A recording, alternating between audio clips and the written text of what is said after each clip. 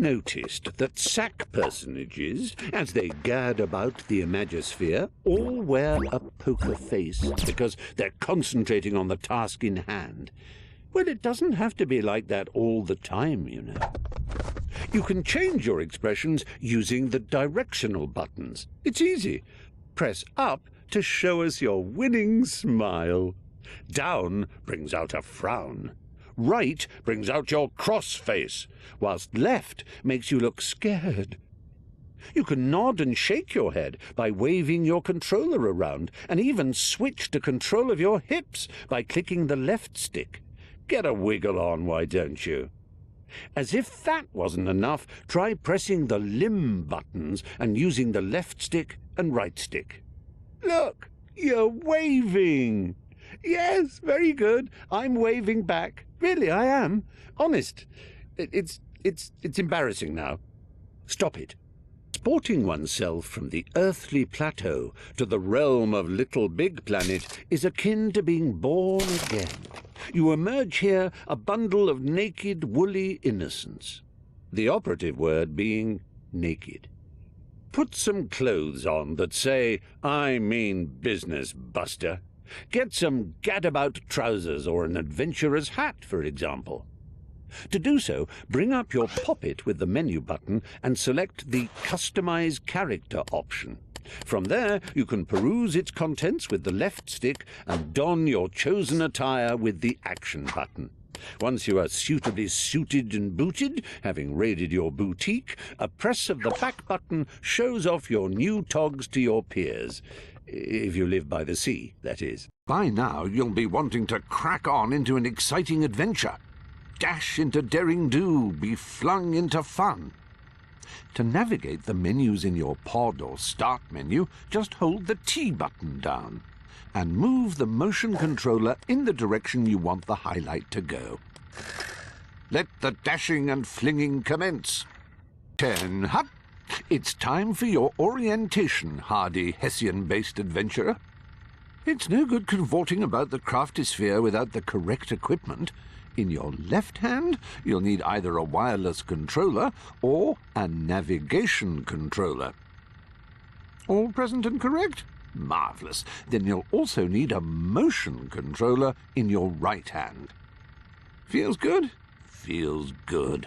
Right, let's get on. Press down on the directional buttons, and at the same time, press the move button. On you go. A laundry list of things to do as long as both your arms. It's time to call in some help. Whenever the guardians of the small, huge sphere have a task for you, the Organizertron kindly jots it down for you. Hold down the triangle button to open it up, and from there you can check on your have-dones and yet-to-dos using your left stick.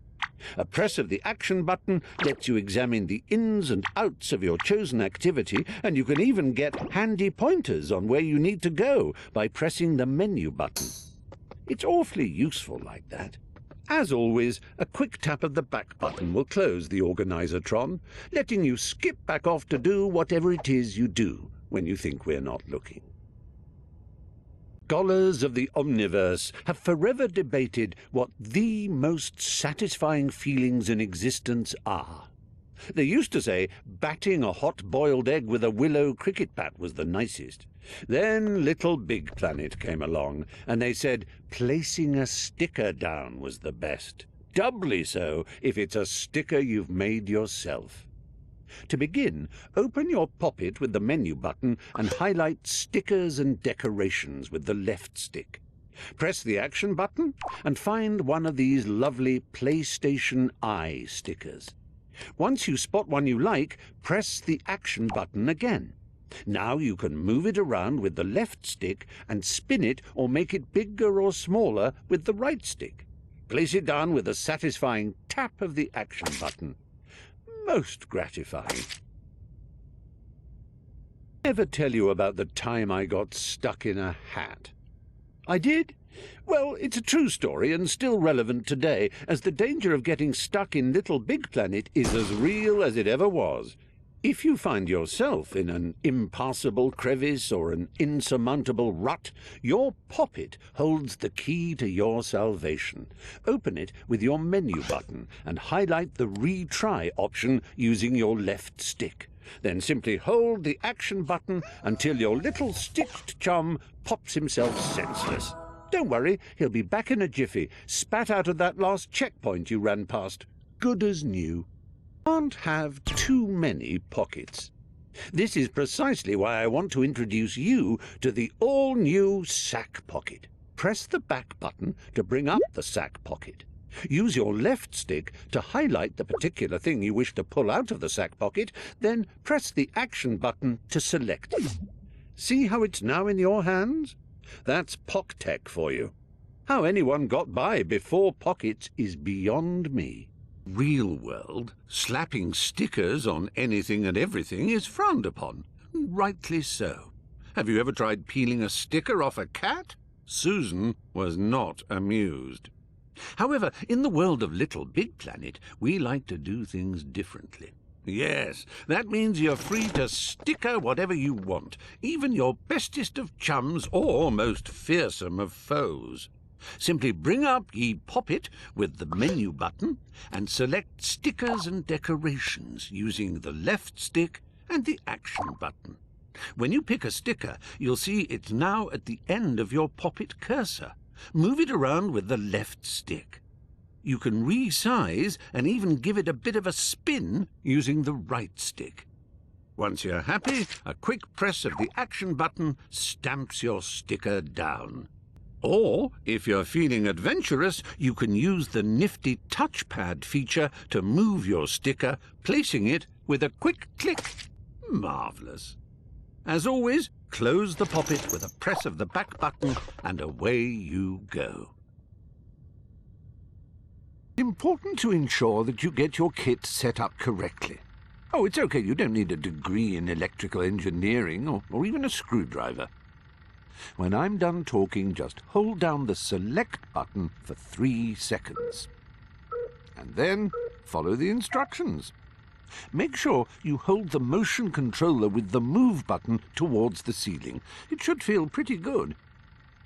If it feels good, it probably is. Right, now you have a go. If you move your motion controller out of sight of your PlayStation Eye, then you'll get a dainty little icon showing you as much, like this. I think that's everything. Oh, one last thing. If you have a party of your sack chums around and you need to swap motion controllers about, hold down the Start button for 3 seconds,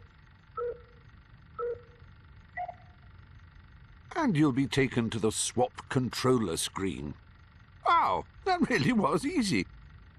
And don't forget, my motion-controlled mate, if you need a reminder of the controls, just head over to the Tutorials menu. Have you noticed something a little different on your Levels More page? Well, this snazzy new feature is called Trailers, and it's completely exclusive to the PlayStation 4 system. So lucky you, eh? To begin, go to your Levels More page on your Moon by selecting your level with the left stick and the menu button. When you see the Attach a Trailer button on screen, simply highlight it with the left stick and press the action button. Simply choose the footage of your creation by using the left stick and pressing the action button to select it. There's a time restriction though, so you can only select footage that is 30 seconds or less. Once done, you'll see your footage attached to the Attach a Trailer button, confirming you've properly set it up. Publish your level as usual, and sack persons all over the globe can now preview your level in motion. We did it! An advanced in and out mover is needed when you want precise control over which layers an object can move to and when it will move to them. Grab one out of the Gadgets page in your tools bag and let's get right to it. First, place the advanced in and out mover onto an object using the left stick and the action button. Then, open its tweak menu with the menu button. Change the maximum speed tweak to determine how quickly the object will move between layers.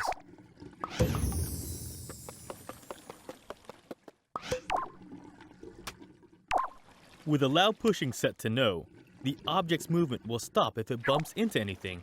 If you set allow pushing to yes, the object will instead shove any obstructions through the layers, even players.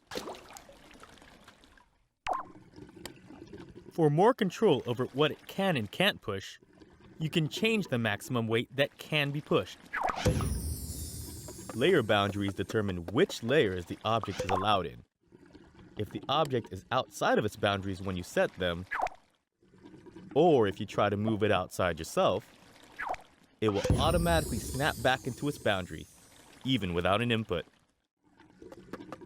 An advanced in and out mover has two inputs.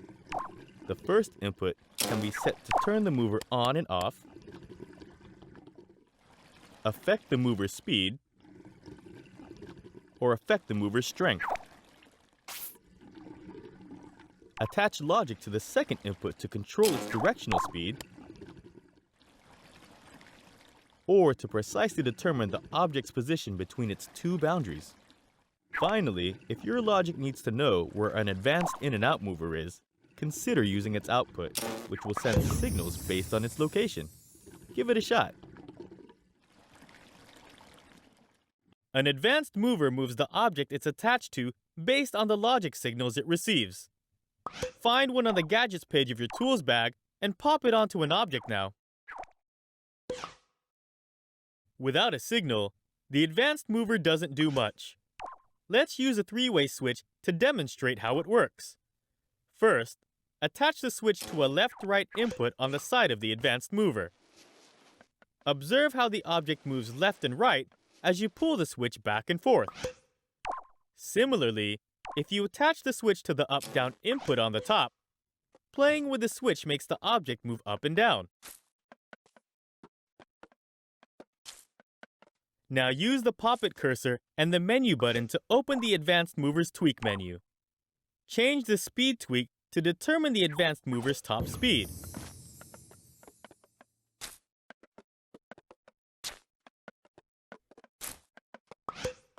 The local space tweak changes whether an advanced mover determines its directions based on the rest of the world. Up is always up, left is always left, or whether it determines directions based on the orientation of the advanced mover. Next, the strength category. Tweak the advanced mover's acceleration and deceleration to change how hard it tries to reach its top speed.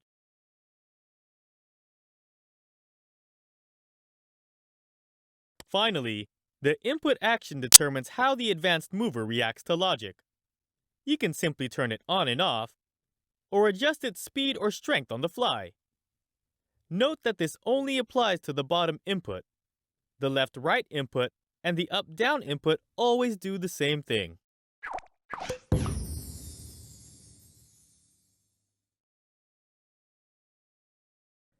An advanced rotator makes things spin in any direction its logic tells it to. Grab one from the Gadgets page in your tools bag and place it onto something. Unlike a normal rotator, the advanced rotator doesn't kick in right away. It requires an input from logic to do anything. Let's hook this one up to a three-way switch. Play with the switch and observe as the object spins around in either direction. The stronger the signal it receives, the faster it goes. Of course, there are tweaks to play with as well, so open up the Advanced Rotator's Tweak menu using the menu button. First, if you want your object to rotate slower or faster, change its rotation speed. Next up is the Strength category. Tweak the Advanced Rotator's acceleration and deceleration to change how hard it tries to reach its top speed and how easily it can slow itself down. Finally, the input action allows you to change how the advanced rotator reacts to logic. You can use it to turn the advanced rotator on and off, or adjust its strength and speed on the fly. Note that this only applies to the bottom input. The input on the side always applies to the rotation speed.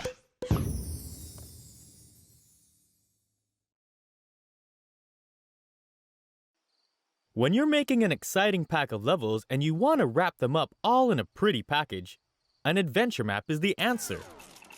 Find one of the 3 hexagonal craters on your moon and open up a fresh adventure by pressing the Action button. Here you have it, a blank canvas for your adventure, ready to be filled with levels and decorated to your heart's content. From here, you can place blank levels with the Action button. Or if you've already made levels and saved them, import levels using the Menu button. Once levels are placed, you can edit, customize, or delete them directly from your adventure map.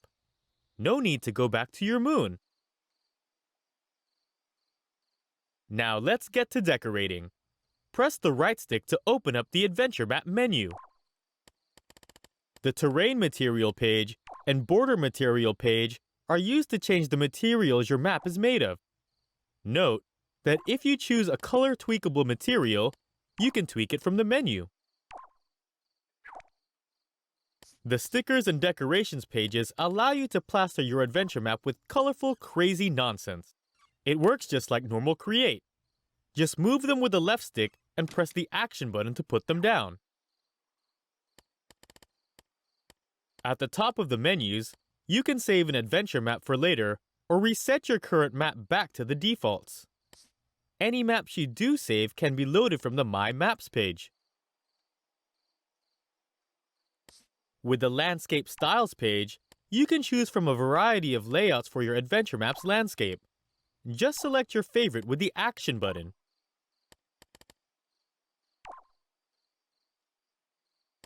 The Global Controls page is similar to the one in your levels. From here, you can adjust your map's lighting and ambient audio. Finally, press the Pause button and select the Details option in order to give your adventure map a name, a description, and a lovely sticker.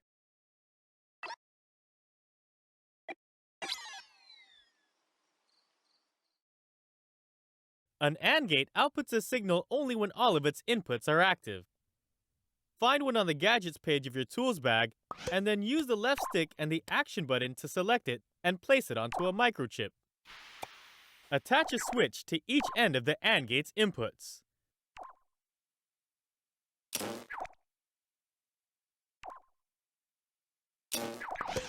Notice that if you activate the switches one at a time, the AND gate will do nothing. However, if you activate both switches at once, the AND gate will light up and produce a signal. And that's an AND gate at its very simplest. Now hover your Poppet cursor over the AND gate and press the Menu button to open its Tweak menu.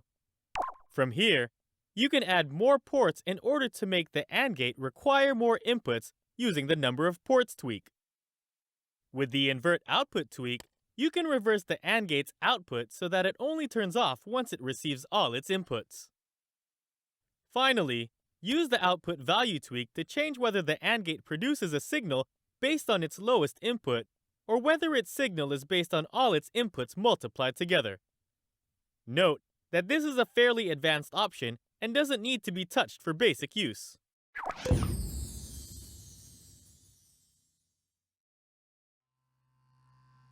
The angle sensor produces a signal when it faces a certain direction. Find one on the Gadgets page of your tools bag and put it onto something with the Action button.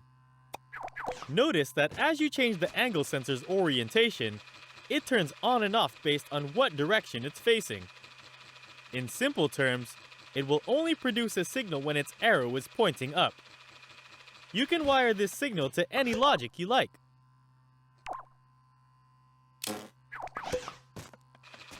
Of course, there is some customization to be done. Just open the Angle Sensor's Tweak menu with the Poppet cursor and the Menu button. The Trigger Angle Range tweak increases or decreases the angle range that will activate the angle sensor.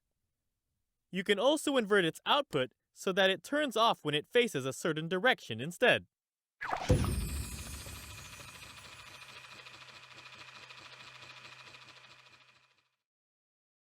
The Antigravity tweaker changes the gravity of the object it's placed on. Find one on the Gadgets page of your tools bag and put it on something with the Action button.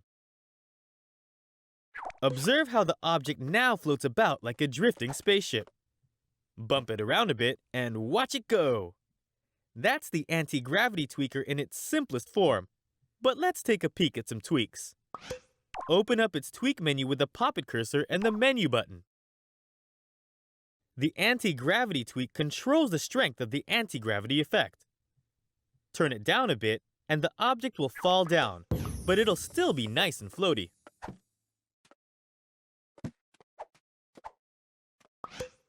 Increase the damping tweak to give the object resistance against motion. The higher the damping, the more effort required to move it. Turn it all the way up to 100% and the object won't move at all. Note that movement between layers is unaffected by damping. The Zero Buoyancy Tweak controls how buoyant the object is in water. Outside of water, it will have no effect.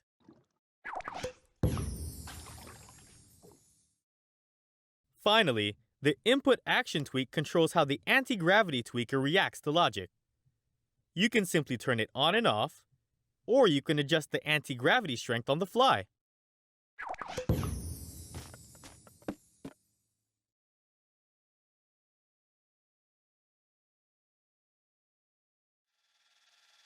A battery constantly produces a logic signal.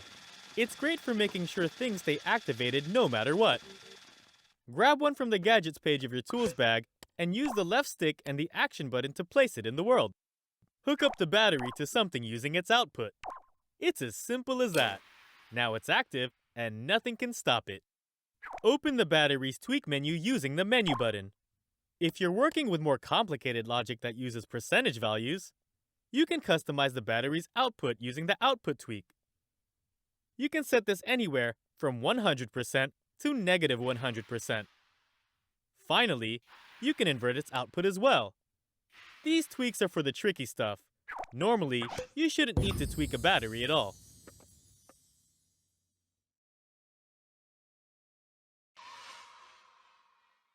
When you need crazy movement in every direction through multiple layers, the Bendy Rails are the way to go. Find them on the gameplay page of your tools bag and give them a shot. Use the left stick and shuffle buttons to position the first end of your bendy rail. You can attach the bendy rails to materials and objects in your level, but unlike other connectors, bendy rails can also be free-floating, so you can put them wherever you want. Once you've decided where to place it, press the action button. Use the left stick, shuffle buttons, and action button to place the next node of your bendy rail. And the next. And the next. Observe how the bendy rail previews its bends and curves as you set up its nodes. Use this to set it up just how you like. Once you're finished, press the back button to complete your bendy rail, or just attach another end to an object to complete it automatically. Now it's time to tweak your bendy rail. Place your pop-it cursor over it and press the menu button. The Interacts With tweak changes what you can attach to your bendy rail. You can choose between sack things on hook hats, rail hooks, or, if your bendy rail is just for show, nothing at all. Use the Choose Material tweak to decide what your bendy rail is made of. You can even customize its color if you choose a color tweakable material. If you'd rather your bendy rail weren't visible at all, you can do that too. Finally, if you want to change the shape of your bendy rail after you've placed it, you'll need to use the Rail Editor tool. It's on the Tools page. To use it, position it over your bendy rail with the left stick and press the Action button. The ends and nodes of the bendy rail will be highlighted. You can select the nodes with the Action button and move them about as normal, or delete them with the Delete button. If you move the cursor between two nodes, you can even add a new node using the Action button. Now you're ready for your levels to go in, out, and all around.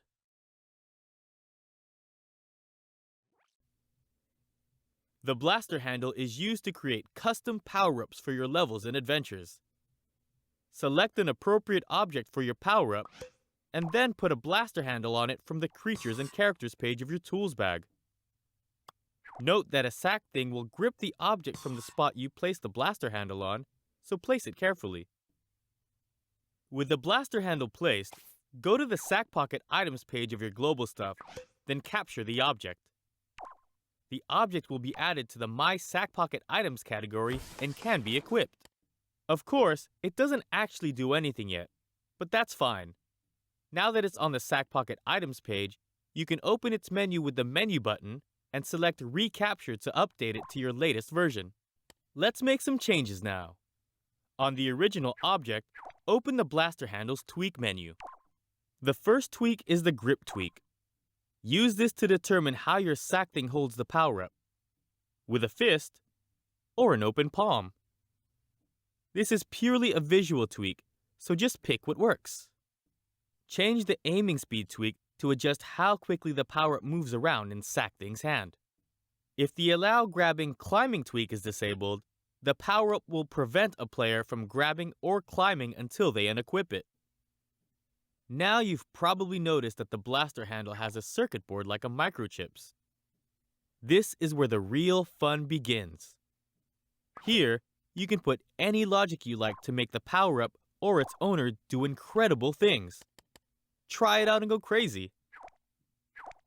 One special thing to note is the trigger output. This produces a signal whenever the power-up's owner presses the grab button, so you can easily make simple one-button power-ups.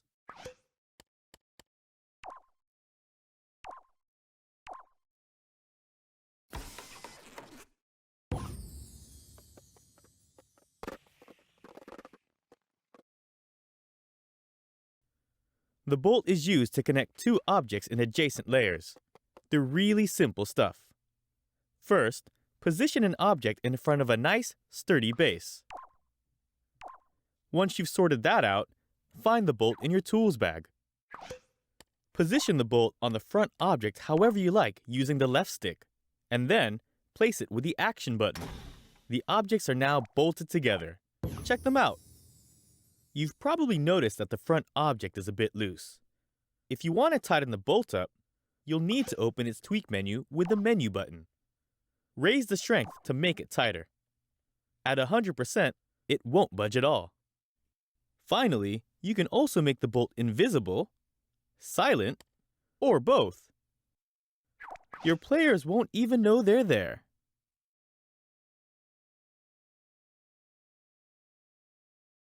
When you need your players to bounce way up high, a Bouncepad is the simplest answer. Grab one from the gameplay page of your tools bag and set it down with the action button to try it out. Open up the Bouncepad's tweak menu using the pop-it cursor and the menu button. If you need it to stay still, make it static. Then it's on to the height tweak, where you can determine how high the Bouncepad will bounce you.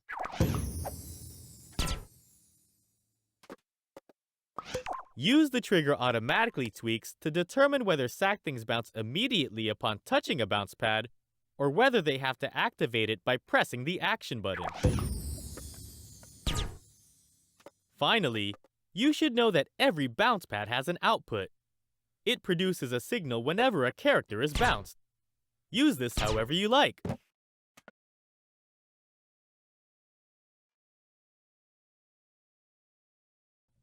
A broadcast microchip will project all of its logic onto other things. They're on the Gadgets page of your tools bag, so put one down and let's have a look. First, place any logic you like onto the broadcast microchip circuit board. The broadcast microchip will automatically start broadcasting that logic to its target. By default, it will target the nearest player, so just move closer to see it work its magic. Naturally, you can change its target via the tweak menu, so open that up with the menu button. With the Broadcast Targets tweak, you can tell the broadcast microchip to target creatures, tags, or everything. If you select creatures, you can specify a certain character with the Character to Detect option below. Similarly, when you select tags, you can specify which tag. With the Broadcast To tweak, determine whether the broadcast microchip chooses the closest target in range, every target in range, or just things in contact with whatever the broadcast microchip is placed on. If your broadcast microchip has a range, you can tweak it with the range category below. It's worth knowing that setting a maximum detection range to below 0 will make its range infinite. The trigger category will appear if your broadcast microchip targets things in contact. Use these tweaks to change the way the broadcast microchip handles detection via contact. You can put any logic you like onto a broadcast microchip, from simple tags, crazy movement, or complex customized control schemes. Finally, like a normal microchip, a broadcast microchip can be turned on and off via its input. Start small, and soon you'll be able to broadcast with the best of them. Have fun!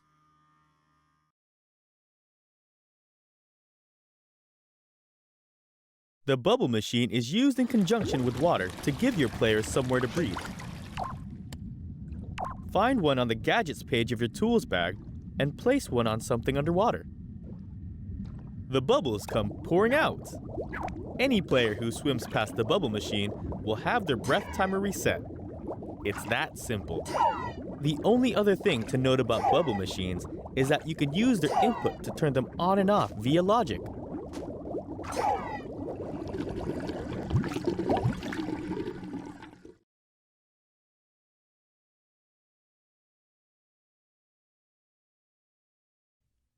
Buttons and switches are nice, simple, easily recognizable ways for players to interact with things in your levels. Each of them has an output that can be wired to any logic you like. Find them on the gameplay page of your tools bag and place one of each in the world using the action button. A button only produces a signal when something is weighing it down. Wire it up to something and then observe how it turns on and off as you jump up and down on the button. Simple.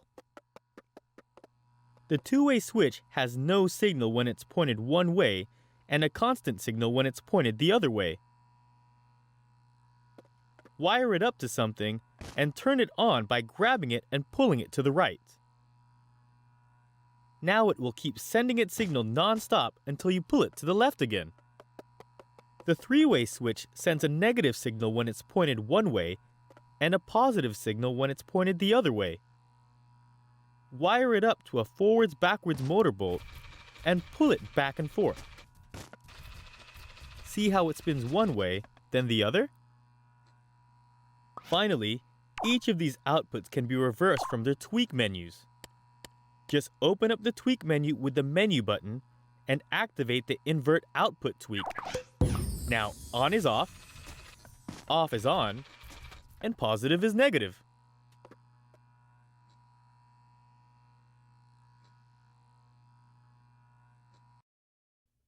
The camera excluder material is a special material that tells game cameras to ignore players who are touching it. You can find it on the materials page of your goodies bag along with the rest of the materials, so grab some now and smear it down with the action button. Observe how the camera behaves when you touch the camera excluder. It stops tracking your movement until you exit the camera excluder space. This is great for keeping the camera from following players into deadly pits, secret rooms, and more.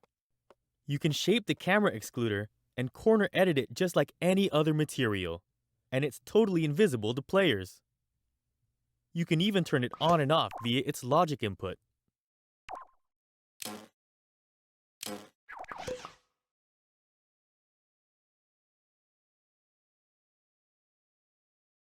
When you've made something fantastic and you want to save it for later, you need the Capture Object tool. It can be found on the Tools page of your tools bag or at the very top of each page in your goodies bag. Either way, let's give it a try. Once you select the Capture Object tool with the Action button, your cursor will become a box. Position the box over your object with the left stick. If it's not big enough, use the right stick to adjust its size. Once the box is correct, just press the action button again to capture the object. It'll show up right in your My Objects page, where you can get it out and manipulate it just like any other object.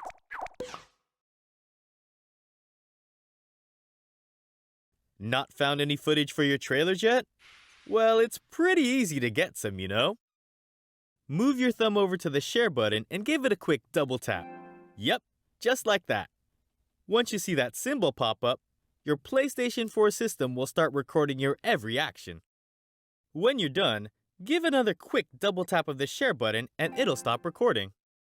There is a time restriction to be aware of, though. Clips can only be attached to your level if they are 30 seconds or less.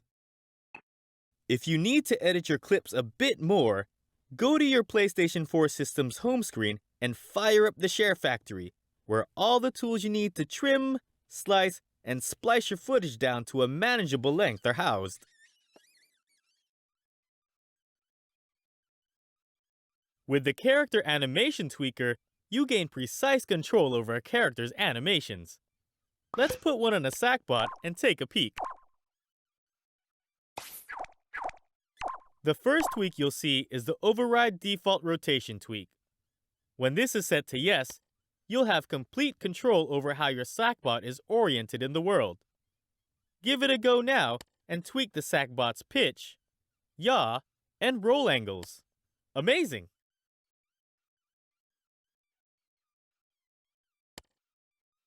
Now enter the Choose Animation menu. You will only be able to choose animations associated with the type of bot being tweaked. So if you want to animate a swoop Sackbot or an odd sock Sackbot, be sure to change your Sackbot's form first. For now, let's stick with a normal Sackbot. On the left, you'll see animation categories. On the right, you'll see the specific animations associated with those categories. Scroll through the list until you find an animation you like.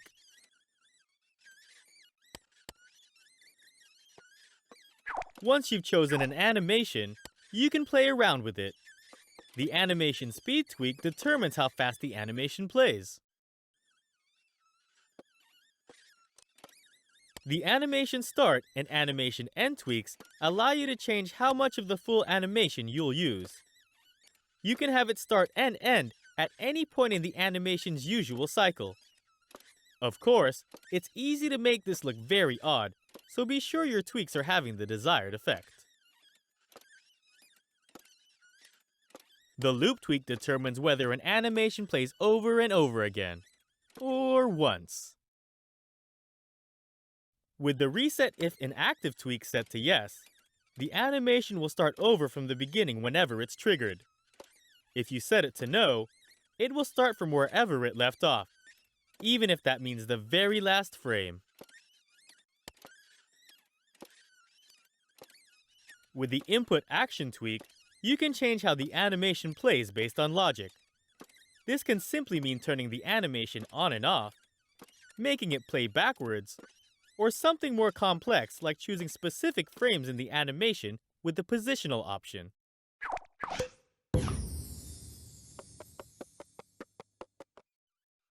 For the next bit, let's take a look at how animation tweakers behave on sequencers. Using sequencers, you can blend two animations together for smooth transitions or brand new movements. Change the way animations blend using the Animation Blend Action tweak. Animations can blend automatically, manually, or relative to their positions on the sequencer. Play around with it to get a feel for how it works.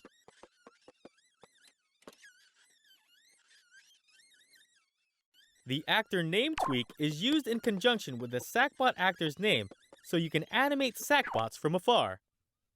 Just set them up to match, and any animation on the tweaker will apply to the Sackbot as well. This is handy for keeping all the logic in your cutscenes in one place. Finally, you may have noticed the sequencer bar that progresses as the animation plays. Using this, you can trigger logic based on animation timing.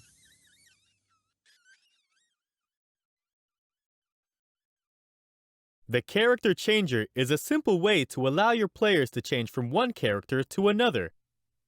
Grab one from the gameplay page of your tools bag and place it in the world with the action button. A character changer won't do much without a character to change into, so open up its tweak menu with the menu button and select the character to spawn as tweak. From here, select a character from your characters page by highlighting it and pressing the action button. Now you can change into that character by standing in front of the character changer and activating it. If you want more than one character in your character changer, activate the multiple characters tweak and add a second character, same as the first. Now you can change between them by activating the character changer repeatedly. If you change your mind about which characters you've chosen, you can remove both of them with the reset button. Finally, it's worth mentioning that you can also activate a character changer via logic rather than via player interaction. Just wire something into its input.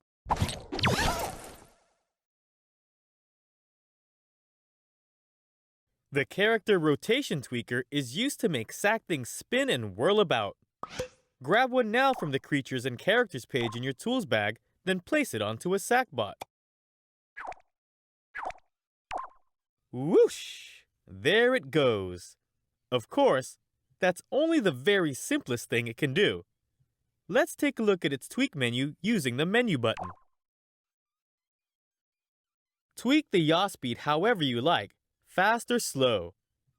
If you want it to spin in the opposite direction, give it a negative speed instead. Next, you'll see pitch speed and roll speed, each of which controls rotation on its own axis. Tweak those however you like as well. Each of the rotation types, yaw, pitch, and roll, has its own output for you to plug logic into. Finally, use the select or tweak an actor name tweak to make a character rotation tweaker apply to a named sackbot without having to place the tool on the sackbot itself.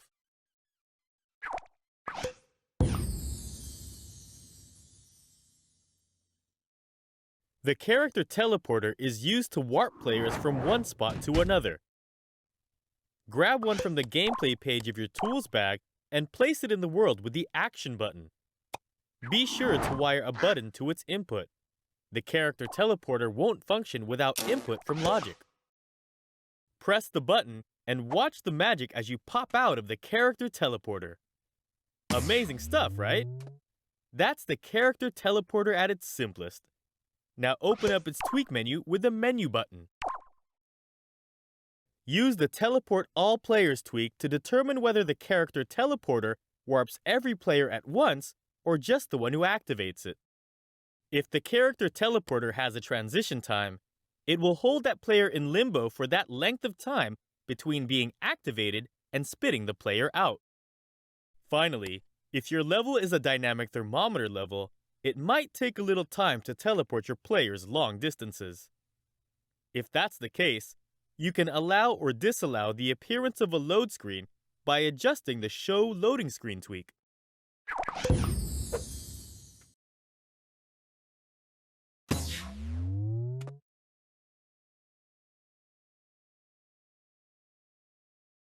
When you want to change your players from one character to another, you can do so by using the Character Tweaker.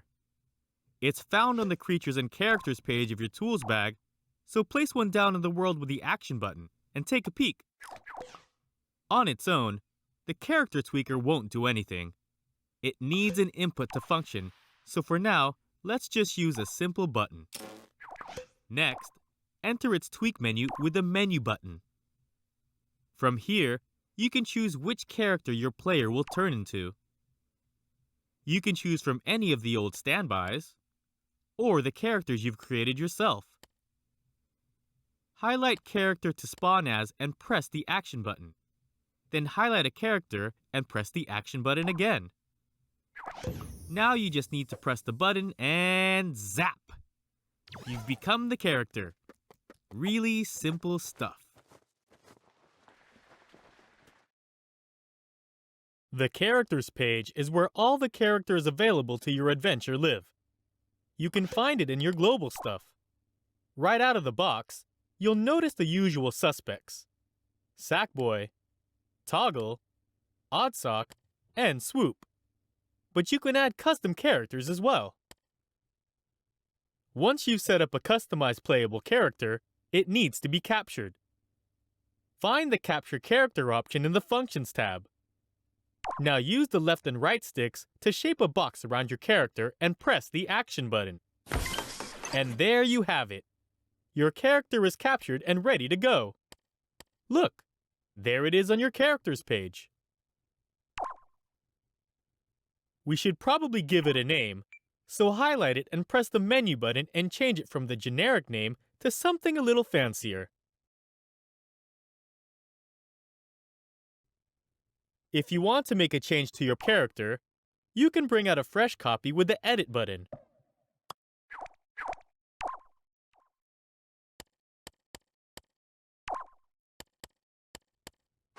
Once you've made it even better, you'll need to recapture it from its character menu.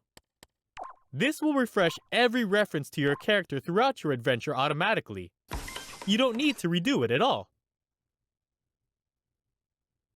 To try your character out, select Transform and have a go. To change back to normal, just select Sackboy on the Characters page and hit the Action button. Finally, if you decide you don't need your character anymore, you can delete it. Now you're ready to fill your adventures with loads of fun characters, new and old.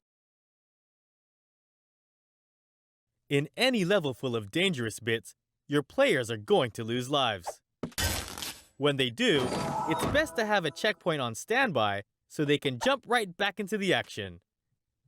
There are 3 kinds, and they all live in the gameplay page of your tools bag. Grab one and place it in the world so we can check it out. There's the normal checkpoint, which allows your players 4 lives before their game ends. The double life checkpoint gives them 8. The infinite life checkpoint provides an endless stream of lives for your players to expend. Other than that, all 3 checkpoints function the same way. So just pick your favorite and open its tweak menu with the left stick and the menu button. With the entrance type tweak, determine whether the checkpoint is for everyone or for specific teams. You can also set it to last activated if you only want it to function for players who personally activate it. If you're feeling extra stingy, the copy from previous tweak allows you to preserve the number of lives remaining from checkpoint to checkpoint. Finally, you can tweak the appearance of your checkpoint and whether it makes noise to make sure it fits in with its surroundings.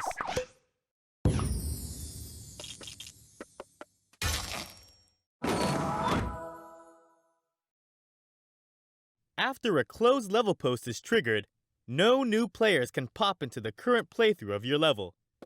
Grab one from the gameplay page of your tools bag and place it in the world to take a look. By default, a closed level post is activated when a player runs past it. But you can also trigger it via logic.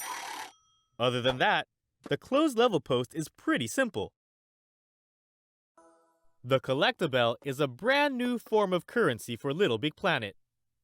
In an adventure, unlike points from score bubbles, players keep their collectible totals from level to level. Collectibles are also persistent, so once you've collected them from a level, they'll be gone forever. You can find the collectibles on the gameplay page of your tools bag. Grab one now and pop it into the world with the Action button. Like a score bubble, to collect a collectible, a player simply needs to run into it. Hide them throughout your adventure wherever you like. Now open up the Collectibles tweak menu using the pop-it cursor and the menu button. Make it static if you don't want it rolling around, and then move to the score value tweak. Use this tweak to determine how many collectibles an individual collectible is worth. You can change their colors too. Finally, one last tip.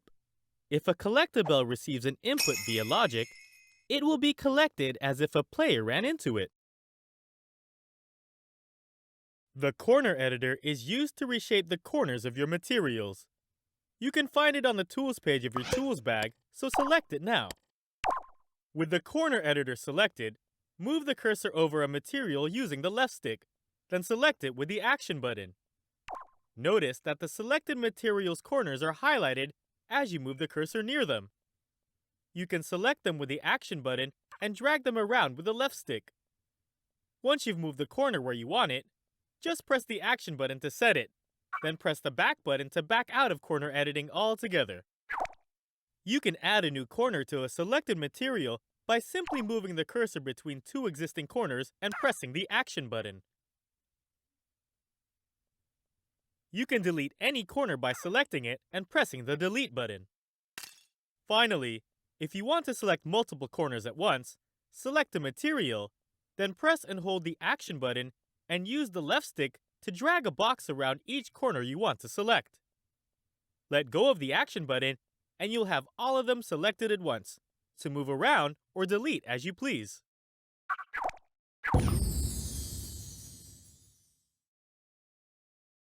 The counter produces a signal after it receives a specific number of inputs. Grab one from the Gadgets page of your tools bag and use the left stick and the action button to put it in the world.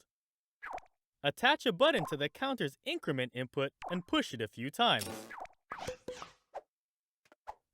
See how the bar progressively fills up? By default, a counter needs 10 inputs before it activates. Push the button 10 times and the output lights up. See? Now wire another button to the reset input and push that. The bar clears out. Now use the pop-it cursor and the menu button to open up the counter's tweak menu. Adjust the target count tweak to determine how many signals the counter needs before it activates.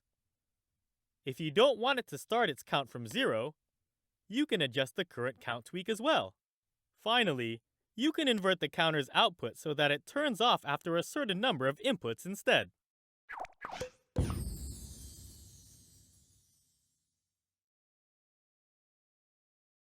The Crea Anator is a power-up that lets Sackthing fire objects from a cannon on its head.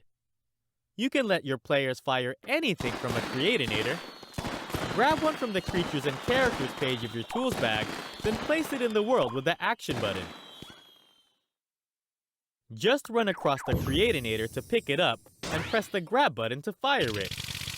By default, a Crea Anator fires a stream of water.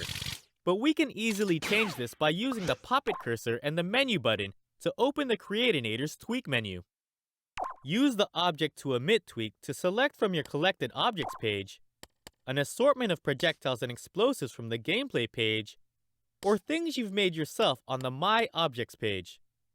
Highlight your choice and press the action button, then position and reshape the object using the left and right sticks. Once you've positioned the object where you want it to emit from the Crea Anator, just press the action button. Adjust the ammo tweak to give your Crea Anator a limited number of shots. Use the Max Emitted at Once tweak to change how many shots can be on screen at the same time. Activate the Recycle Old Objects tweak if you want new objects to replace old ones as they're emitted.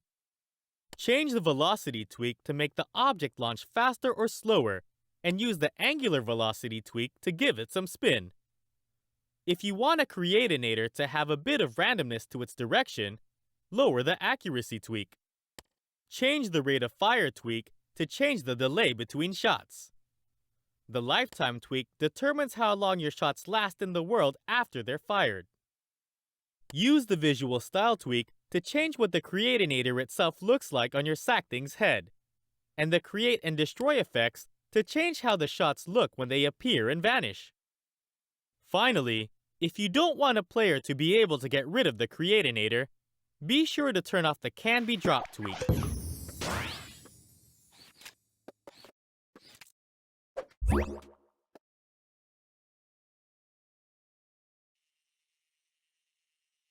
Creatures are a simple way of filling your level with enemies. Once you've made a body, you'll find everything you need to bring it to life in your tools bag. First, your creature needs a brain, or two. Place some on your creature using the left stick and the action button. There are two types of brain, protected and unprotected. They both function exactly the same way, but with one very important difference. Sack things can destroy unprotected brains by touching them, but protected brains can only be destroyed by logic. A creature can have multiple brains on it, and once they're all destroyed, the creature is killed. Next, your creature probably needs a way to move around. For this, we have legs and wheels. Place them on your creature just like a brain, and your creature will take off running. You can give your creature some personality by adding eyes. You can even tweak their colors. These are just for show though. To really change how a creature acts, you want to turn back to their brains. Let's go ahead and tweak one now. First, notice the behavior tweak. This determines how the creature reacts to players. If you leave it on ignore, the creature will go on its merry way, not paying attention to any of your players. Setting it to follow means the creature will chase after them. Setting it to flee makes your creature a scaredy cat who runs away from them instead. Make the creature's awareness radius bigger or smaller to determine when it notices players and reacts to them. You can also attach logic to the creature brains. Tweak its input action to change whether logic turns the creatures on and off or kills them. Now onto vulnerability. Make a creature vulnerable to lethal materials if you want it to get killed if it stumbles into hazards. Otherwise, it can go anywhere it pleases. Change the creature's destroy effect to change its death to anything from simply vanishing to a fantastically messy splash. And finally, movement. Tweak a creature's movement speed to make it scamper around faster or slower. Tweak its jumping strength to change how high it can jump. Tweak its jump interval to change how often it jumps. And tweak its jump phase to change when it starts jumping. To make sure your creatures stay where they belong, place creature navigators to give them movement boundaries. Just make sure they can't jump over them. Now you can litter your levels with life. It's time to learn about some shortcuts that will improve any level building experience. First, let's try hiding. When something is in your way, but you don't want to go to the trouble of moving it, you can make it invisible instead. Just point at the offending object with a puppet cursor and press the L2 button. Now you can edit behind it as you please. You can even hide multiple objects at once for the really crowded bits. Once you're done, be sure to unhide everything with the L1 button. Next, let's learn some ways to handle multiple objects simultaneously. First, we have drag selecting, which allows you to pick up a big pile of stuff all at once. With your puppet cursor out, hold down the action button and use the left stick to draw a box around the stuff you want to snag. When you're done, just let go of the action button. Everything that was in the box will now be selected for you to move around, copy, flip, or anything else. Once you're done, just press the back button. Finally, there's multiple selecting. Like drag selecting, multiple select allows you to pick up multiple things at once. However, it's a little more precise than drag selecting, so you should use this when you want to pick a few things out of a jumble. Just press and hold down the R2 button, then pick out whatever you like with the puppet cursor and the action button. If you select something by mistake, just press the action button again. When you've selected everything you need, just let go of the R2 button to snatch everything up.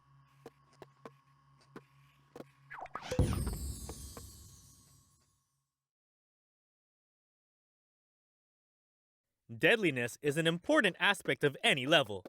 The danger tools are a simple way of providing hazards for your players. You can find them all on the tools page of your tools bag. There are 4 types: electric, fire, plasma, and horrible gas. They each function basically the same way, so pick your favorite and let's try it out. With your danger selected, move the cursor to a material using the left stick. Press the action button, and the material will become terribly dangerous. It's that easy. If you change your mind, just press the action button again, and the hazard will fade away. If you have a batch of different hazards that need undoing, you can use the Unlethalize tool. Just select it and point at the materials, pressing the action button one by one. The hazards will be rendered harmless in no time at all.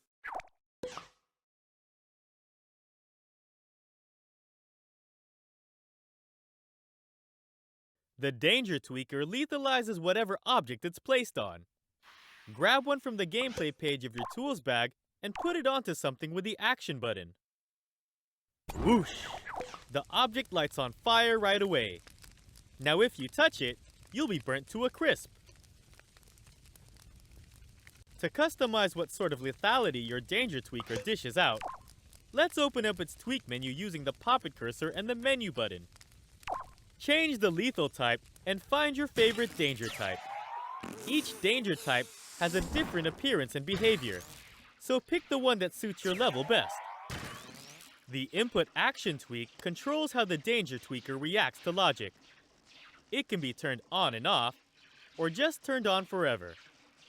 Activate the Inverted Tweak if you want to use logic to make the danger go away instead. Finally, dangers are noisy, but you can turn these noises on and off using the Lethal Sounds tweak.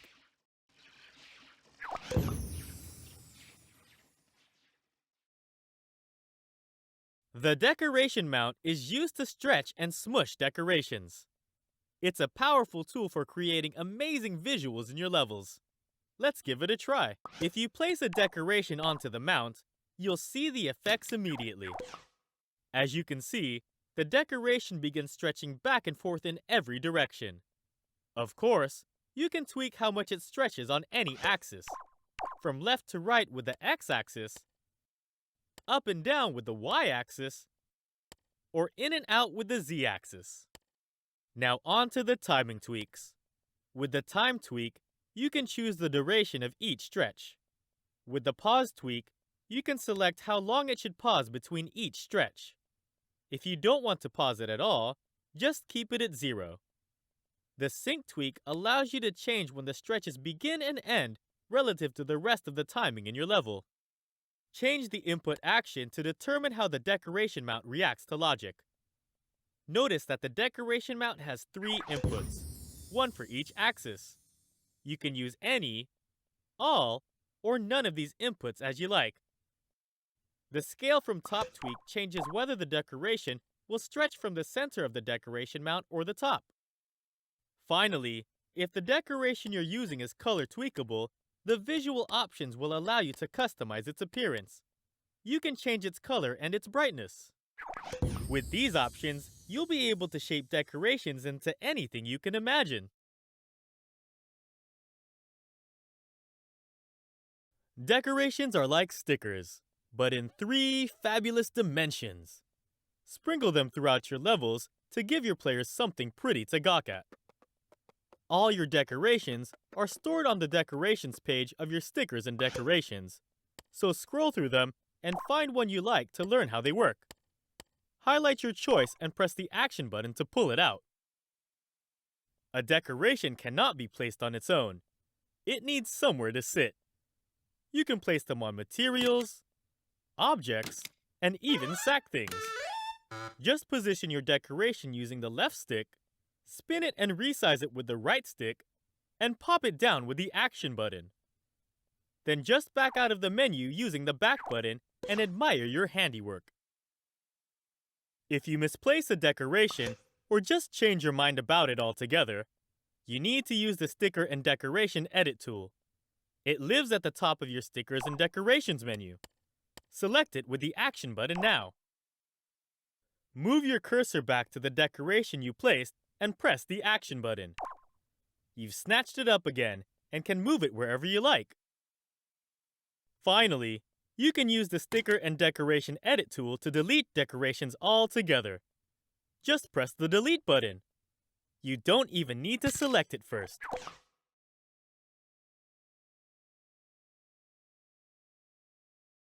The Dephysicalize tool is a quick and clean way of removing an object's physical properties. An object affected by the Dephysicalize tool cannot be pushed, pulled, or bumped into by anything in the world.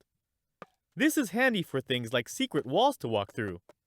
But it's also worth noting that an object with no physics is cheaper for the game to render, which means that dephysicalizing things that don't need physics will make your level run better.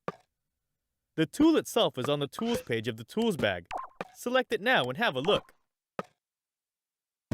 To dephysicalize something, just point at it with a cursor and press the Action button. See how it fades out? That signifies that it has been dephysicalized. But don't worry, it will only appear this way if you have the Dephysicalize tool selected. If you change your mind, or select the wrong thing, just press the Action button again to give its physics back. When you're done, just head back to the menu with the Back button. When a destroyer is triggered by logic, the object it's attached to is destroyed. Get one from the Gadgets page of your Tools bag and put it onto an object using the Action button. Attach a button to its input as well. It won't do anything without an input. Hop onto the button and observe as the object you placed it on disintegrates. That's the destroyer at work. Of course, there are a couple of tweaks to learn as well. Open up the destroyer's tweak menu using the pop-it cursor and the menu button. If the object you want destroyed is made up of lots of connected pieces, activate the Include Rigid Connections tweak to use one destroyer to destroy all of them at once. And finally, the Destroy Effect tweak lets you change how it looks when the object is destroyed. It can explode, melt, vanish completely, and more.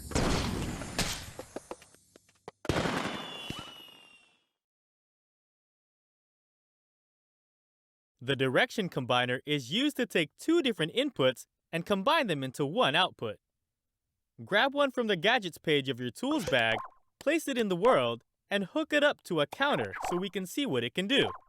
Attach two separate buttons to each of the Direction Combiner's positive and negative inputs. Then jump around on them like a madman. Notice that as you push on the positive button, the counter goes up. And as you push on the negative button, the counter goes down. All from one input. Amazing stuff.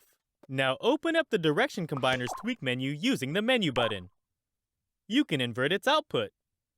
Now when you push the buttons, they're reversed. Finally, you can change the output value. The Combine Inputs tweak is a Direction Combiner as usual. The Angulify Inputs option is typically used with Control Anators and a control stick to combine both the stick's outputs into one angular value.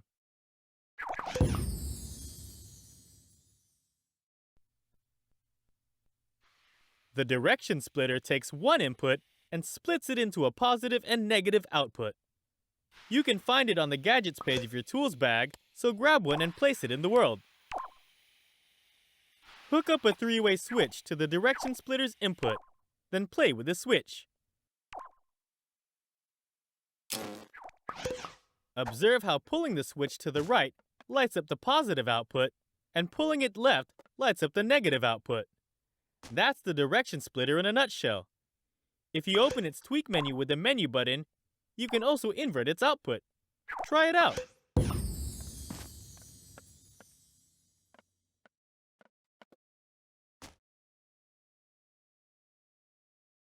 In dynamic thermometer levels, there are two types of loading zones.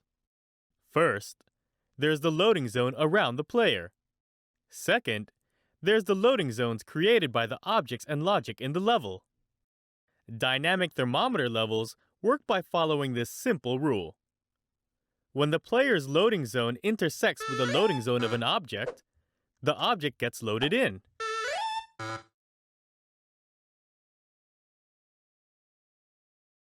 It's important to know when and how loading zones get created and what determines their shape and size.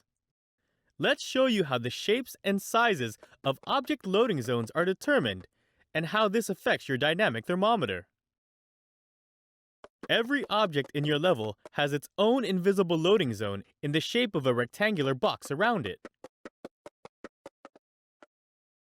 When you connect multiple objects together by gluing, they will be considered one object and share a loading zone in the form of a square box around all the glued objects. A similar thing happens when you connect two objects together using a connector or a logic wire. Sensors that have a radius also affect the size and shape of the loading zone they belong to. The loading zone will be a rectangle around the maximum radius. Additionally, you can create your own loading zone around multiple objects by using the Loading Linker tool. Simply select the loading linker from the Dynamic Thermometer section of the Tools bag and tap the Action button on multiple objects to group them together in a loading zone. When you are finished selecting the objects, press the Cancel button to create your new loading zone.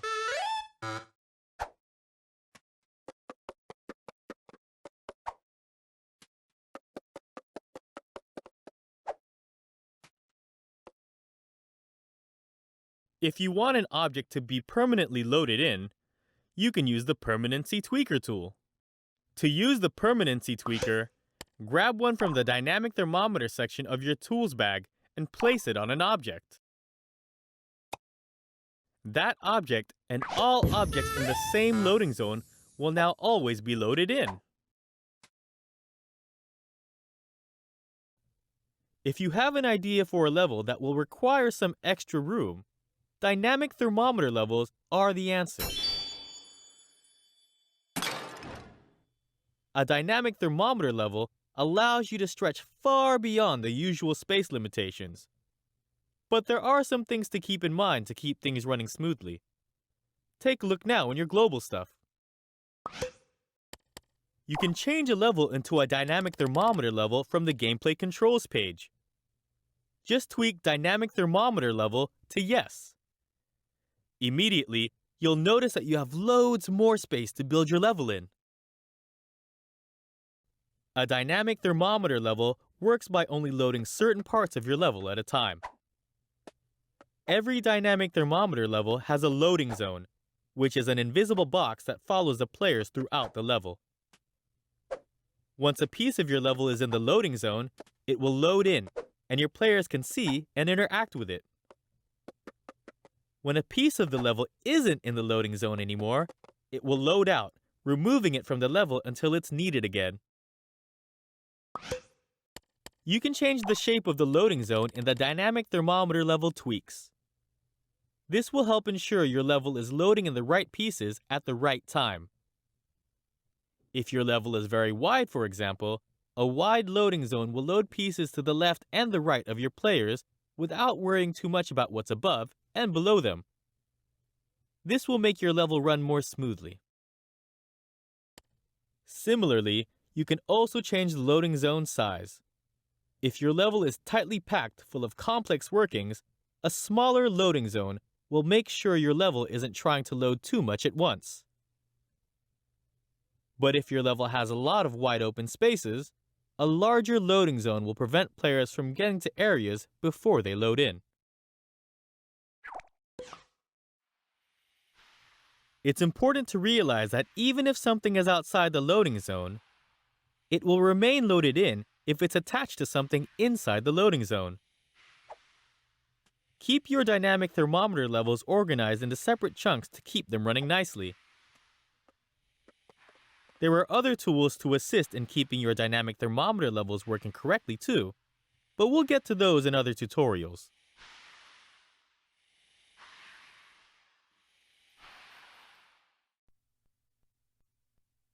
When you're working in a dynamic thermometer level, There will sometimes be occasions when you want to be sure two things will always load in at the same time. For example, if you have a platform for Sackbots to walk on, but the Sackbots load before the platform, they'll just fall into space. If you seem to be having issues like this, the loading linker will sort it right out. It's on the Tools page of your Tools bag. While in a dynamic thermometer level, just select the loading linker. Notice how everything on screen becomes outlined in a certain color? Everything of a certain color is in the same loading group. Things in the same loading group will always load in together. To place two things in the same loading group, just hover the loading linker over one object and press the Action button. Then do the same with the second object. See, now they're the same color. It's as simple as that. Just be sure you don't link too many things together to ensure your level runs properly. The dynamic thermometer gives you lots of extra room in your level. Unfortunately, it doesn't give you infinite thermometer. To ensure your level runs smoothly, it is very important that you do not have lots and lots of things being loaded at once. The best way to do this is to carefully manage your loading zones. We'll go over some tips and tricks to help you manage your loading zones, allowing you to increase performance on your dynamic thermometer levels. As a general rule, you want your loading zones to be as compact as possible. There are a couple of things you can do to achieve this. When creating in a dynamic thermometer level, you will want to avoid gluing things as much as possible. Larger objects like floors and platforms are especially best left unglued. They can often create large loading zones and cause unnecessary stuff to stream in. Instead, make objects either static or use the Antigravity Tweaker to keep things in place.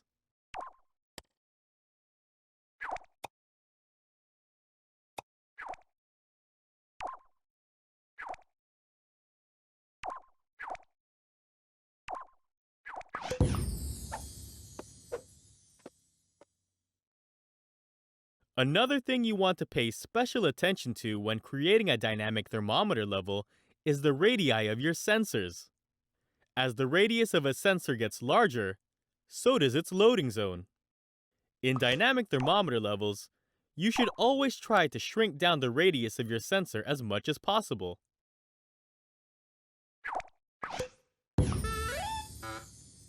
Additionally, you can also tweak the trigger angle range to shrink down the loading zone even further.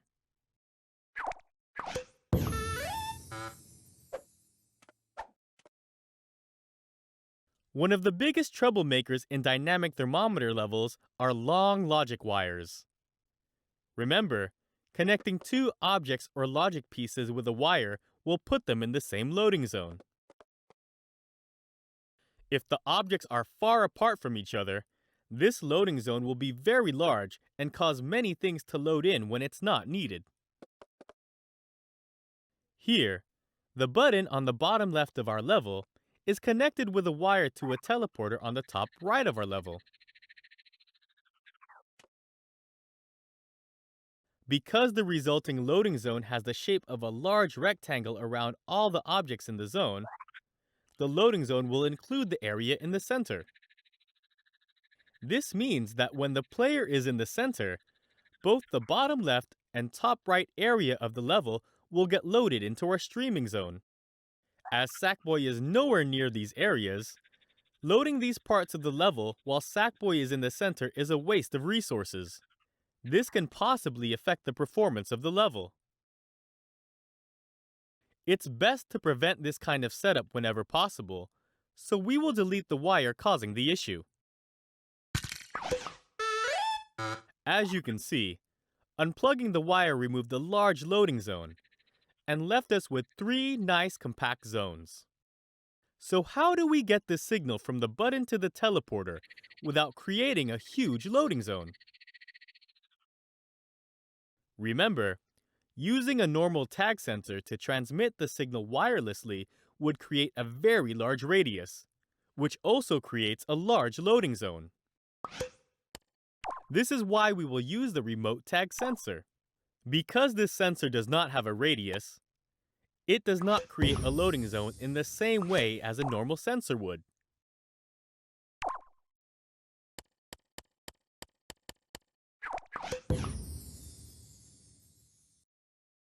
First, plug the button into a tag.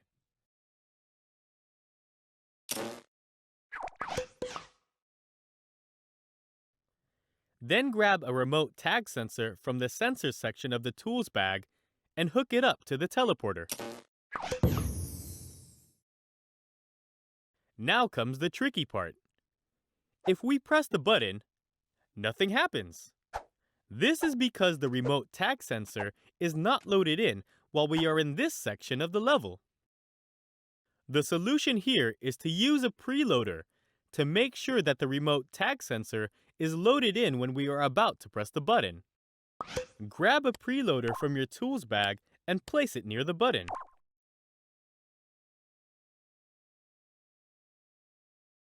Now, open its tweak menu.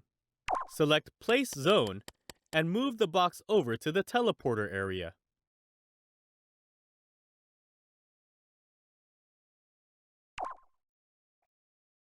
Set it to full load and tweak the maximum detection range so it covers the button.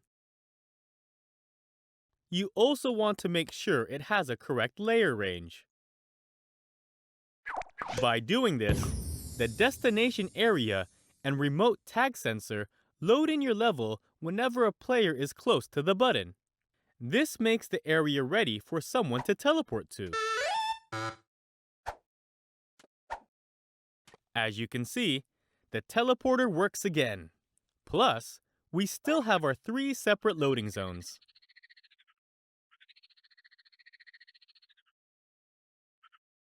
Now you can be in the center without the rest of the level loading in. Use this technique whenever you can to replace long wires. Your dynamic thermometer levels will run even better. If you ever want to know exactly what is being loaded in a certain area, you can use the Lock Dynamic Loading option from the Start menu. When you enable this, all dynamic loading will pause, and you can fly around to see what is currently being loaded in. This feature can be very useful to identify areas of your level where too much stuff gets loaded in. To see how this works, let's see if this level really has separate loading zones. If we enable Lock Dynamic Loading while in the center of the level, we can see that both corners of the level are indeed not loaded in. We can also check to see if our preloader works too.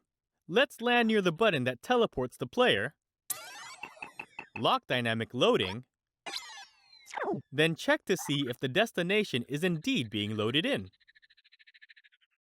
As you can see, our new setup works beautifully.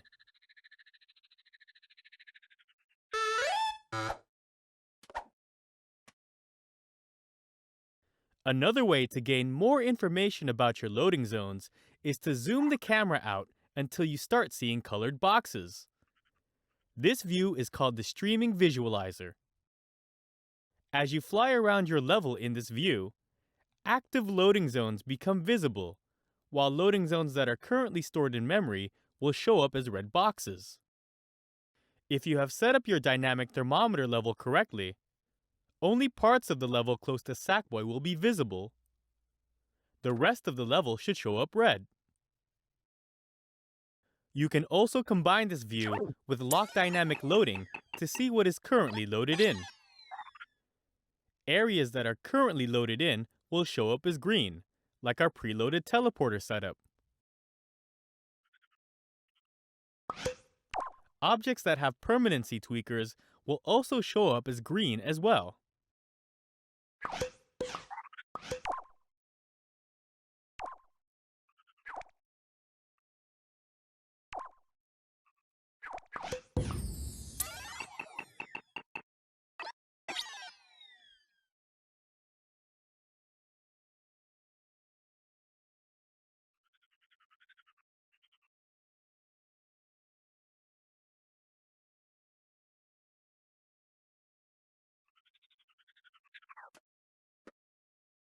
Elastic is a rubbery connection between two objects that will try to snap back to its base length. They're on the gameplay page of your tools bag, so navigate to them with the left stick and select them with the Action button. To place a connector, use the left stick to move your poppet cursor to the surface of an object or material until you see it highlighted, and then press the Action button to place the base. Then move your poppet cursor to another surface and press the Action button to place the other end. Now your two surfaces are connected. To open the Elastic's Tweak menu, hover over it with the poppet cursor and press the Menu button. Now you're presented with a set of options for customizing the Elastic however you like. Let's take a peek. First, you can shorten or lengthen the Elastic's base length using the Length tweak. Just change the number with the left and right directional buttons or the left stick. Next, the Elastic strength determines how hard it snaps back to its original length when it gets stretched out. Set it high, and it'll be quick like a slingshot. Set it low, and it'll barely bother at all.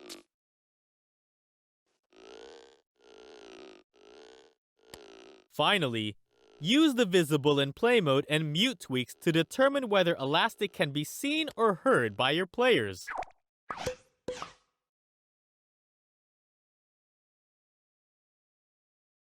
Emitters are used to add things to the world that weren't previously there. You can emit anything from projectiles to entire buildings. Find one on the Gadgets page of your tools bag, and let's get to know them. Just place it in the world with the poppet cursor and the Action button. First, your emitter needs something to emit. Open up the emitter's Tweak menu using the Menu button, then select Choose Object. From there, you can choose from things like projectiles and explosives on the gameplay page, objects you've created yourself on your My Objects page, and any of the objects on your Collected Objects page. You can also use the Pick Emitted Object option to emit a copy of a reference object in the world. Let's select that option now. Position the capture box over the object you want to emit using the left stick. If you need to reshape the box, use the right stick. Once you have the object selected, press the Action button. Notice that you now have a faded copy of the object that you can reposition and reorient. This is where and how the object will emit. Place it however you like, and then press the Action button. If you back out of the Tweak menu with the Back button, you can see the emitter take effect. The object appears in the world over and over again. Of course, there are plenty more tweaks for this behavior, so enter the Tweak menu again. Activate the Reference in Play Mode tweak if you want player-induced changes to the reference object, such as stickers, to appear on the emitted versions. Turn it off to keep the emitted versions all the same. Use the Linear Velocity tweak to make the object launch out of the emitter at any speed you like, and the Angular Velocity tweak to give it some spin. If the emitter itself is moving and you don't want its motion to affect the object's motion, activate the Ignore Parent Velocity tweak. Use the Input Action tweak to change how the emitter reacts to logic. You can simply turn it on and off, make it emit once per signal, or make it emit faster or slower. The Frequency tweak controls how often the object emits, and the Lifetime tweak controls how long each object lasts. If you want it to last forever, you can make it infinite by making it below 0. Use the Sync tweak to change an emitter's timing relative to the rest of the timing in your level.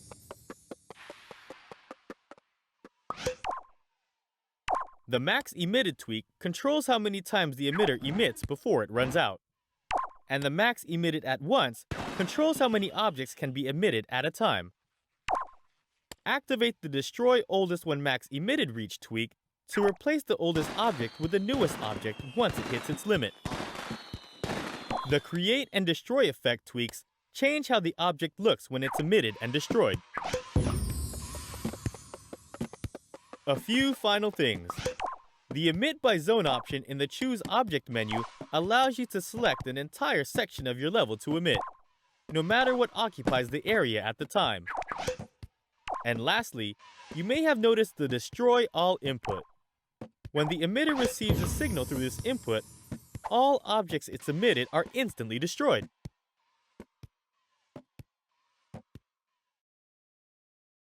Every level begins somewhere. Players enter your levels by popping out of the entrance, so you should probably know how they work. They're on the gameplay page of your tools bag, or you can just use the one that comes free with every fresh level.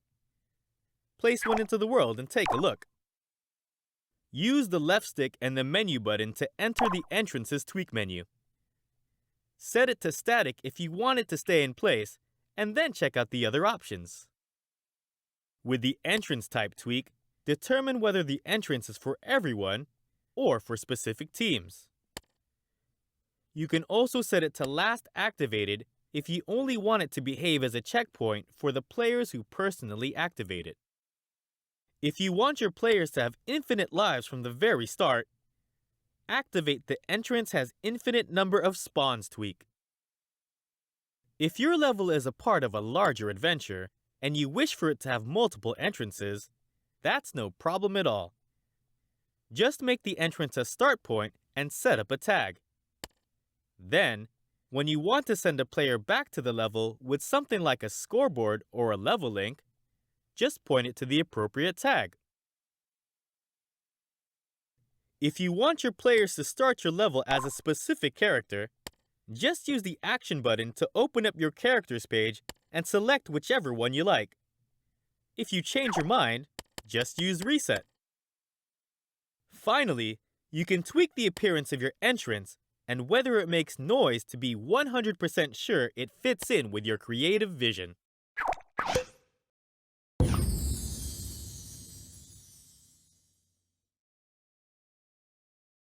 When you want an object to chase something around, your best option is the follower.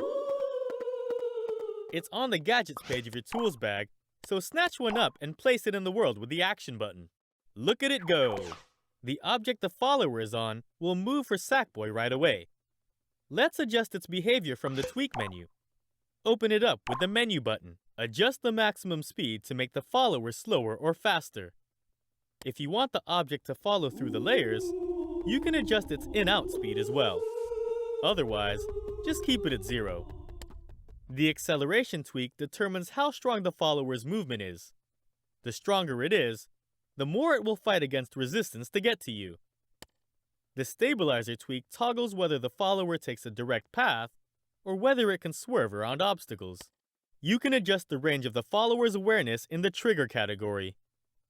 You can change its minimum and maximum radius, its angle range, and even its range in the layers.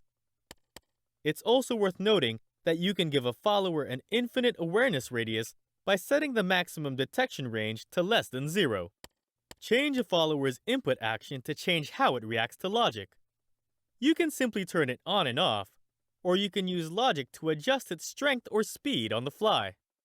In the behavior category, you can disable a follower's vertical movement with the Allow Up-Down Movement tweak. You can also completely reverse its behavior by setting it to flee rather than follow. If you'd rather the follower chased after a tag instead of Sackboy, use the Follow Tag or Character tweak and set up the appropriate tag. Finally, if you only want the follower to follow a specific character, choose one from your characters page using the Character to Detect option. If you change your mind, just hit the Reset button.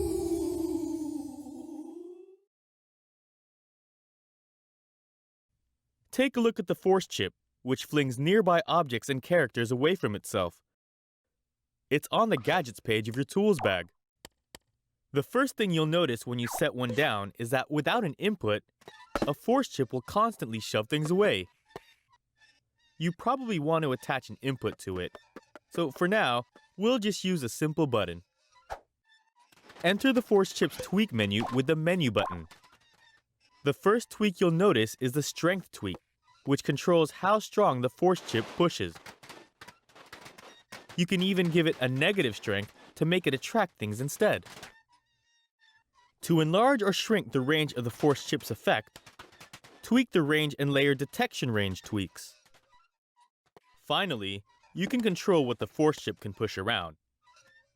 The Effect Sack Things tweak changes whether characters are affected.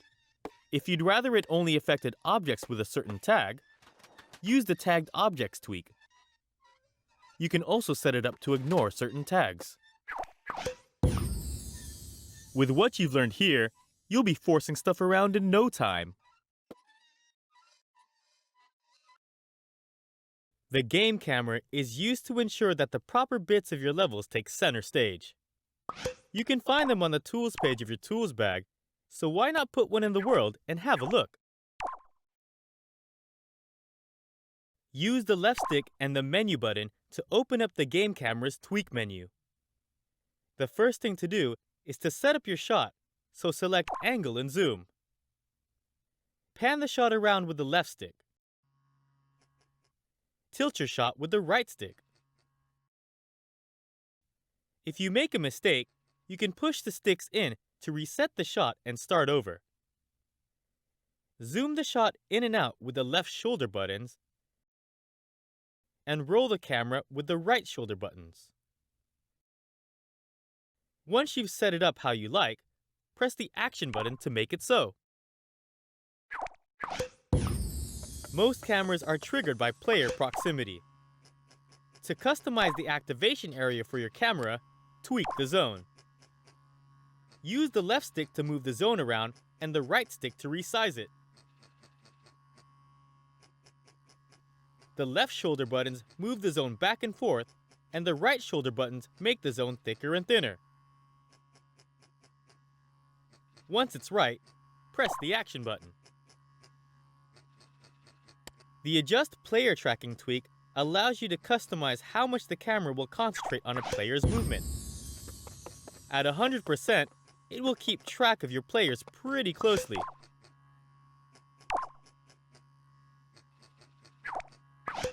But at 0%, it will completely ignore them and leave your shot exactly how you set it up. If you want your shot to change based on the game camera's physical angle, tweak local space to yes. Otherwise, your view will remain stable no matter what the camera's doing. And for a bit of extra drama, you can make the camera shake a little, or a lot. If you don't want the camera to activate until all the players are in its zone, use the Require All Players tweak. If you want your camera to be triggered by logic instead, you can change how it will behave with the Input Action tweak. In the Focus category, you can adjust your shot's depth of field and whether this changes relative to players. Finally, you can turn Z Relative Camera on if you want the shot to adjust based on the camera's position in the layers. The Game Ender allows you to put a stop to a level using logic. Find one on the gameplay page of your tools bag and use the action button to place it in the world.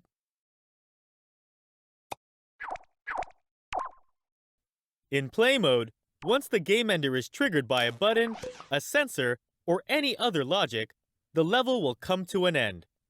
If your level has a scoreboard, all the players will be teleported to it instantly. If there is no scoreboard, they will simply see the Continue or Replay menu instead.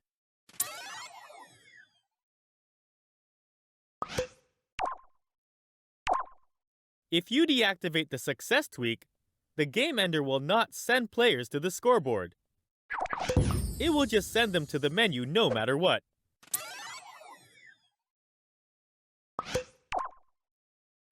Activating the Ends Adventure tweak will allow players to rate your adventure.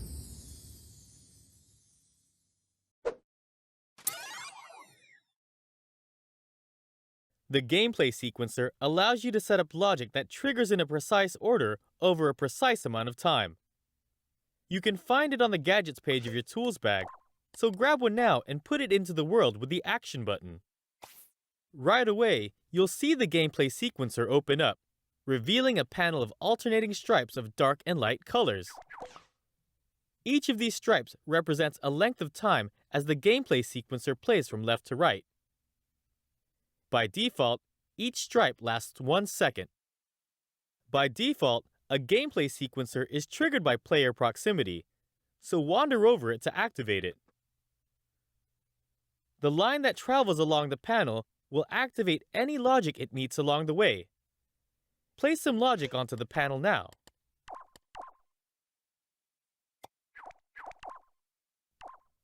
You can even stretch most logic across the panel by pushing up on the right stick.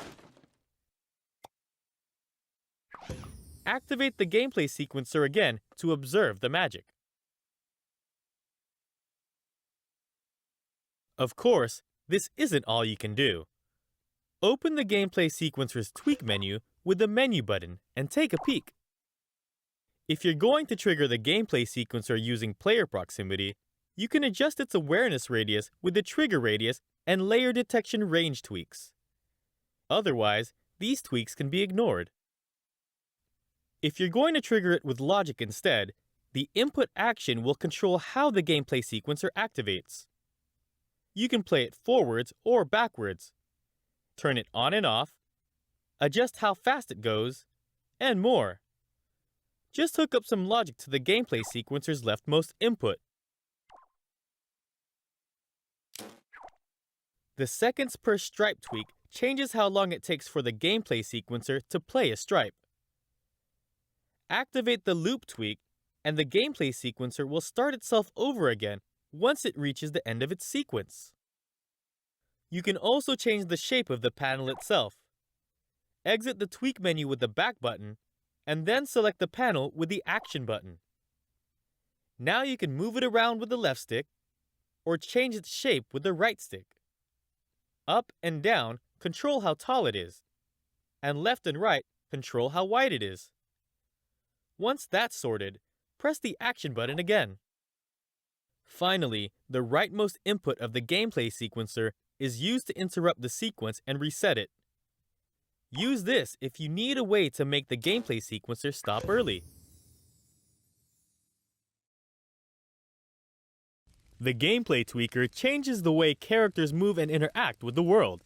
They live on the Creatures and Characters page of your tools bag, so let's take a look. Once you've set one up, open its tweak menu with the menu button. The first category of tweaks controls a character's movement. Select the type of movement you want to affect with the movement type tweak, and then change its speed using the movement modifier. Look how fast you can go! You can also change whether your character can grab or climb. You can enable or disable either one as you like. Next come the jump tweaks. The jump modifier tweak controls how high your character can jump. And the air steering tweak changes how much control a character has over its direction once it jumps.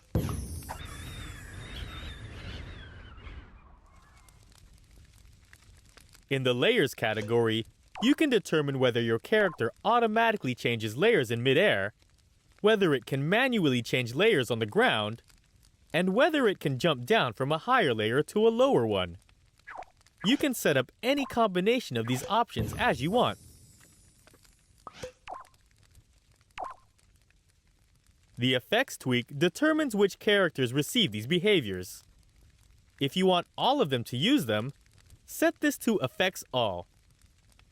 The other options are useful when a gameplay tweaker is triggered by logic or placed onto a broadcast microchip or Sackbot.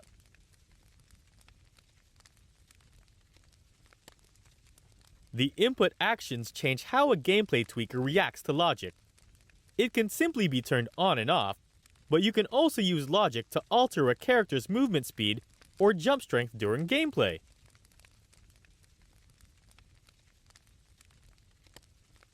Finally, the vulnerability category lets you change what destroys your character. Just use the action button to toggle the vulnerabilities on and off. Now you're ready to use the gameplay tweaker to customize your very own characters.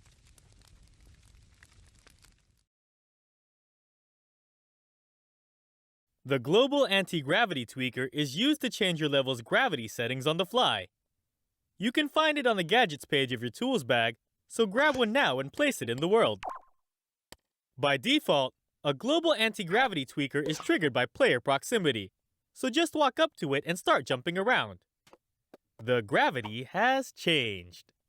That's the Global Antigravity Tweaker at its simplest, but of course you can tweak it.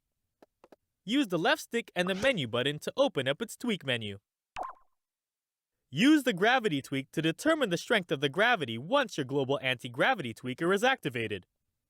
If you're using player proximity as the trigger, you can increase or decrease the size of the trigger radius. Activate the Only Activate Once tweak if you want the gravity to change once and then never again. Change the transition time to change how long the new gravity waits to take effect after the Global Antigravity Tweaker has been triggered. Finally, it's worth noting that you can also trigger the Global Antigravity Tweaker via logic. Just wire a button or whatever else into its input.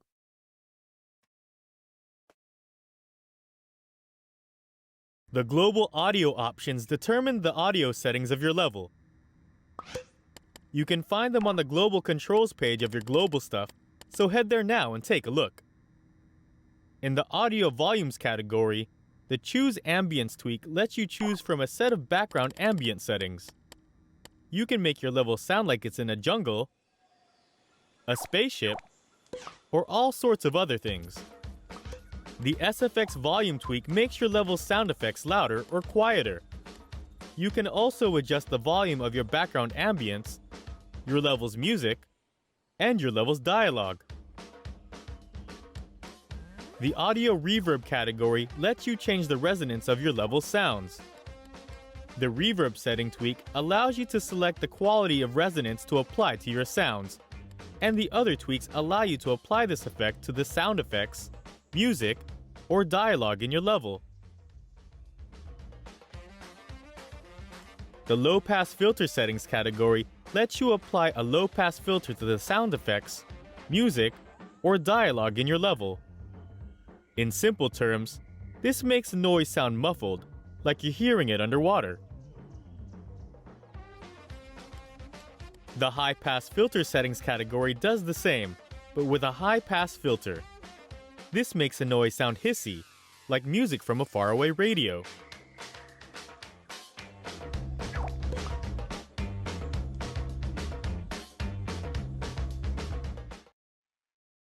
The Global Audio Tweaker is used to change your level's audio settings on the fly. You can find it on the Gadgets page of your tools bag, so snatch one up and place it in the world. Open up the Global Audio Tweaker's tweak menu using the menu button. From here, you can change the qualities of your level's sounds and music. In the audio category, the Choose Ambience tweak lets you choose from a set of background ambient settings. You can make your level sound like it's in a jungle, a spaceship, or all sorts of other things. The SFX volume tweak makes your level's sound effects louder or quieter. You can also adjust the volume of your background ambience, your level's music, and your level's dialogue. The reverb settings category lets you change the resonance of your level's sounds. The reverb setting tweak allows you to select the quality of resonance to apply to your sounds, and the other tweaks allow you to apply this effect to the sound effects, music, or dialogue in your level.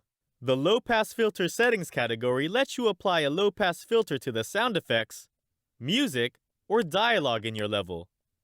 In simple terms, this makes a noise sound muffled, like you're hearing it underwater. The high-pass filter settings category does the same, but with a high-pass filter. This makes a noise sound hissy, like music from a faraway radio.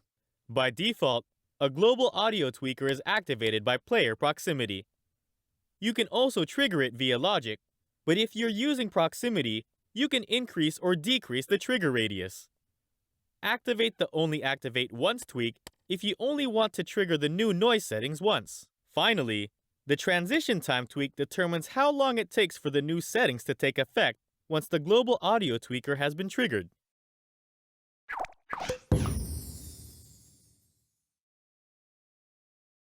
The global gameplay controls can be tweaked to change the way your level plays, Let's take a peek. The game mode setting controls whether a level is a normal cooperative level, a competitive versus level, or a cutscene. The manual jump down setting controls whether Sackboy can drop from one layer down to the layer beneath him, or whether this action is disabled. You can enable or disable the Sackpocket depending on the needs of your level, and the same goes for the Organizertron. If your level doesn't need them, go ahead and disable them. If your level needs a certain amount of players, you can indicate this to players using the recommended players options. You can set a minimum recommended number, a maximum recommended number, or both. It's worth noting, though, that players will be able to ignore these recommendations and enter a level with any number of Sackfolk. In the game end conditions options, you can set a level to complete once a certain amount of time passes, or once a player accumulates a certain amount of points. If your level has a scoreboard, your players will be moved there automatically. Otherwise, the level will simply stop. Lower the gravity to let things get nice and floaty. Or, turn it up to keep stuff low to the ground. Set the water level as high as you like. When the water level is higher than 0, more water options will appear. Tweaking the wave height will make the water level bob up and down. If you want to customize the water's appearance, you can change its color, make it murky, fill it with bits, or toggle the light patterns on and off. The water drain sounds tweak determines whether the water drains noisily or silently. With the global gameplay controls, you can make your level play exactly how you want. Have fun! The global lighting tweaker is used to change your level's lighting settings on the fly. You can find it on the gadgets page of your tools bag, so fetch one now and place it in a nice dark level. By default, a global lighting tweaker is triggered by player proximity, so just walk up to it and watch as the lights come on. Obviously, you can customize the lighting however you like, so let's open the tweak menu with the pop-it cursor and the menu button. With the lighting tweak, you can adjust the lighting from daylight to nighttime. Increase the darkness tweak to give the level a nice shadowy feel. Increase the fogginess to give your level a little haze. You can change the color of the fog too. If you really want to go mad, try out some of the color correction options. If your global lighting tweaker is being triggered by player proximity, you can increase or decrease the size of the trigger radius. Activate the Only Activate Once tweak if you want the lighting to change once and then never again. Change the transition time to change how long it takes to change from the current lighting to the new lighting once the global lighting tweaker has been triggered.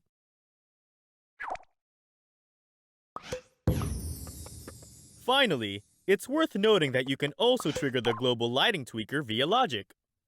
Just wire a button or whatever else into its input.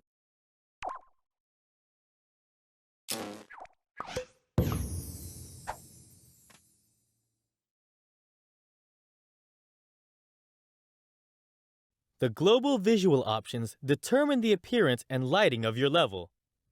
You can find them on the global controls page of your global stuff, so head there now and take a look. Change the lighting tweak to determine your level's time of day. Increase the darkness tweak to fill your level with spooky shade. Use the fogginess tweak to adjust the fog levels in your level, and the fog color tweak to change what color it is.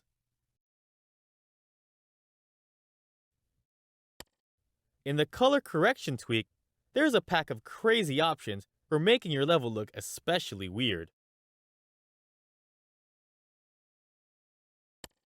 Choose a background for your level with the Backgrounds menu. Just highlight one that looks good and press the Action button. Once you've done that, you can adjust its position with the next few tweaks. This is only for show, so make sure it looks right along the rest of your level. If you don't want a background at all, you can turn it off instead. Finally, you can change the behavior of the camera in your level. The standard zoom tweak controls how close or far away the camera is in your level. The maximum zoom tweak controls how far your camera can zoom out when your players are all spread out. With the depth of field options, you can adjust your shot's depth of field and its flatness, and whether this changes relative to players.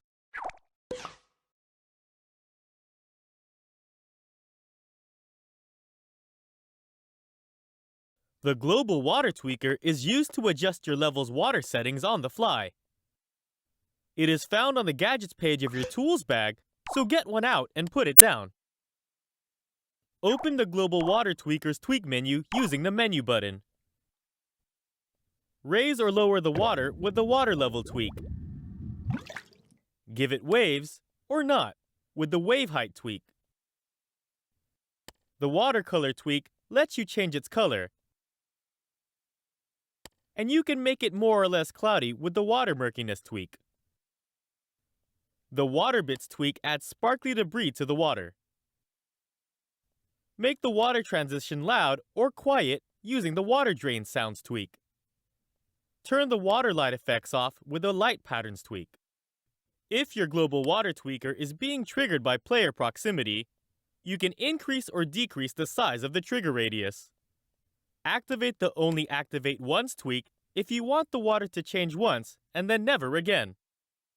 Change the transition time to change how long it takes to change from the current water settings to the new ones, once the Global Water Tweaker has been triggered. Finally, it's worth noting that you can also trigger the Global Water Tweaker via logic. Just wire a button or whatever else into its input.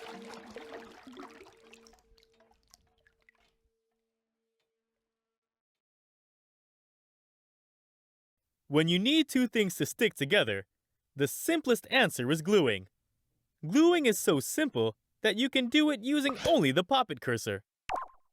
When you want to glue two things together, select one of them with the Poppet cursor using the left stick and the Action button. Position the first object so that it's touching the second one. Be sure they're touching. Then just hold down the Action button, and boom! After a moment, the two objects become one.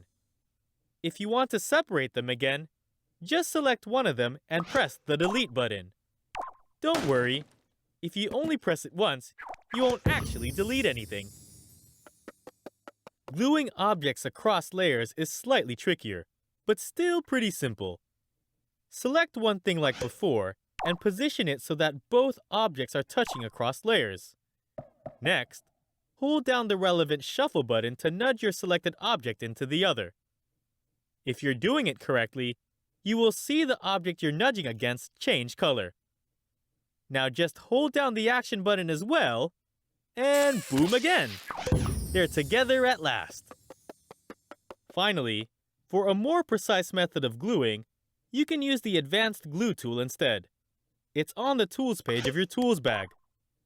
With the Advanced Glue tool selected, you can glue two touching objects together simply by hovering your cursor over one of them, pressing the Action button, and repeating the process with the second one. Glue one, glue the other, and you're done. They're glued together. The method you use is most up to you. Either way, you're ready to glue like a pro. The goodies bag is where all of your things live. Any stuff you can place in the world is stored there. Let's access the Poppet and take a look. Press the Menu button. Use the left stick to navigate to the goodies bag and open it up with the Action button. The first page is the Materials page, which contains the basic building blocks of LittleBigPlanet. Use the page buttons to turn to the Collected Objects page, where you'll find all the fancy bits and pieces you discovered during the adventure. Another page over, and you'll find the My Objects page, which is where your own personal creations wind up. And finally, the last page is Community Objects, where you can find anything given to you by other players. To take something out of your goodies bag, Scroll to it with the directional buttons or the left stick and press the action button. Press the action button again to place it in the world, then back out of your poppet with the back button. There it is. Amazing.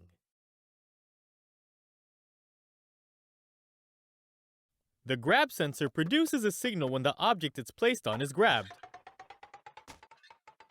Find one on the Creatures and Characters page of your tools bag and set it down on a sponge with the action button. See how it lights up when you grab the sponge? You can attach the sensor signal to trigger any logic you like. Like most things, the grab sensor can be tweaked. Just hover the poppet cursor over it and press the menu button to open its tweak menu. If you activate the Require All Players tweak, the grab sensor will only produce a signal when every player in your level is grabbing the object. Use the Character to Detect tweak to open the character menu and select a specific character for the grab sensor to require. If you change your mind, just use the Reset button. The options in the Movinator cursor category uses features unique to the Move Pack DLC. If you own the Move Pack, you can learn about them there. Finally, you can invert the grab sensor's output so that grabbing it turns its signal off instead of on.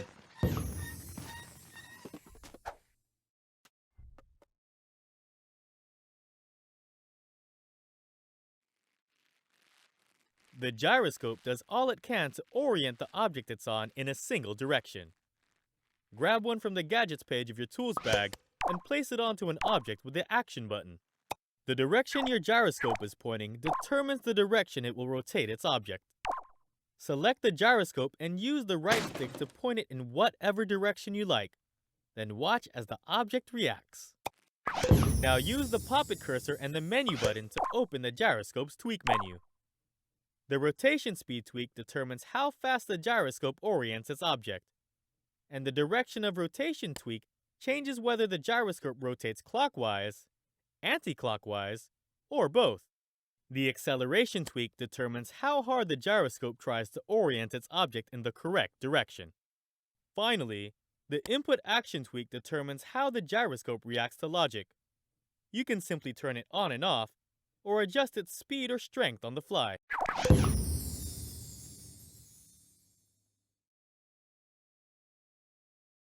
There are two kinds of explosives: impact explosives and trigger explosives. You can find both of them on the gameplay page of your tools bag, so let's place a couple of them into the world with the action button. Be careful with the impact explosive. If you don't set it down gently, it'll detonate right away. The impact explosive blows up when it bumps into things or when things bump into it. The trigger explosive is a little safer. It will only explode when it receives a signal from logic. Hook a button up to it and check it out. By the way, explosives can be used to blast holes in light materials like cardboard and sponge that are within 3 layers.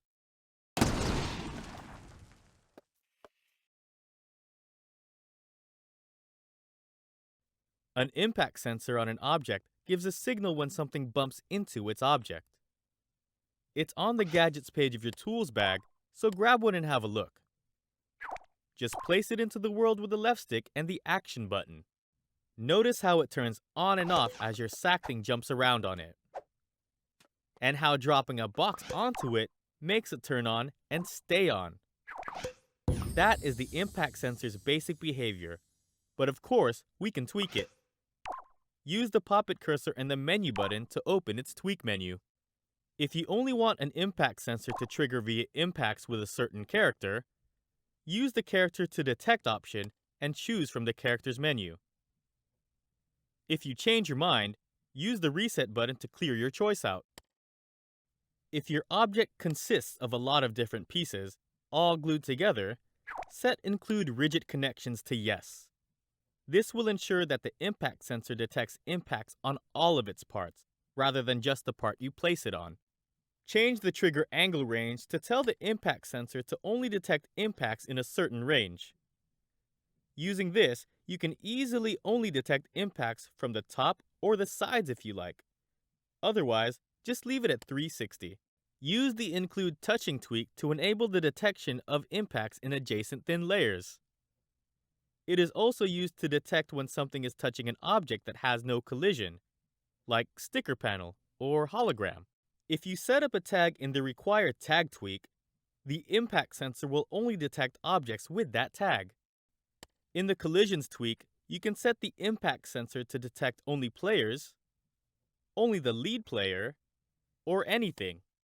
Finally, you can invert the impact sensor's output to make it only produce a signal when it's not impacting anything.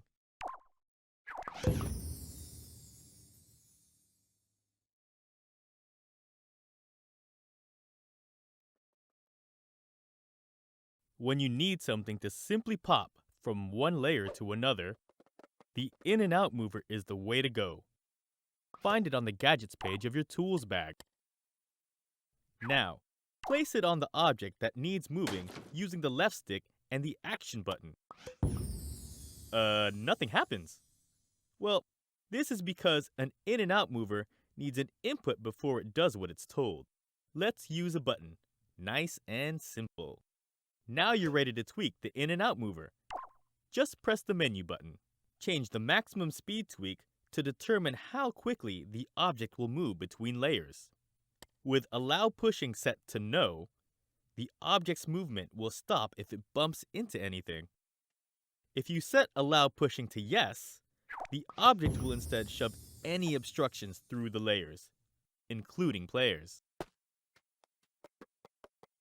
For more control of what it can and can't push, you can change the maximum weight that can be pushed. The Input action tells the In and Out mover which layer to move when it receives an input. This can be set to move in and out a single layer, or it can be set to move to specific layers. Do note that the object needs a steady input to make to its destination. If the input gets cut off early, the object could wind up between layers. Finally, if your logic needs to know where an In and Out mover is, consider using its output, which will send signals based on its location. Try it out.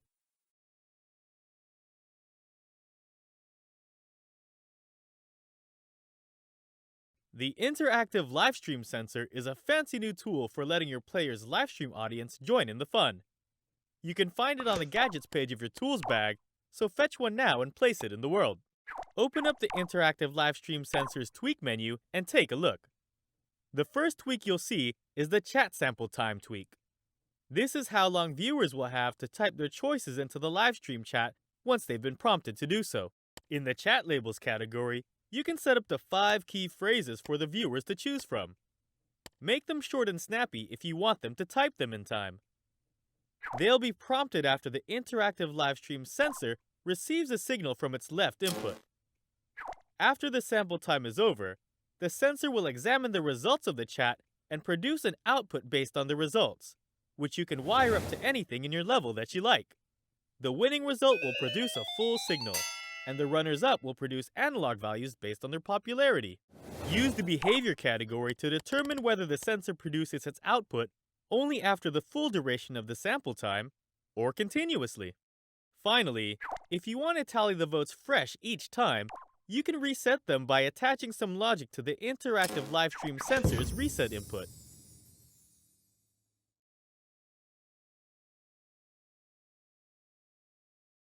A joystick rotator is used in conjunction with a Control Anator to rotate an object based on the left or right stick. It's found on the Gadgets page of your Tools bag. Take one out, put it on a Control Anator, and let's find out how it works. The first thing to do is hook up the Control Anator to your joystick rotator. You can use either stick. There are separate inputs and outputs for the left-right and up-down, so be sure to hook them up correctly. Now hop into the Control Anator and wriggle the appropriate stick.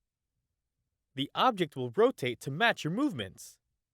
Of course, you can customize this behavior somewhat, so pop back out of the Control Anator and open the joystick rotator's tweak menu with the pop-it cursor and the menu button. First, if you want your object to rotate slower or faster, change its rotation speed. The Acceleration tweak controls how hard the joystick rotator tries to reach its top speed. Finally, the input action controls how the joystick rotator reacts to logic. You can simply turn it on and off, or you can adjust its strength or speed on the fly.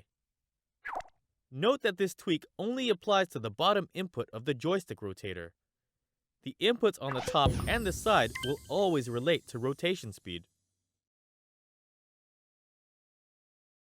The kill tweaker is a means of killing characters via logic.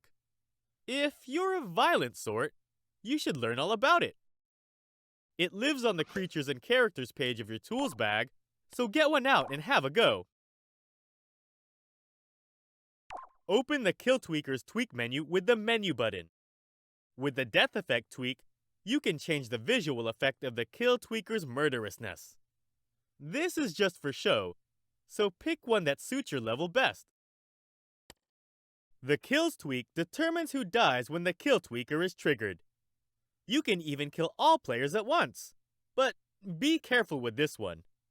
By default, a Kill Tweaker is always on, so if you place one without any logic input, it'll just kill all your players all the time.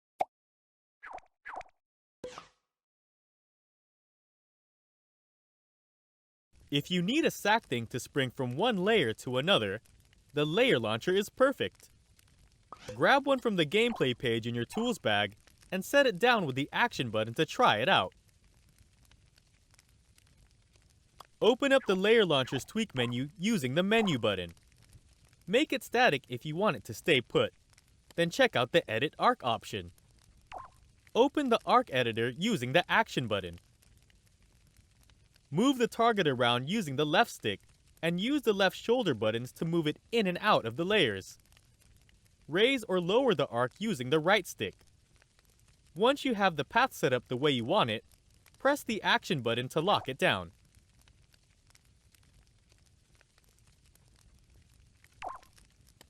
The air steering tweak determines how much control a sack thing has over their movement when they're being launched. At 100%, they can move around as they like. The lower it goes, the more they'll follow your arc.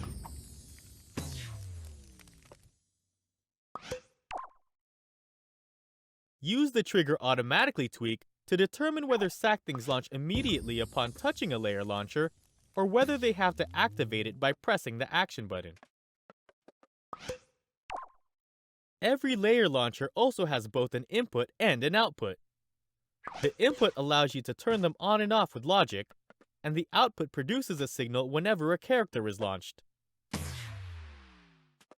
Use these however you like. If you want to string two levels together, the level link is the tool of choice. You can find it on the gameplay page of your tools bag. Grab one and place it in the world so we can take a peek. Use the left stick and the menu button to enter the level link's tweak menu. The first tweak you'll see is the Visible on Map tweak. If this is set to yes, the link between this level and the destination level will be drawn on your adventure map. Next, press the action button on the level badge to bring up a list of all the available to link to. Scroll to the one you want and select it. If the level you choose has multiple start points, you'll be able to choose the appropriate tag as well. Activate the Continue Music tweak if you want the music to play continuously between levels. Finally, if you want the level link to serve as an entrance, make it a start point and assign it a tag as usual. You can even set up level links to point to each other for easy switching between levels.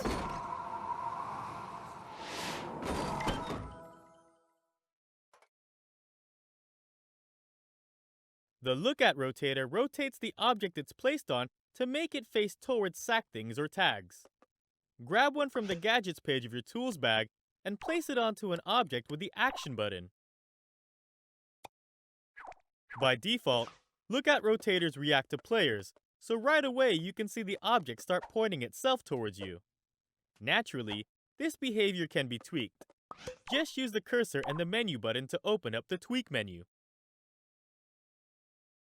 The Rotation Speed tweak determines how fast the Look At rotator rotates.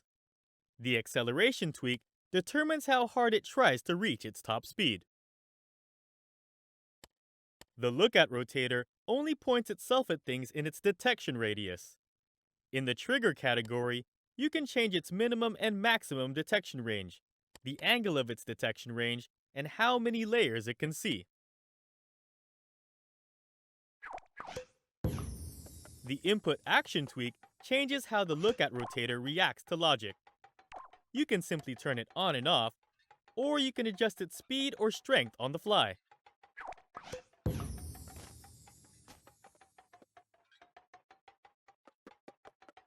Finally, you can set up the look-at rotator to pay attention to characters or tags. If you want it to look at a specific character, just use the Character to Detect option and select the appropriate character from the Characters page. Similarly, if it follows a tag, you can specify the tag right from the Tweak menu.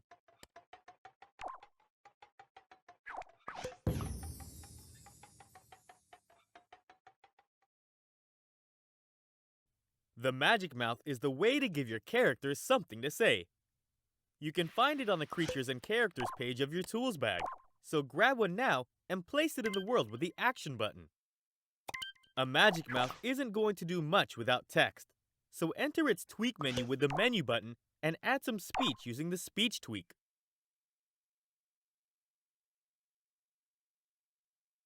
Next, it's time to decide how the speech appears in the world once it's triggered. Use the Display Tweak to decide between a speech bubble, a subtitle, or nothing at all if you'd rather your line were heard and not seen. If you're using a bubble, you can change its appearance and position with the Bubble Style and Position on Screen tweaks. Use the Voice Type tweak to determine how the dialogue sounds. You can choose from an array of gibberish or record your own speech. If your Magic Mouth is triggered by player proximity instead of logic, set up the size and shape of the trigger radius and layer detection range tweaks. Use the Input Action tweak to determine how the Magic Mouth behaves once it's triggered. In the Behavior category, you can change whether your speech closes automatically and whether a player can skip the speech altogether using the Back button. The Movie Camera tweak lets you frame a nice camera shot for the duration of your dialogue. If your Magic Mouth needs to be associated with a Sackbot, you can assign that Sackbot's actor name. You can also display the actor name on speech bubbles if you like. Finally, it's worth knowing that every Magic Mouth has an output that produces a signal once it's done delivering its line. You can use this to trigger anything, or string speeches together.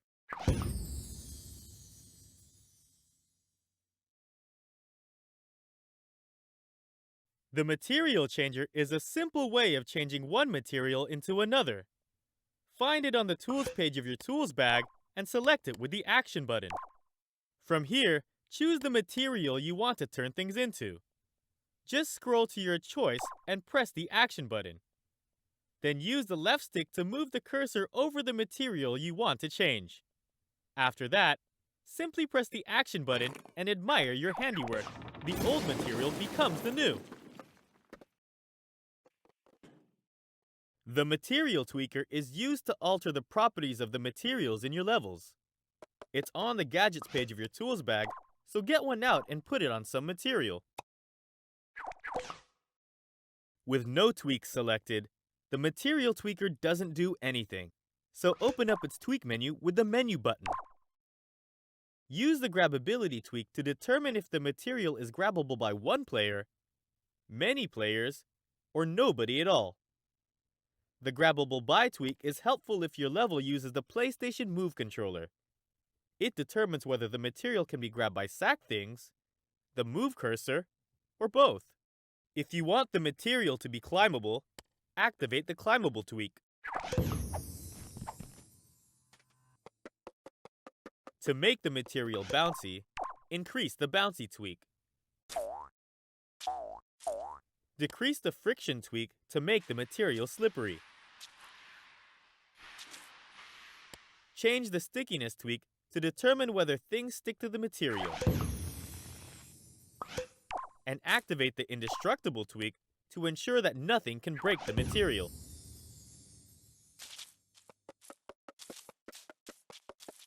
Activate the Remove Bevel tweak to turn off a material's bevel. Toggle a material's shadow with the Cast Shadows tweak. These options are purely visual, so just use what looks good. To make the material silent as it bumps around, turn off the Physics Sound tweak. Finally, you can use logic to turn the material tweaker on and off via its input.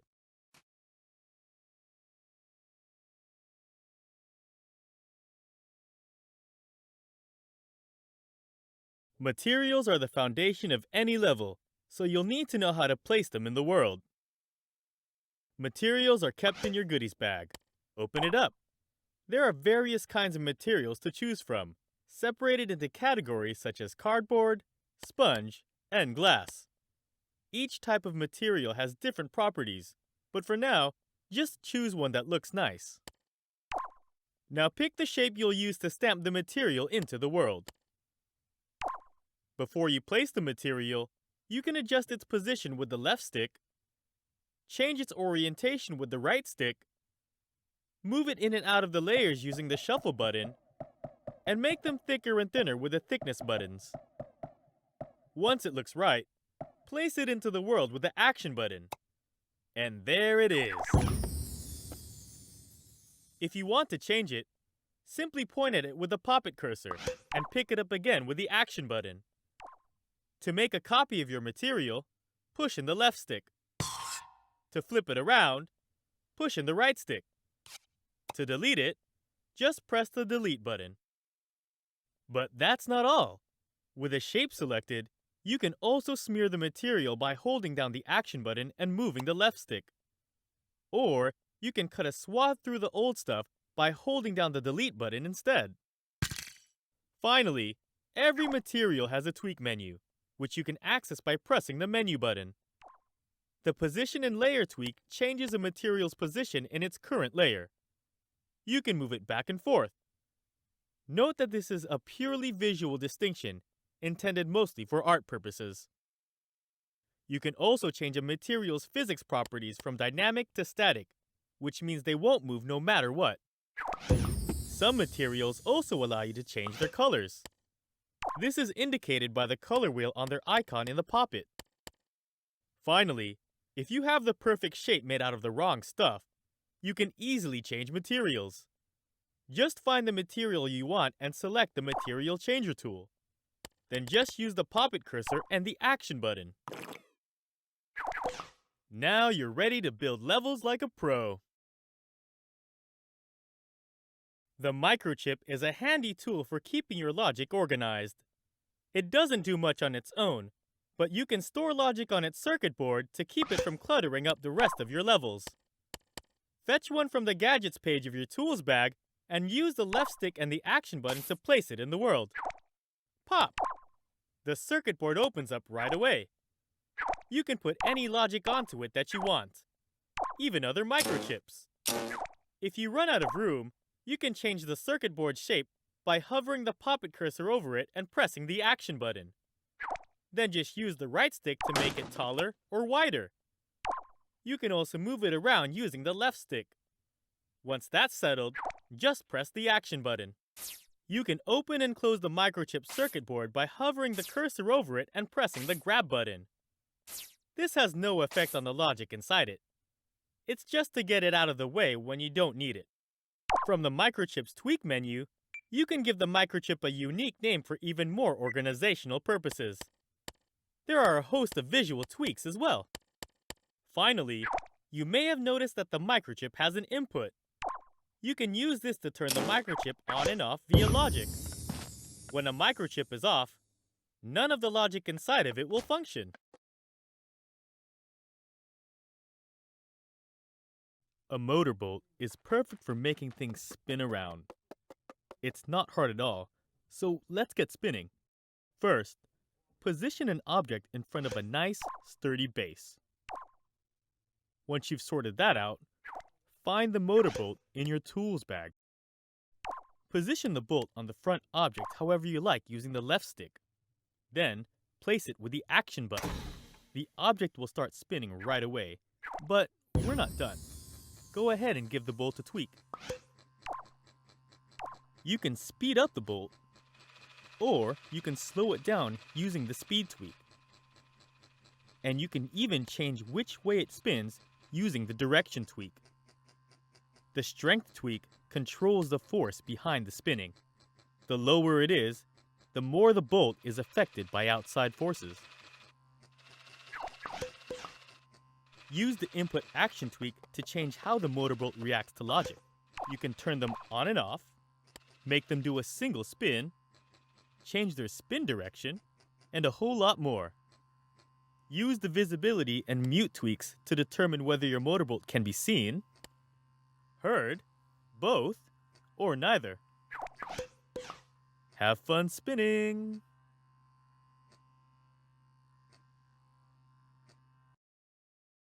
With a mover attached, an object will head off in whichever direction you like. They're found on the Gadgets page of your tools bag. Navigate to them with the left stick and select them with the Action button.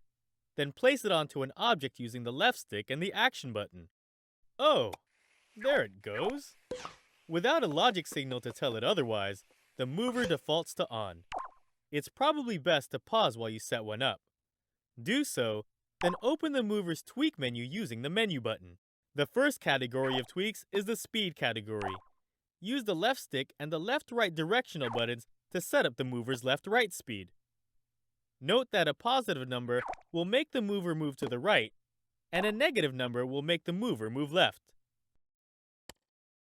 Similarly, for the up-down speed tweak, a positive number moves up and a negative number moves down.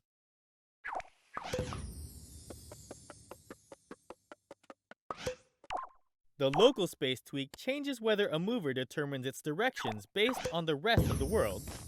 Up is always up, left is always left, or whether it determines directions based on the orientation of the mover. Next, the strength category.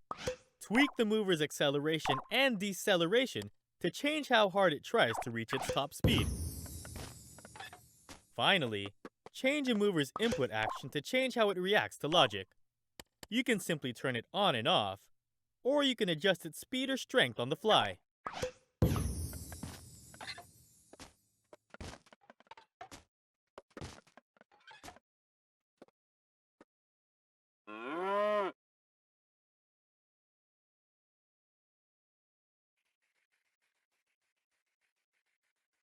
When you need fancy transitions and dramatic angles, the movie cameras are the tool for you. Check them out in the tools bag. First thing you'll want to do is to change the angle and zoom of your shot. Tweak the movie camera and open up the angle and zoom function with the Action button. Now, you can adjust the shot to your liking. Pan the shot around with the left stick. Tilt your shot with the right stick. If you make a mistake, you can push the sticks in to reset the shot and start over. Zoom the shot in and out with the left shoulder buttons, and roll the camera with the right shoulder buttons.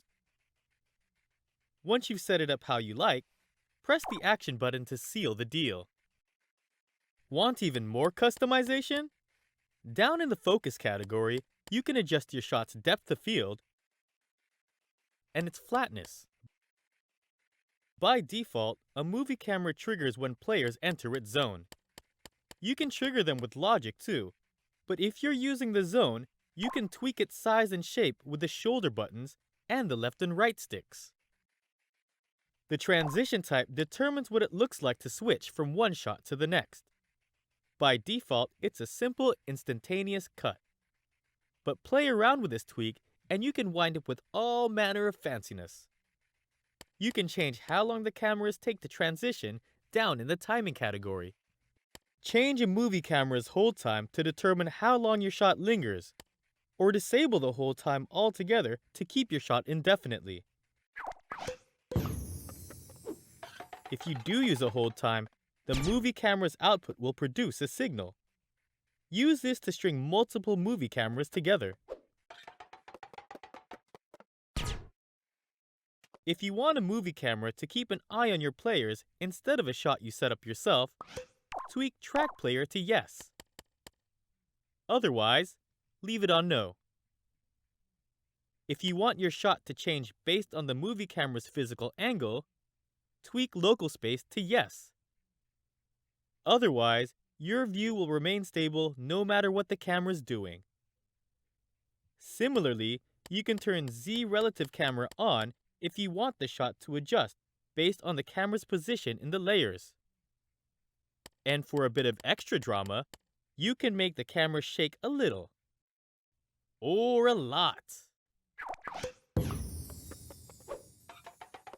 Finally, it's worth having a look at how movie cameras behave on sequencers. You can overlap them to create transitions. The transitions will last as long as they're overlapped. This is a fantastic way of setting up long, complex cutscenes. Try it out. The music objects are used to fill your levels with melodious music. You can find them appropriately enough on the music page of your tools bag. Highlighting them in the menu will play a little preview of the song, so find one you like the sound of and place it in the world with the action button. By default, a music object is triggered by player proximity, so just wander over to it and the song will begin to play. You can also trigger a music object via logic. Just wire something into its input. Now open up the music object's tweak menu using the menu button. You can adjust the volume of the song with the track volume tweak. You can adjust the point in the song that the music object will start playing from by changing the start point tweak. If your music object is triggered via player proximity, use the trigger radius and layer detection range tweaks to change how close a player needs to be to activate it. Finally, there's a special type of music object called an interactive track. When tweaking one of these, you'll see that there are multiple stems for you to play around with. With these, you can customize which instruments are playing at any given time. Have some fun with it.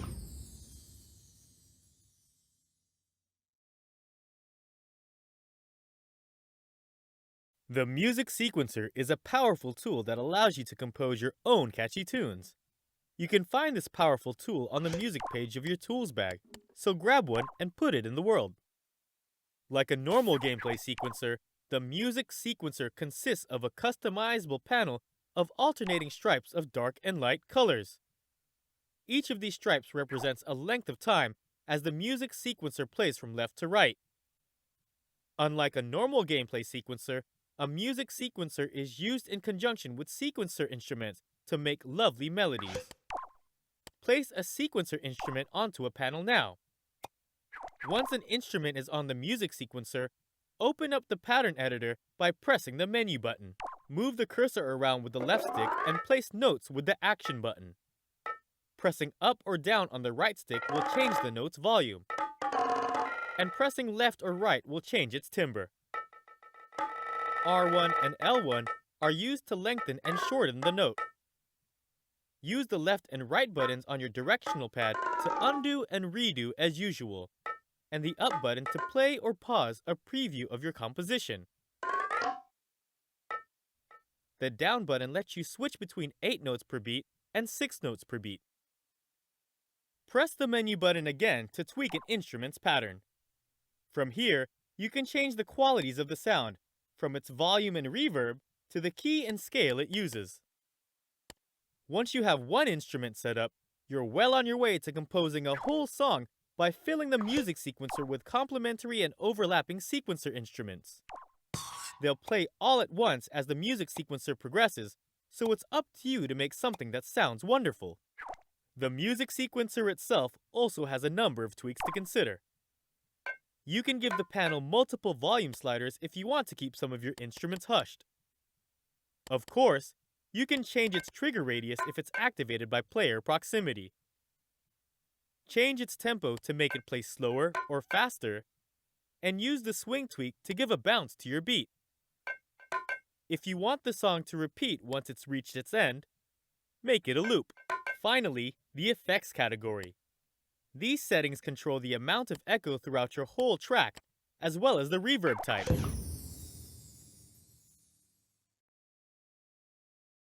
The NOT gate produces the opposite of the signal it receives. If its input is active, its output is inactive, and vice versa. Find one on the Gadgets page of your tools bag, then use the left stick and action button to select it and place it onto a microchip. Attach a switch to the NOT gate's input. When the switch is off, the NOT gate is on. Activate the switch, and the NOT gate goes dark. It's as simple as that.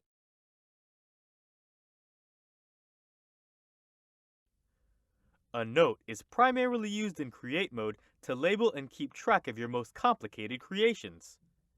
But now, you can use it to add lots of eye-popping text in your levels.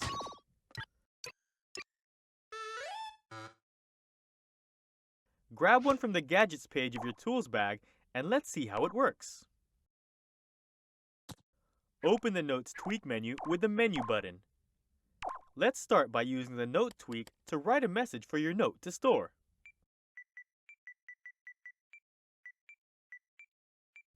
As you can see, the text pops up right away. You can show or hide the text with the Show tweak. Or you can select it with a pop-it cursor and press the Grab button. We can also change the font type and the font size as well. Select the font type tweak and cycle through the different types with the left stick until you find one you like. Next, select the text size tweak and use the left stick to change the size of the font. You can make it as small or as big as you want it to be. You can also change the text color and background color of your note. Just like other color changeable objects, select the color you want your font and background to be by selecting a color in the color palette. You can also change the brightness of the color as well, using the text brightness and background brightness options. You can also change the opacity of the background if you want your font to pop out even more or have no background at all. In the visual setting, you can set the note to have no visibility in play mode, text only, or have the note and text be visible. If the local space setting is set to no, your text will always be upright regardless of the note's orientation. If it's set to yes, the text will be aligned with the note's orientation like so.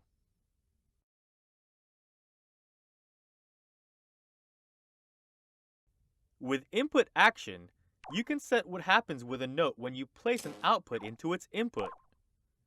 Using Open simply brings up the text you have inputted when it receives a 100% signal, and closes when it does not.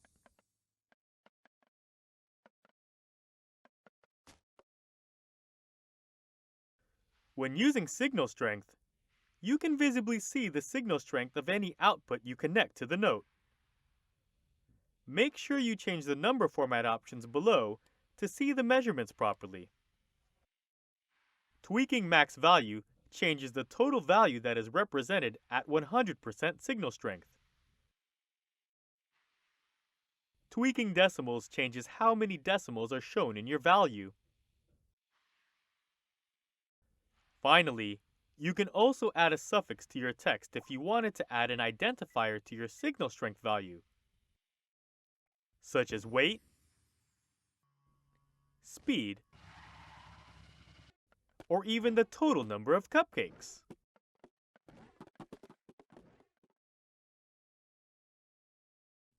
If the animations on an object need changing, it's time to bring out an Object Animation Tweaker. They're found on the Creatures and Characters page of your tools bag, so grab one now and slap it on an animated object. Right away, you'll notice a change. The animation stops. This is because by default, the loop tweak is set to no. Don't worry, it's an easy fix. Let's enter the Object Animation Tweaker's tweak menu with the pop-it cursor and the menu button. Go ahead and change loop back to yes. It'll be easier to observe the changes we make. With the animation speed tweak, You can animate the object faster or slower. You can even make it animate backwards by giving it a negative speed. The animation start and animation end tweaks allow you to change how much of the full animation you'll use. You can have it start and end at any point in the animation's usual cycle. Be sure your tweaks are having the desired effect. It's really easy to make things look very strange.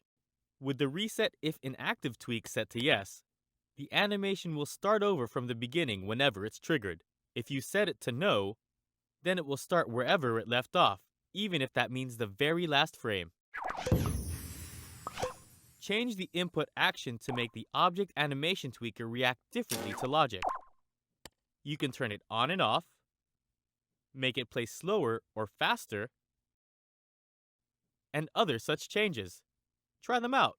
Finally, observe the sequencer bar that progresses as the animation plays. Using this, you can trigger logic based on the animation timing.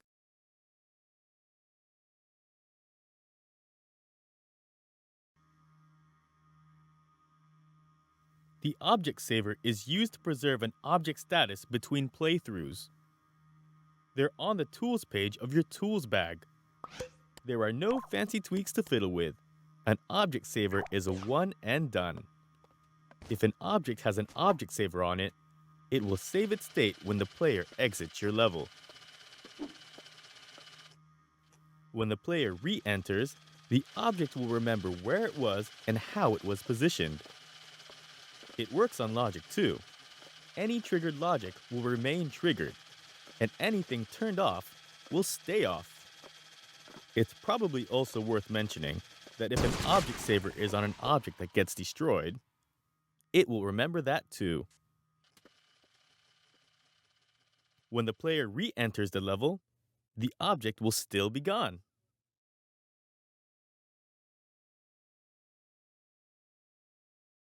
The opacity tweaker makes objects transparent or completely invisible. Take one out of the Gadgets page in your Tools bag and let's see how it works. Place it onto whatever you want to fade out using the Action button. Open its Tweak menu with the Menu button. The first tweak you'll see is the opacity tweak, which you can change from a nice fully visible 100% to a totally invisible 0%. Be sure to check it out in preview mode to see how it'll look to your players. Next, check out the Fade Time tweak.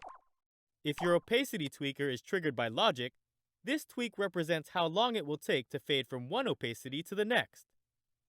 If you want an instant change, just keep it at 0.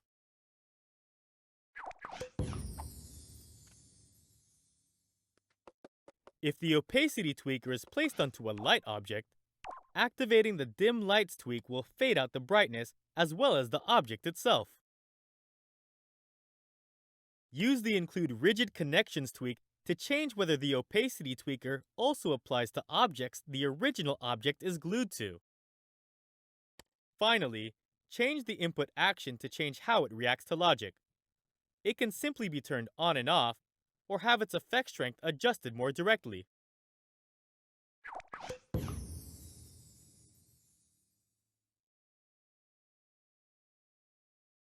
An OR gate produces a signal when any of its inputs are active. Find one on the Gadgets page of your Tools bag, then use the left stick and the Action button to select it and place it onto a microchip. Attach a switch to each of the OR gate's inputs. The OR gate will light up and produce a signal whenever any, or both, of the switches are activated. No matter which of its inputs are active, the OR gate will produce a signal. Now hover your Poppet cursor over the OR gate and press the Menu button to open its tweak menu.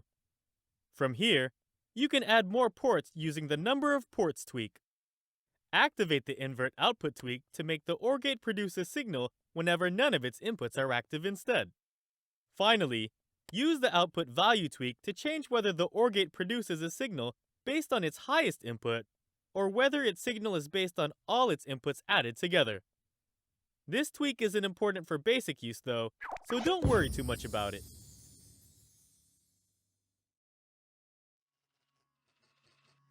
Let's take a look at the Organizertron and how to add quests in your own adventures. You can do it from the Organizertron page of the global stuff, or you can do it from the Organizertron itself in Create. Open it up now. The first thing you need to do is add a quest. Once you do, it appears in the Organizertron, ready to be tweaked. Highlight the quest and press the menu button to get started. First, decide whether your quest is a primary quest. If it is, the Organizertron will highlight it as such, so that your players will know it's extra important. Next, you can make your quests invisible. An invisible quest can be used for behind-the-scenes logic, or you can reveal them later on for surprise objectives. If you're gonna have a bunch of quests, it might be worth giving them different categories. You can use the current category tweak to create a new category, or choose from a list of the ones that you've already set up. When one quest is dependent on another, a player won't be able to see it until they've completed the quest it's dependent on. You can use the Test Quest menu to activate, complete, and deactivate your quests on the fly to make sure all of your logic is working correctly. You can test your quest tracking from here as well. It's a good idea to give your quests names. So highlight the quest title, press the action button, and think of something catchy. For further detail, you can change the quest description as well. Something to remind the players what they're in for. Below that, you can give the quest objectives if you like. Once a quest's objectives are complete, the quest is completed too. So, objectives are a good way of guiding your players through a quest. Simple quests don't need any objectives at all. But for the really busy ones, you can add up to 16 of them. You can give each objective its own name to remind players how to complete it. The number of completions required tweak lets you decide how many times an objective must be done before it counts as complete. Want your players to catch 17 chickens? Need them to push a button 42 times? You're covered. Like quests themselves, objectives can be made invisible for behind-the-scenes bookkeeping or to be revealed later. Also like quests, you can test individual objectives to make sure they're working correctly. If you want to be rid of an objective, you can easily delete it from here as well. Finally, scroll to the right to set up the prizes your players earn once they complete your quest. It's okay if you leave these empty though. The quest will function either way. Sometimes, when you're working on a dynamic thermometer level, you need to make sure something stays loaded in at all times. That's when you call upon the permanency tweaker. It's found on the tools page of your tools bag.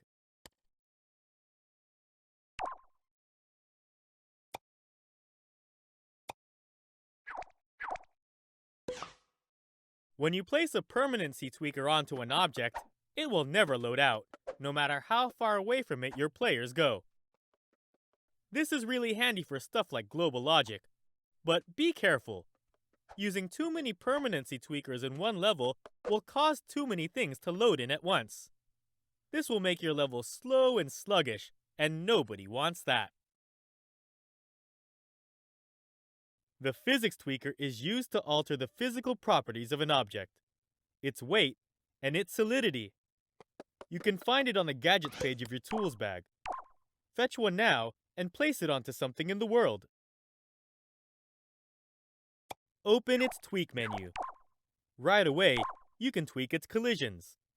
Essentially, you can use the physics tweaker to change what can and can't touch the object. By default, collisions are on. If you turn them off, the object will still be visible.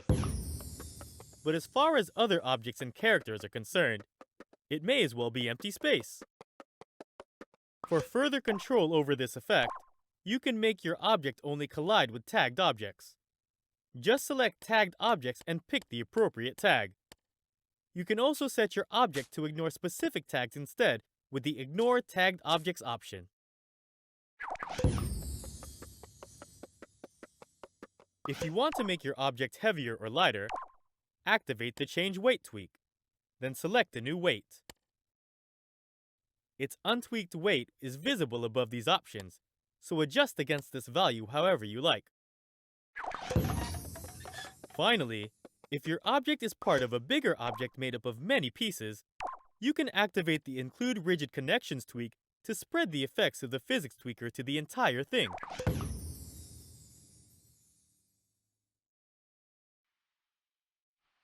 A piston is a rod-like connection between two objects that can get longer and shorter. They're on the gameplay page of the tools bag, so navigate to them with the left stick and select them with the action button. To place a connector, use the left stick to move your poppet cursor to the surface of an object or material until you see it highlighted, and then press the action button to place the base.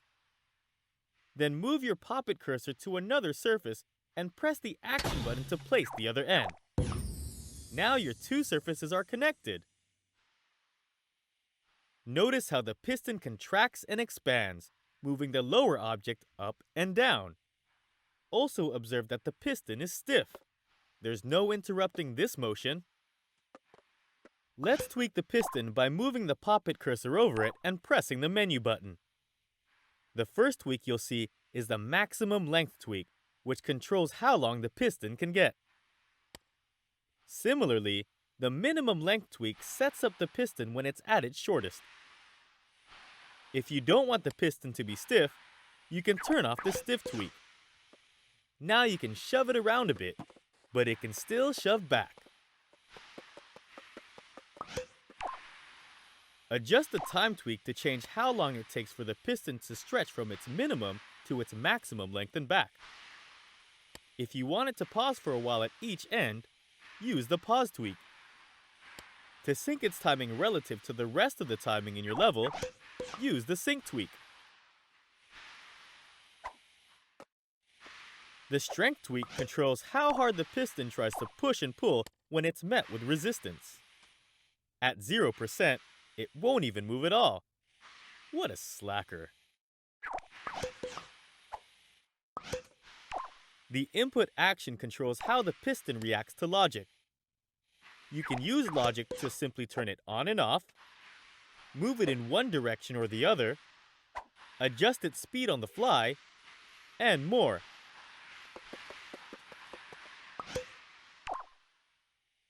If you want it to pull really fast in one direction or the other, use the flipper type tweak.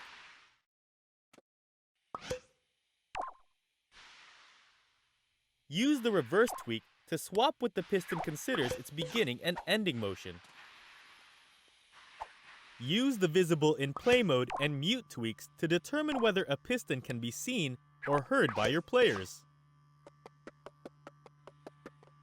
Finally, you may have noticed that the piston has an output. This produces a signal value equivalent to the piston's progression through its movement cycle, so you can wire it up to whatever you like.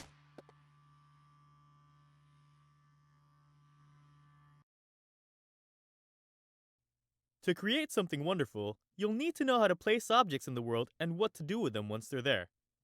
Let's have a go at it, shall we?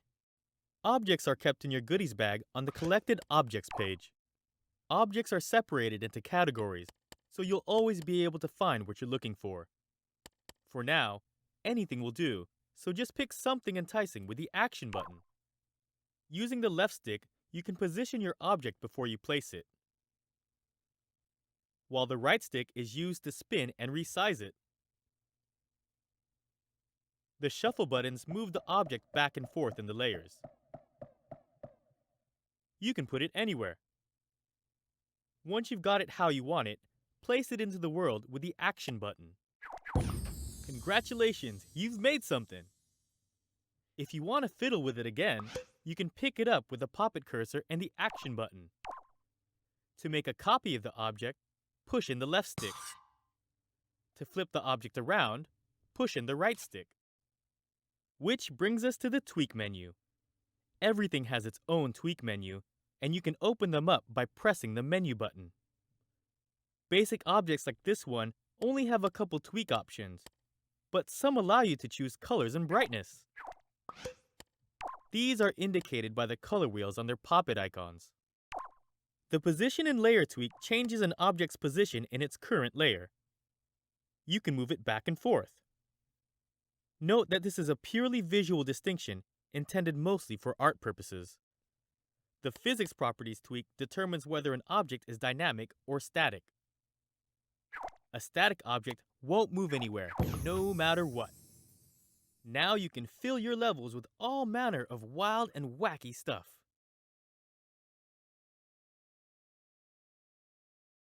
The player sensor produces a signal when a player enters its detection radius. You can find them on the Creatures and Characters page of your tools bag, so fetch one now and place it in the world using the Action button. See how it lights up whenever you wander near it? That's the player sensor at its simplest.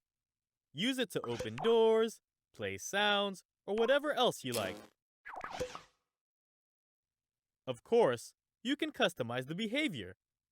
Just hover over the player sensor with the Poppet cursor and press the menu button to open its tweak menu. First, you can change the sensor's minimum and maximum detection radius. You can also change the angle of the radius and how many layers thick it is. Use these tweaks to ensure you know exactly where your players need to be for the sensor to detect them.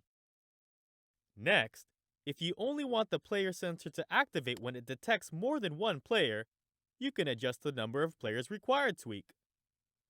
You can also just activate the Require All Players tweak if you want it to look for everyone. If it is looking for everyone, the Detects Unspawned Players tweak determines whether it looks for characters who are currently waiting to respawn from a checkpoint. Use the Character to Detect option to open the Characters menu and select a specific character for the player sensor to detect. If you change your mind, just use the Reset button. Finally, you can invert the sensor's output so that it only turns off when it sees a player instead.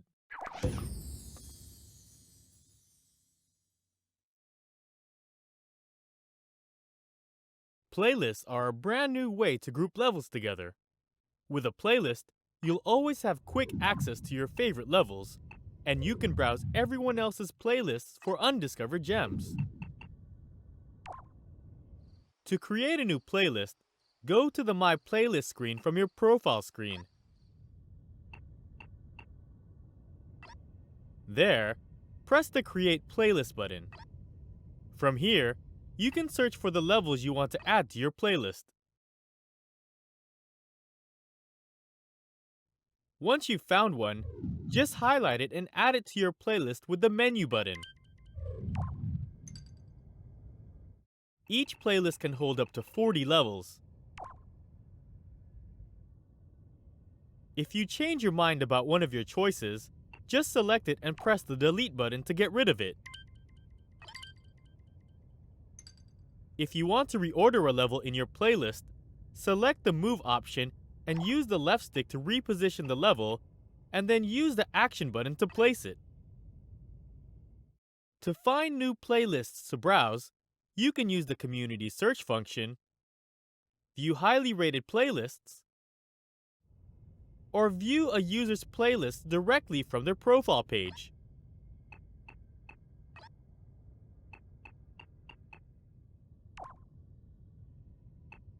As you examine a playlist, you can queue all its levels so you can play them later, play an individual right away, access a level creator's planet, and heart the list itself. With playlists, you're able to easily explore quality levels with similar gameplay or themes. Have fun!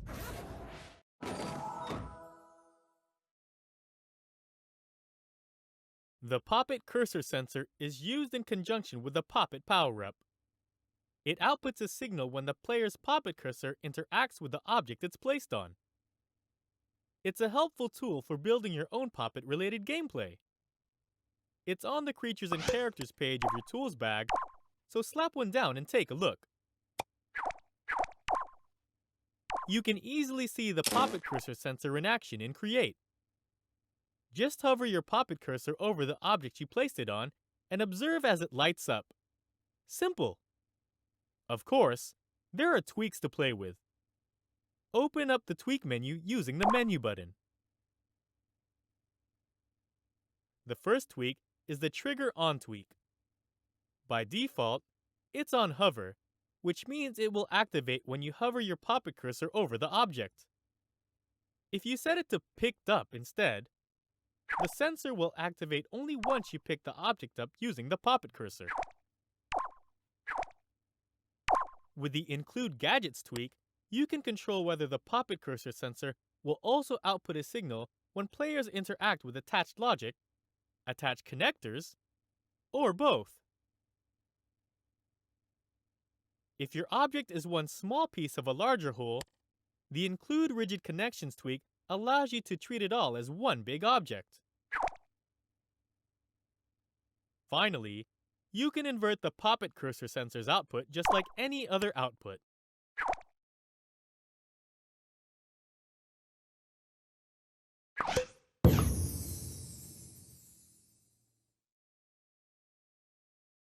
The Poppet cursor is your key to create. Open the Poppet menu with the menu button, then select the Poppet cursor with the action button. There it is, the Poppet cursor. You can move it around with the left stick. Use it to point at things and interact with them. To select something, hover the cursor over it and press the action button. With an object selected, you can move it around, resize it, or delete it. To deselect it, just press the back button.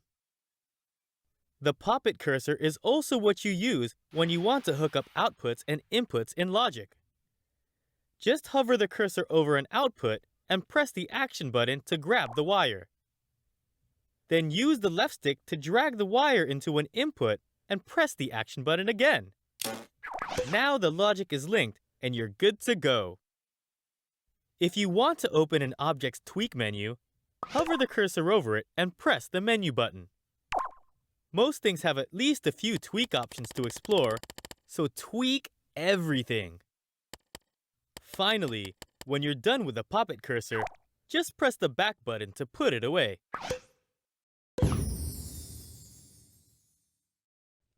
The Poppet power-up allows you to give players create tools in play mode. It's really perfect for creating your own Poppet puzzles or whatever other crazy ideas you might think up. Like other power-ups, it's found in the Creatures and Characters page of your tools bag. The Poppet power-up has lots of tweaks, so dive right in with a menu button. In the Inventory category, you can select which goodies and tools your players have access to in their Poppet. Just open each menu and scroll to whichever item you like. Then, highlight it with the Action button. You can highlight as many objects and tools as you like. Your player will have access to all of them.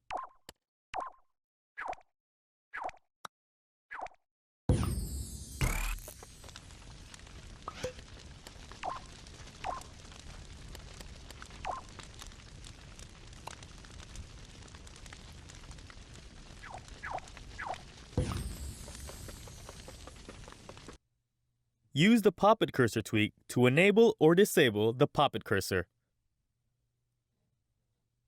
Use the VCR controls tweak to enable or disable things like undo and pause.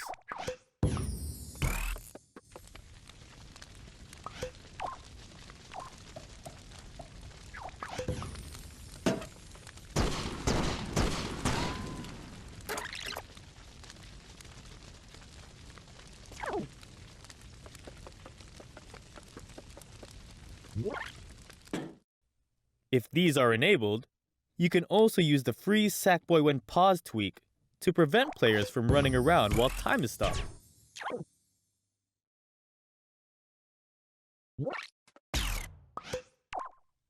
With the Grid Snap tweak, choose between any of the 3 grid sizes, or no grid at all. Set the layer boundaries to restrict the player's Poppet use to certain layers.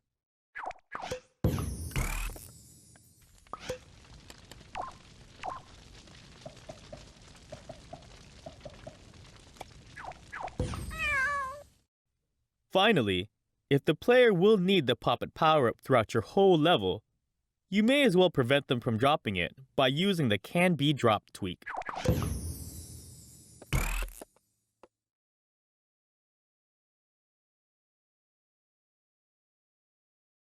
When you need to give your players a power-up, why not try the power-up pedestals? There are two kinds, and you can find both on the Creatures and Characters page of your tools bag. Snatch up one of each, and we'll learn them both. The power-up pedestal is for power-ups your players don't get to keep. Open up its Tweak menu with the menu button and select the Choose Adventure Item option. From here, you'll find the Sackpocket Items page, where you can choose from the ready-made power-ups like the Pumpinator, or whatever crazy contraptions you've devised yourself in the My Sackpocket Items category. You can even capture a new power-up using the Capture Sackpocket Item option. Once you've chosen your desired item, just highlight it and press the Action button. The Can Be Drop tweak controls whether players can unequip the power-up manually. The other pedestal is the Sackpocket pedestal, which is used to place power-ups in your player's sack pocket. It works pretty much the same way. Just select an item from the Sackpocket Items page and you're good to go. You can even toggle the New Item Bubble tweak if you're feeling really fancy. This will display the power-up in a flashy bubble once it's collected. It's just for show. Let's take a look at some of the power-ups available to the Sackboys and Sackgirls of LittleBigPlanet 3. They live in the Creatures and Characters page of your tools bag. First, take out the hook hat.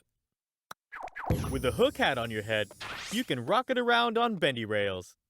Attach to them by holding down the grab button and travel along them with a left stick. Let go of the grab button to drop down, or keep hold of it and press the action button to jump. Next, whip out some boost boots and try them on. To activate them, hold any direction with the left stick and press the grab button. You'll be launched in that direction. You can even boost mid-jump for an instant change in direction. You can only use them once per jump though. They'll only reset once you touch the ground again, unless they've been tweaked to recharge via a tag too. With this option enabled, the boost boots will refresh whenever the player touches a certain tag. While we're here, it's worth noting that each power-up also has the Can Be Drop tweak, which either prevents or allows players from removing the power-up once they've equipped it. Let's quickly finish up by looking at the power-up remover. Any player who touches one of these will have their power-up stripped away, whether it came from a pedestal or the sack pocket.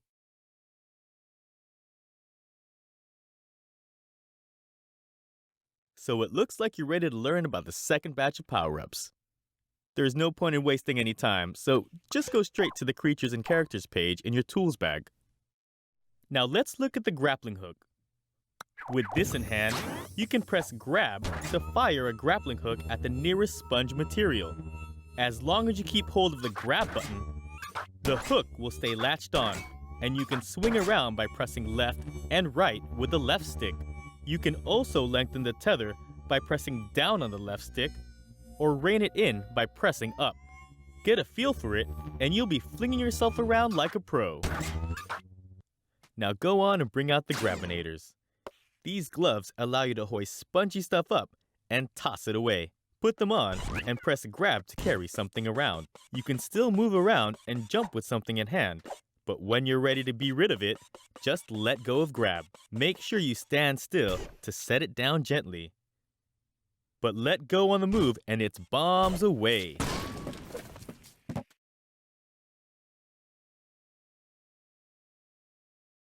Time to learn about the last batch of power-ups. As always, they're on the Creatures and Characters page of your tools bag. First, check out the jetpack. When you're wearing the jetpack, hey, you can fly! Use the left stick to soar in any direction. You can even hold down the action button for a bit of extra speed. You can't fly further than the tether allows though, so if you want some extra range, you'll need to tweak the tether length. It's really simple. If you really need unrestricted flight though, it's the tetherless jetpack you want. This is just like the normal jetpack, but there's no pesky tether. You can pretty much fly anywhere. Finally, the scuba gear gives you the ability to swim for as long as you like. No need to come up for air.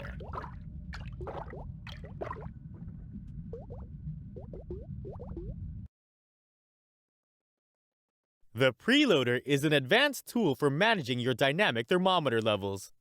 It allows you to use logic or player positioning to tell the game to load an area in your level that it wouldn't otherwise be loading. It's on the Tools page of your Tools bag, so take one out and take a peek at its Tweak menu. The Place Zone option lets you shape a box around the area of your level that the preloader will load. Anything inside the box will be loaded in when the preloader activates. Change it the same way you'd change a camera zone or an emitter zone, and once you've set it up, just press the Action button. Next, check out the Load Type tweak. You have two options, Preload and Full Load. If the zone is preloaded, it's not quite in the game yet, but it's in the queue and ready to go once the players get there. This is helpful when you need the game to know where your players are going, but you don't want it to devote all its resources to loading the area quite yet. Conversely, a full load does it all. The area is fully loaded right then and there. This can be useful, but always be mindful of not telling a dynamic thermometer level to load too much at once. If your preloader is going to be triggered by player proximity, set up the trigger zone in the Trigger category, and change whether it requires all players in the Behavior category. You can ignore these tweaks if your preloader is triggered by logic instead. Finally, you may have noticed that the preloader has an output. This will start giving a signal once the preloader has loaded its designated area so that you can delay logic until the area is ready to go.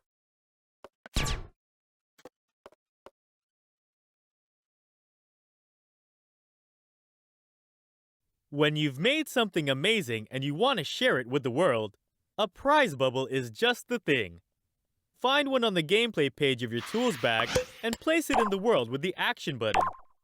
Before it's filled, a prize bubble is basically just a big score bubble. It's even worth 50 points. To give it a prize, enter its tweak menu using the pop-it cursor and the menu button. Make it static if you don't want it to roll away, and then move down to the prize tweak. Press the Action button to open up your My Objects and My Stickers pages. From here, scroll around until you find the item you want to give away, then just press the Action button again. Your prize bubble is now filled. You can even see it floating inside, waiting to be collected. Activate the Shareable tweak if you want other players to be able to spread your prize around to their friends. Finally, it's worth knowing that when a prize bubble is triggered by logic, it'll behave just as if the activating player had bumped into it personally.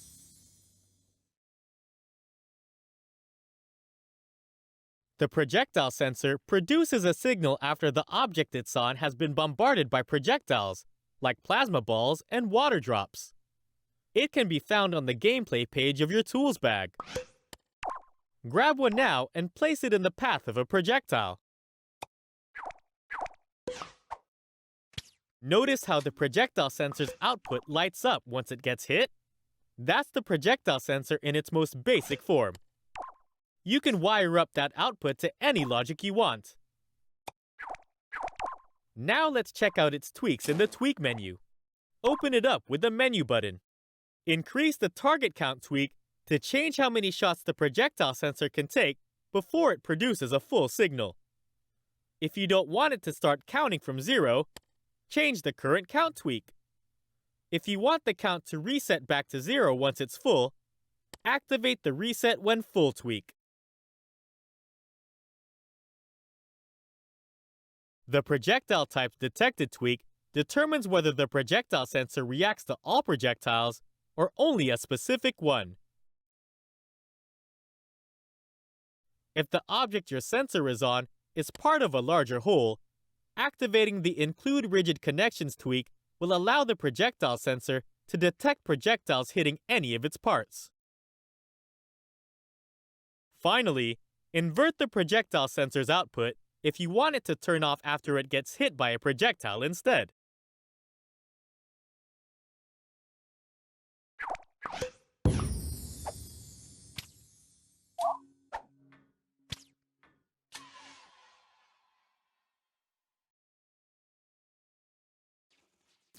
Projectiles are a special kind of object that are automatically destroyed when they touch anything.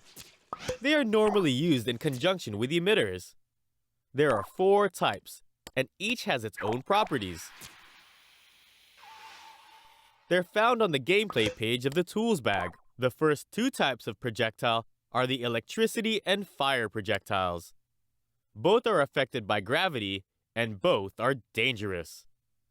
Like their corresponding danger types, electricity projectiles are instantly lethal. But fire projectiles aren't lethal unless you touch 2 of them in quick succession. The plasma projectile is instantly lethal, but it's not affected by gravity. The water projectile is a harmless water droplet. It is affected by gravity. Finally, the missile projectile rockets forward and explodes upon strike.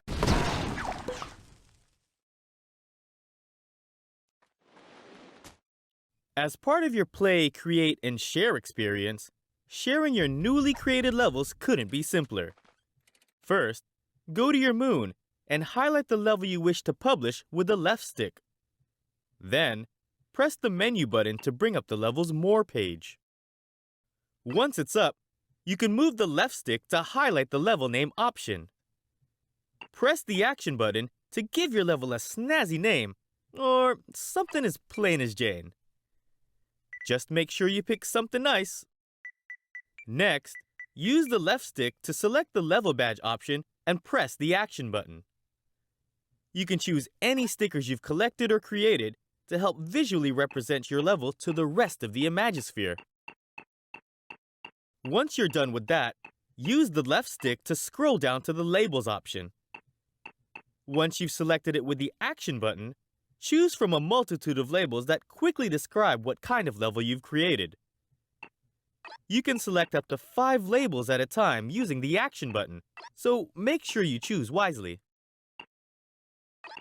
If you need to be a bit more descriptive, select the Level Description option with the Action button to let people know what it's about, how you got the idea, and then some. There are even more options you can add to your level as well. If you set it to be locked, only players who have its level key can play it. If you're feeling generous, you can let other SAC persons copy your masterpiece to their moons if you set it to be copyable. You can even make it a sub-level where your level is invisible to other players and can only be accessed by a level link. Once you're done, just select Publish with the Action button and you'll be sent to your Earth where you can use the left stick to position it anywhere you feel is perfect for your masterpiece. Slap it down with the Action button and your amazing new creation is now a part of LittleBigPlanet history. The quest marker is used to direct your players who use the Organizertron's Guide Me option during your levels. It's on the Tools page of your tools bag, so place one in the world and have a look. Open the quest marker's Tweak menu with the Menu button. From here, you can choose which of your quests it will track. You can even set up quest markers for specific objectives if you like. Once you've set it up, a player who uses the Guide Me option on this quest will be pointed to the quest marker. Be sure you put it somewhere useful. You may have noticed that quest markers have an input. You can use its input to turn it on and off.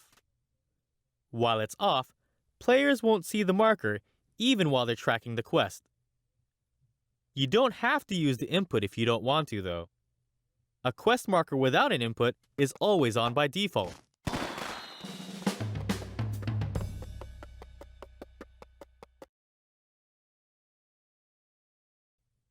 The quest sensor can be used to trigger logic based on a player's progress through your quests. It's in the tools bag, so place one in the world using the left stick and the Action button.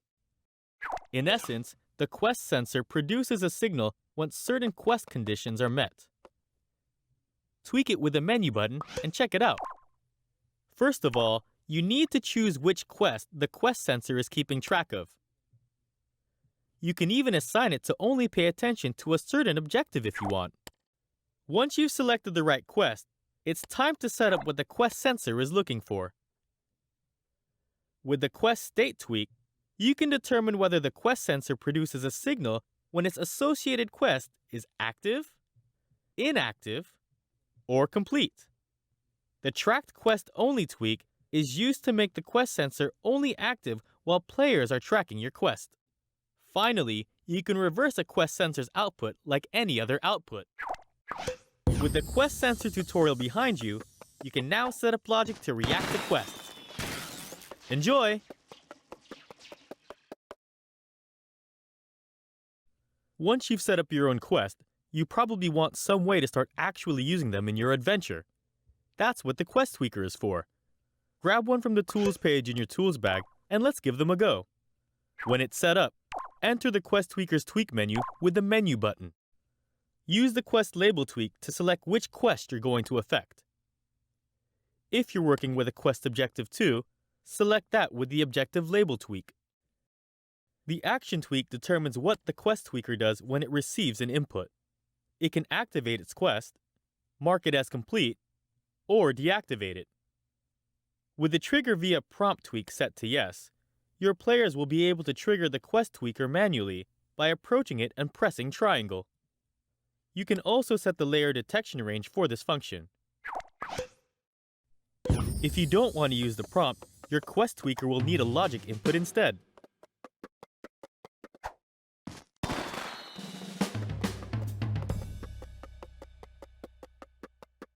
Use race gates to add a fun high-speed challenge to your levels. There are two types, start gates and finish gates. Once a start gate is triggered, your players must reach a finish gate in the allotted time for big score bonuses. You can find them on the gameplay page of your tools bag, so grab one of each and let's examine how they work.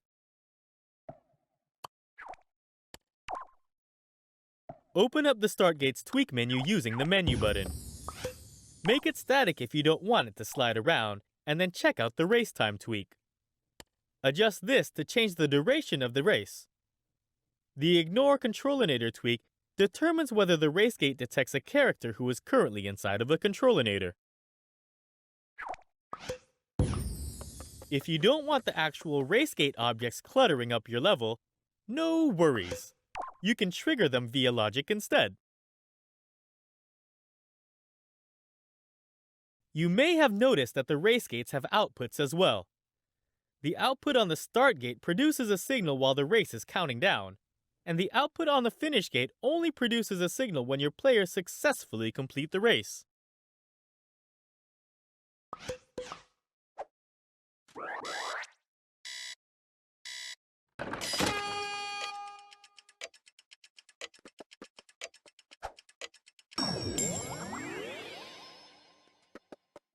Finally, there are also a set of top-down start gates and finish gates. These function identically to the normal ones. The difference is exclusively visual, so use either set as you please.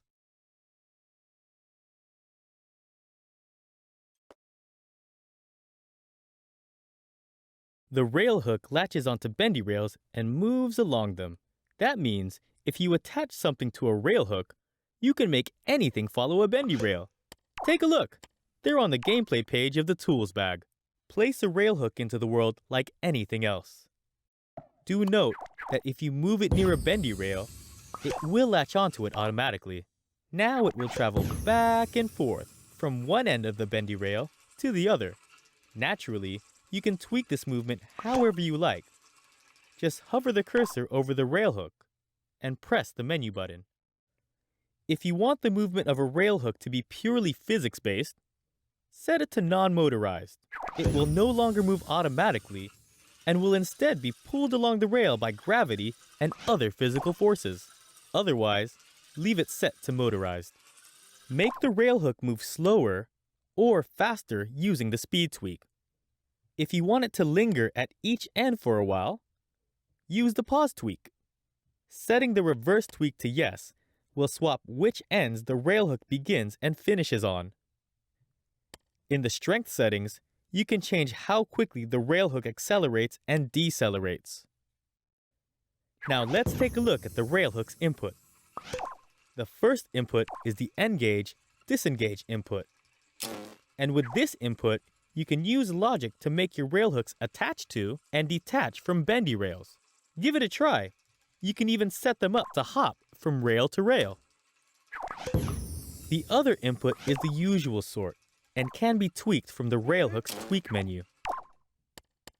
With this input, you can use the logic to turn railhooks on and off, make them move faster or slower, and other helpful tweaks. Finally, you can make railhooks invisible and silent with the visible in play mode and mute tweaks.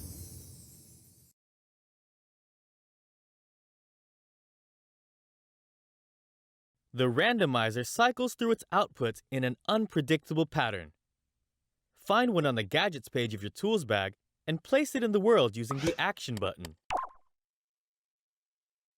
To observe how a randomizer behaves, hook up its output to a pack of lights.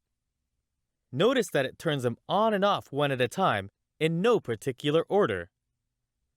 Naturally, this behavior can be altered via the Tweak menu. Open it up using the Menu button. The first tweak you'll see is the Pattern tweak. The one-at-a-time pattern is the default. It turns on one output, then turns it off, then turns on another output. If you want to make sure it doesn't pick the same output twice in a row, use the new Pick Each Time tweak. The Add pattern activates each output one by one without turning them off again. The Add and Reset One Full pattern does the same thing, but starts over again once it's done. Lastly, the Toggle pattern randomly picks an output one at a time and reverses it. If it's on, it turns off, and if it's off, it turns on. The input action changes how the randomizer reacts to logic. You can use logic to simply turn the randomizer on and off, or you can use logic signals to advance the randomizer step by step. In the on-time category, you can set up a minimum and maximum time for the randomizer to leave its outputs activated. These times can be identical if you like, but if they're different, the randomizer will randomly choose durations between the two numbers.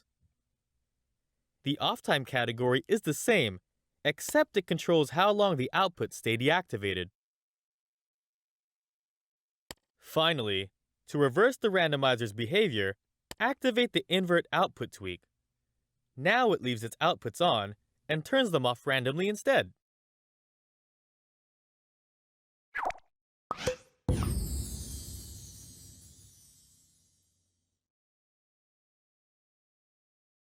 The rocket rotator points its object in the direction it's traveling. You can find them on the Gadgets page of your tools bag, so get one out and place it on an object with the Action button.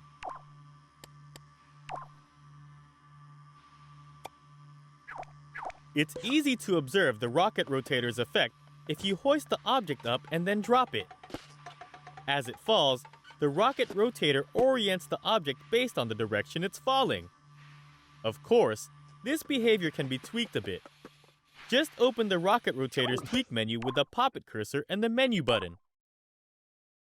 The rotation speed tweak changes how fast the rocket rotator orients its object, and the acceleration tweak determines how hard it tries to reach this speed.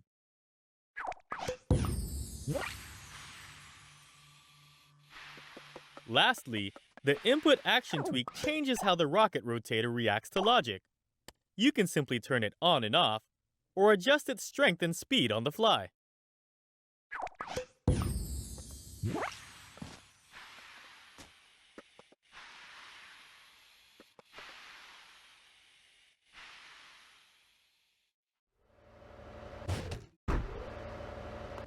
A rod is a connection between two objects that has a set length. Objects connected by a rod cannot move closer to or further from one another. They're on the gameplay page of the tools bag, so navigate to them with the left stick and select them with the Action button. To place a connector, use the left stick to move your pop-it cursor to the surface of an object or material until you see it highlighted, and then press the Action button to place the base. Then move your pop-it cursor to another surface and press the action button to place the other end. Now your two surfaces are connected. To open the rod's tweak menu, hover over it with the pop-it cursor and press the menu button. There are only a few tweaks to learn, so you should be an expert in no time. First of all, you can shorten or lengthen the rod's length using the length tweak. Just change the number with the left and right directional buttons or the left stick. Next, you have the stiff tweak. Set this to yes and the rod will become rigid, never shifting or twisting. Change it to no, and it will instead become looser and floppier. It still won't bend, but it'll still have a lot more to give. Finally, you have the visible in play mode and mute tweaks to determine whether a rod can be seen or heard by your players. Want to make your decoration spin around? Why not try the rotating disc? You can find it on the Creatures and Characters page of your tools bag, so grab one now and place it in the world with the action button. Find a decoration you want to make twirly and stick it to a rotating disc. Then just open the rotating disc's tweak menu using the menu button and turn up the speed. Whee! There it goes. The decoration is spinning around like mad.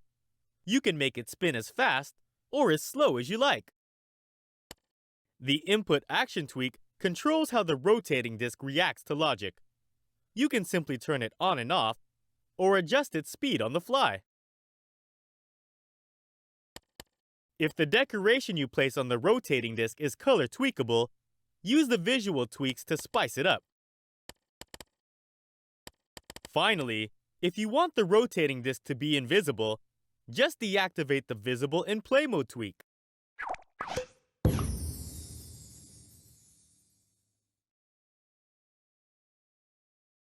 The rotation sensor produces a signal when the object it's placed on is spinning. Grab one from the Gadgets page of your tools bag and put it on something swirly with the action button. See how it lights up? That's because it's spinning. If you put the spinning to a stop, the signal goes away. You can wire the signal to trigger any logic you want. Now check out the rotation sensor's tweak menu by hovering the pop-it cursor over it and pressing the menu button. Change the rotation speed to change how fast the object needs to spin in order for the rotation sensor to activate, and the directions tweak to detect clockwise rotation, anti-clockwise rotation, or both. Finally, you can invert the rotation sensor's output so that it turns on only when the object isn't rotating. A rotator makes the object it's placed on spin. It's simple stuff, so grab one from the Gadgets page of your tools bag and put it on an object using the action button. Whee! The object starts spinning right away. Let's check out its tweak options before it rolls away. Just hover over it with the pop-it cursor and press the menu button. The first tweak is the rotation speed tweak, which determines the speed and the direction of the rotator's rotation. A positive number will rotate the object clockwise, and a negative number will rotate it anti-clockwise. The acceleration and deceleration tweaks determine how hard the rotator tries to reach its top speed.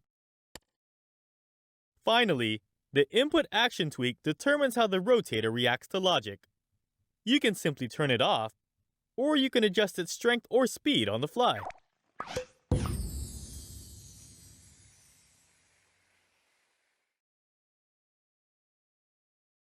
A Sackbot is a customizable sack thing that will behave however you like. You can find them on the Creatures and Characters page of your tools bag. Place one in the world using the left stick and the action button. There it is, alive and ready to learn. Let's give it a tweak or two and tell it what to do. First, let's decide what it looks like. A Sackbot can be shaped like any of LittleBigPlanet 3's characters: Sackboy, Oddsock, Toggle, or Swoop. For now, Let's leave this one as Sackboy and give it a costume. A Sackbot can have its own costume, or it can mimic one of the costumes your players are wearing. Let's just give this one a hat. Changing a Sackbot's animation style changes which character it moves like. Just pick one you think looks best. You can give it a silly head size too if you're in the mood, and you can change its facial expressions as well. A Sackbot can be anywhere from mildly cheerful to soul-crushingly sad. It's up to you. Now let's make it move. Tweak its walking speed to make it move slower or faster. By default, a Sackbot will just stand still, so tweak its behavior to make it follow players, run away from them, patrol back and forth, or chase after tags. For extra precise control, you can use the act behavior. This will give you direct control of the Sackbot until you press the back button, and then save everything you did.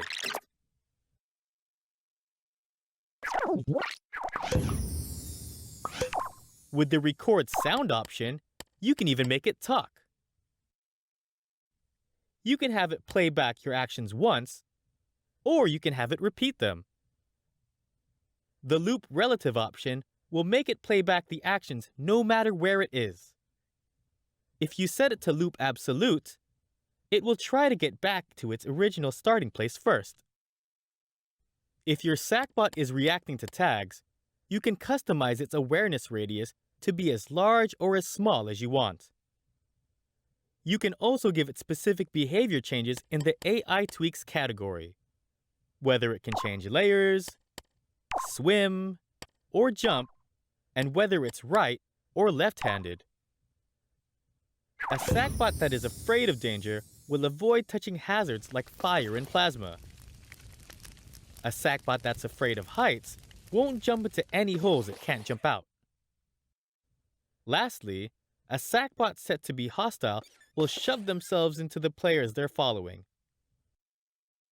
A non-hostile one will stop a polite distance away.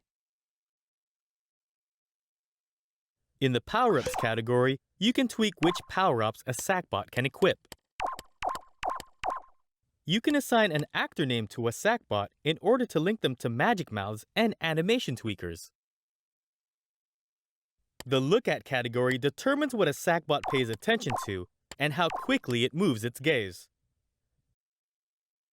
Note that if it's looking at a target tag, that's what it will shoot its power-ups at as well. A Sackbot can now have two different forms. Set it to be a changeling and alternate between its two selves with the change button. Finally, a behavior chip allows you to trigger new behaviors for your Sackbots via logic. They have most of the same options a Sackbot does, so you can swap behaviors on the fly.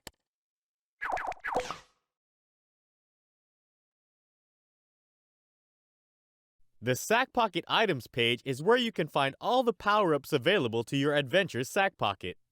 You can find the page in your global stuff. Notice that all the official power-ups are already there for easy access. When you've created your own power-up for an adventure, you need to add it to your Sackpocket Items page. Let's take a look in your global stuff. First things first, you need to capture your power-up using the Capture Sackpocket Item option in the Functions category. Now use the left and right sticks to shape a box around your power-up and press the Action button to capture it. Congratulations! You've added a power-up to your adventure. It will appear automatically in the Sackpocket Items tab. Any good power-up deserves a catchy name, so press the Menu button to bring up your power-ups menu and change the generic name into something with a little more pizzazz. You should also consider changing the power-up's description to let your players know what it does.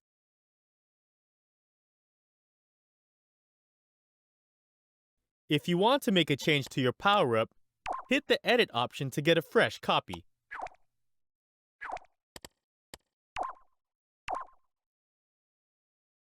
Once you've worked your magic, you'll need to recapture it from its menu. This will refresh every reference to your item throughout your adventure automatically. You don't need to redo it at all. To test out your power-up, just hit the Equip option and play around with it. And finally, if you decide it needs to go for good, you can delete the power-up too.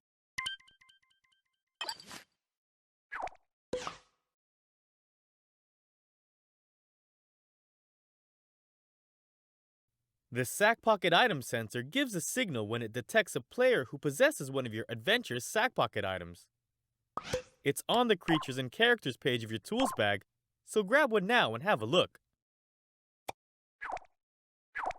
The first thing you'll need to do is pick which item the Sackpocket item sensor is looking for. Tweak the sensor using the menu button, highlight the Choose Adventure Item tweak, and press the Action button. Here, you'll see all the usual power-ups, plus any other items you've created yourself. Highlight your favorite and press the Action button.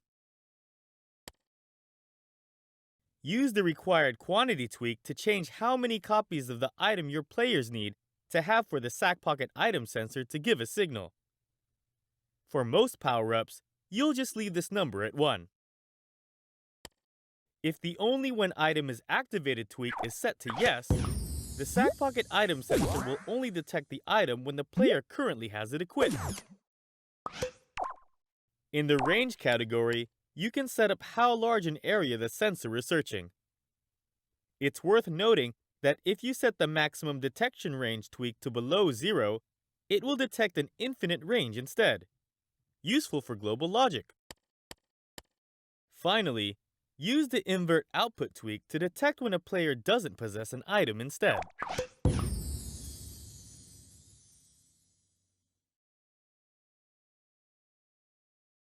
The Sackpocket tweaker is used to give players items or take them away. It's on the Creatures and Characters page of your tools bag, so place one down and let's get started. First, you'll need to give the Sackpocket tweaker an input, otherwise it won't function. For now, let's use a simple button. Next, enter the Sackpocket tweaker's tweak menu using the pop-it cursor and the menu button. You'll want to choose an item if you want anything to happen, of course.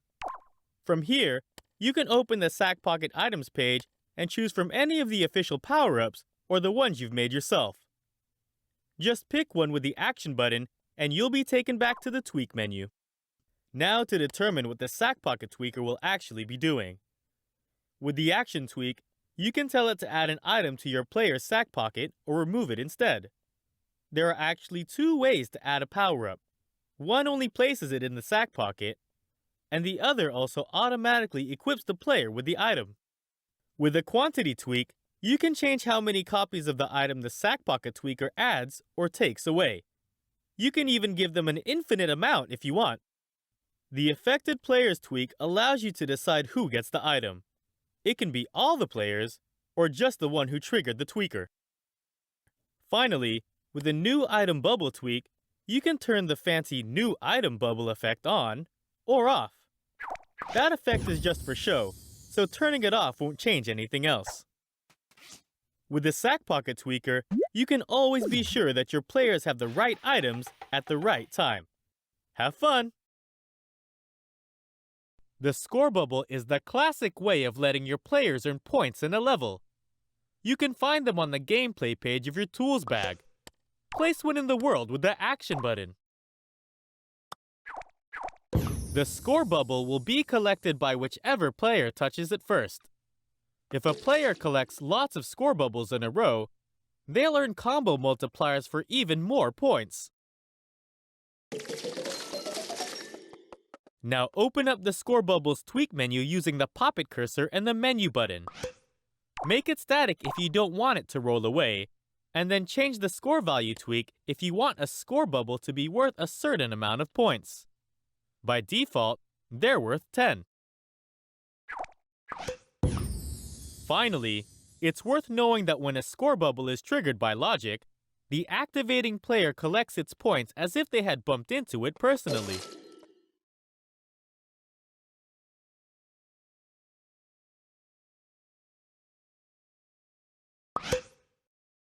The score giver is used to award players with points or collectibles via logic. It lives on the gameplay page of your tools bag, so grab one and place it into the world now. Attach a button to it too. It won't do anything without an input. Jump on the button a few times. Each time you do, you'll be awarded 10 points. Of course, this behavior can be changed. Use the pop-it cursor and the menu button to open the score giver's tweak menu. With the currency tweak, you can change whether the score giver awards points or collectibles. The score tweak controls the number of points or collectibles awarded. The scorer tweak changes whether the points are given only to the player who triggered the score giver, or if they're given to everyone. With the input action, you can change how the score giver reacts to logic, whether it triggers once per input, or over and over again and such.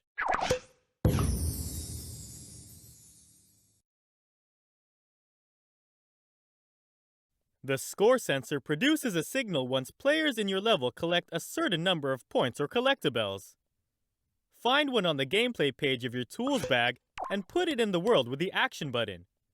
Then press the menu button to open the score sensor's tweak menu. Use the currency tweak to change whether the score sensor is looking for score or collectibles. Then choose an amount using the target score tweak. Now when your players reach the score or collectible total, the score sensor will produce a signal that you can use to trigger any logic you like. You can also invert the score sensor's output so that it turns off once your players reach the target score. Whether it's part of a larger adventure or just a one-off, every level ends eventually. The scoreboard is a classic way to finish a level off. Take a look. Like most objects, the scoreboard can be static or dynamic. Let's make sure this stays in place by setting this one to be static. Now on to the fun stuff. Gifts. You can fill a scoreboard with 3 prize bubbles per category. The categories are as follows. First, the level complete gifts. Everyone who finishes a level gets these. Second, the ace level gifts. If a player beats your level without any gruesome hiccups, they'll earn this lot. And lastly, the collected all gifts. These are for players who have found all the other prizes in your level. The shareable tweak determines whether your players can give share prizes with other players. If you want them to be able to share, select yes. If you want them to keep the prizes to themselves, select no. If you have nothing to give away, that's fine. You don't need to put any gifts into a scoreboard for it to function. The leveling options control where your player winds up after they trigger the scoreboard. If your level's a one-off, you can ignore this. Players will just wind up safe in their pods. But if you want them to move on to the next chapter in your roaring saga, just choose the relevant level from the list. If your scoreboard is meant to unlock another one of your levels, you can set it up in the Unlock Level menu. Note that this will open the level for your players, but it won't necessarily send them straight there. If you've labeled multiple start points in the level, you can choose the right label from the list below the link. Finally, you can tweak the visuals of the scoreboard to better match its environment. Feel free to add stickers and decorations too.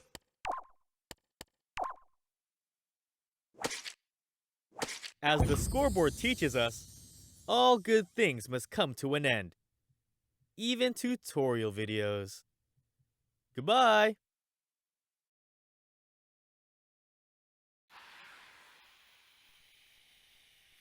A selector has multiple outputs, only one of which can be active at a time. Find one on the Gadgets page of your tools bag and place it in the world with the Action button. By default, a selector's first output is active. However, if you attach a button to its third input and push it, the first output will turn off and the third one will activate instead. If you then attach the button to the second input and push it, the same thing happens. and you're left with just a second input active. If you attach the button to the cycle input at the bottom and push it a few times, you'll notice that it cycles from one input to the next, round and round. Now open up the selector's tweak menu with the menu button. From here, you can increase or decrease the number of outputs the selector has, as well as change which output is active to start. Finally, you can invert the selector's output. Now only one output will be inactive at a time instead.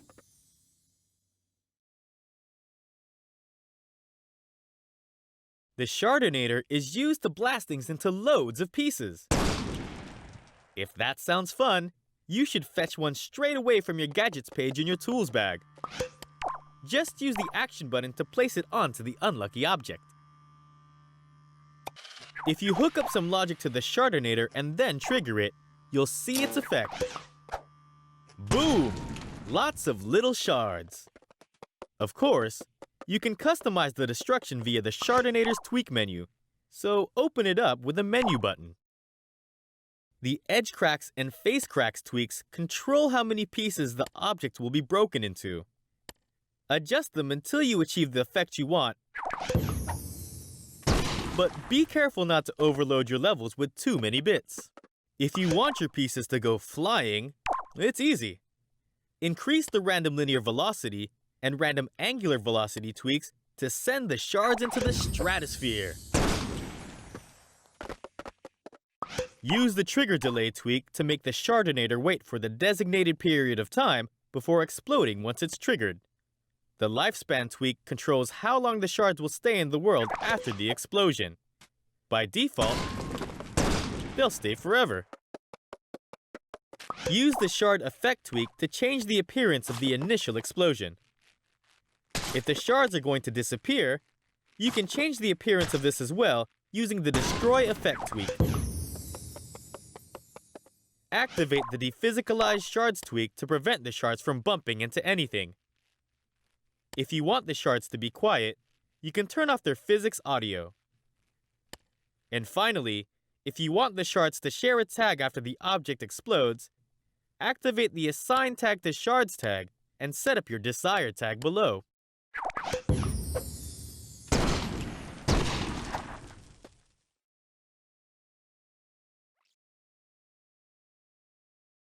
The shop stall outputs a signal after the player pays its cost in collectibles or score.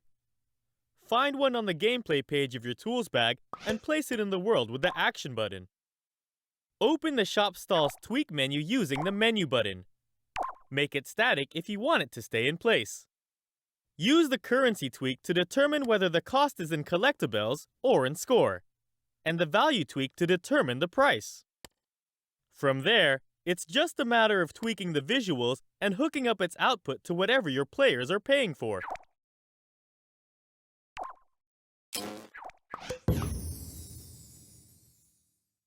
The Slice and Dice tool allows you to carve up your materials into separate shapes. You can find it on the Tools page of your tools bag, so take it out and let's carve some stuff. With the Slice and Dice tool selected, use the left stick to navigate the cursor to the material you want to affect. Highlight it by hovering over it and press the action button to select it. If you change your mind, you can deselect the material with the back button.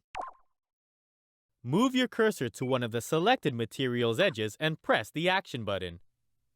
Move the left stick again and you'll see a line stretching from the edge to your cursor. This is the line the Slice and Dice tool will carve. Just stretch the line from one edge to another and press the action button to make your cut. If you want a more complicated cut, you can press the action button mid-shape to make a corner and start a new line. Just be sure to finish by pressing the action button on an edge. You can even end on the same edge you started on if you want. When you're done carving, deselect the shape with the back button. Now the material is split in two pieces that are glued together. Amazing!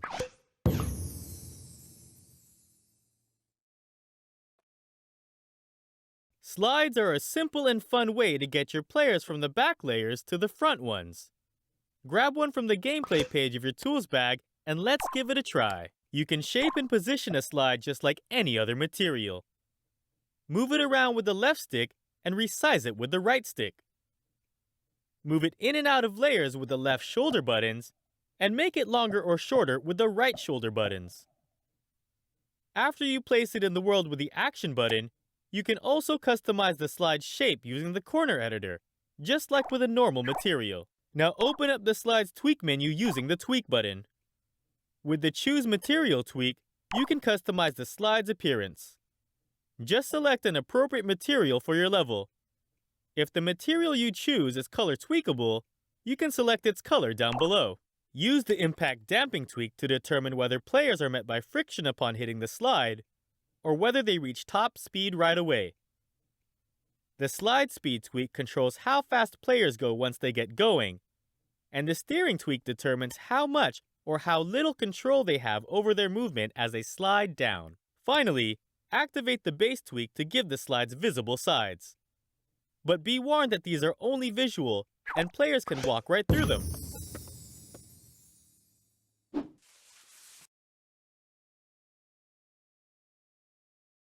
The Smoke Machine is a simple tool that fills your levels with atmospheric smoke. Grab one from the Gadgets page of your tools bag, then place it onto something with the Action button. And there you go! The smoke comes rolling out. The smoke has no effect on the players or the level. It's just for show. Of course, you can change how it looks. Open up the Smoke Machine's Tweak menu with the Menu button. Adjust the left-right speed and up-down speed tweaks to change which direction the smoke emits from the Smoke Machine. Make the smoke bigger or smaller using the Smoke Size tweak. You can change the color and brightness of the smoke too.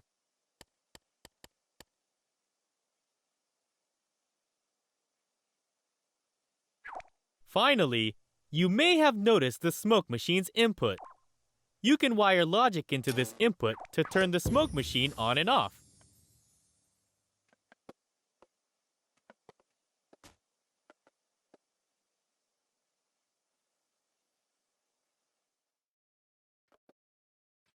The snapshot camera is on the Tools page of your tools bag.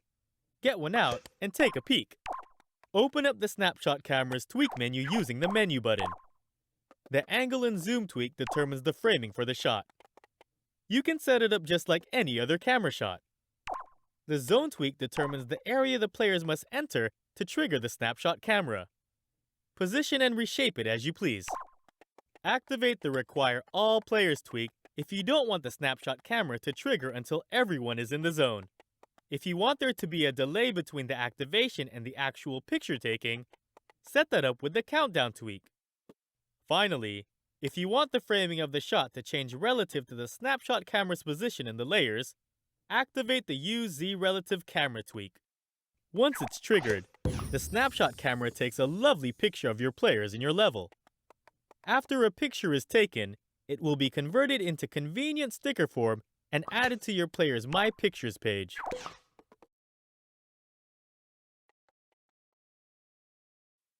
The Sound object is the way to fill your levels with noise. You can find it on the Music page of your tools bag. Put one in the world with the Action button and let's have a go. By default, a sound object is triggered by player proximity. Just wander over it a few times to hear it go off. Naturally, there are lots of tweaks and noises to choose from. Open up the Sound Object's tweak menu using the Menu button. First, open up the Choose Sound option with the Action button. From here, you can choose a sound category on the left side of the menu. Scroll through the categories to see their available noises on the right. You may notice that some noises have asterisks by their names. This signifies that the noise is a nice, steady, perpetual noise rather than a one-off. Once you see a noise you like, just select it with the Action button and back out of the menu with the Back button. The Trigger Mode tweak determines when the sound plays. It can be played when the player is nearby, when things bump into the object it's on, or when the object it's on is created or destroyed. You can also use logic to trigger a sound object. If you do, you can change how it reacts to an input with the Input Action Tweak. The Volume Tweak controls how loud the noise is, and the Sound Modifier Tweak lets you play it at higher or lower pitches. Activate the Position Sound Tweak if you want the sound to play based on its location in the world, or keep it off if you just want the sound to play at full volume no matter where it is. Finally, you may have noticed that the sound object has another input. You can use this to adjust the sound's pitch on the fly using logic.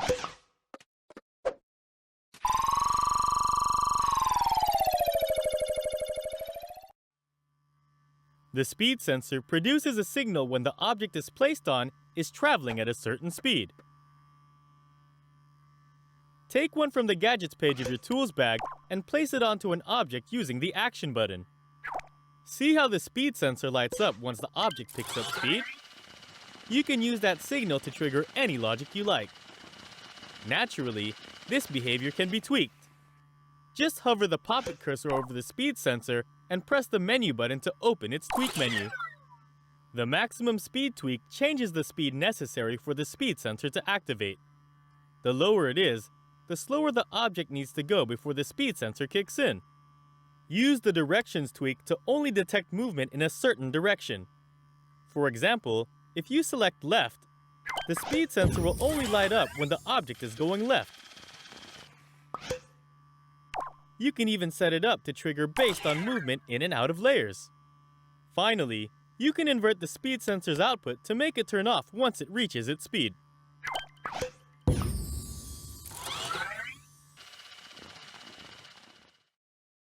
Spikes are a classic means of filling your levels with deadliness. Touching a set of spikes means death for most sack things.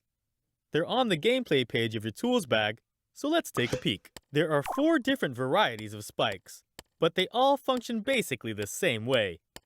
Touch them, and you're done. The differences are primarily visual, so pick your favorite and place it into the world using the Action button. If you want the spikes to stay put, you can set them to be static. But if they'll be moving around, they should stay dynamic. Other than that, spikes are pretty simple, so you know all you need to know to set traps for hapless players.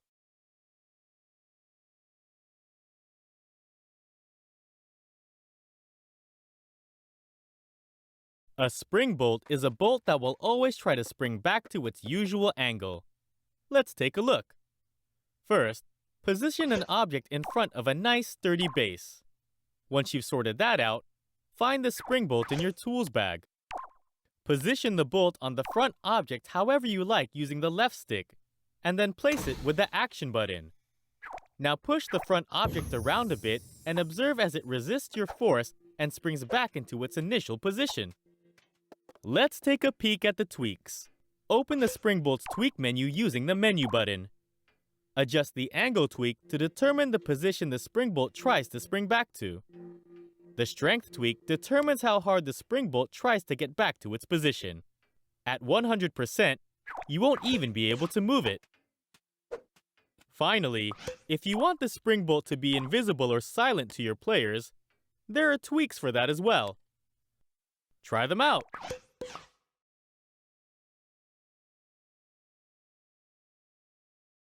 A spring is a connection between 2 objects that will always try to bounce back to its base length. They're on the gameplay page of the tools bag, so navigate to them with the left stick and select them with the Action button. To place a connector, use the left stick to move your poppet cursor to the surface of an object or material until you see it highlighted, and then press the Action button to place the base. Then move your poppet cursor to another surface and press the Action button to place the other end. Now your 2 surfaces are connected.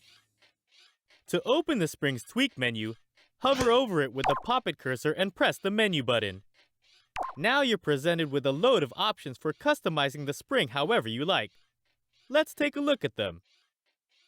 First, you can shorten or lengthen the spring's base length using the length tweak.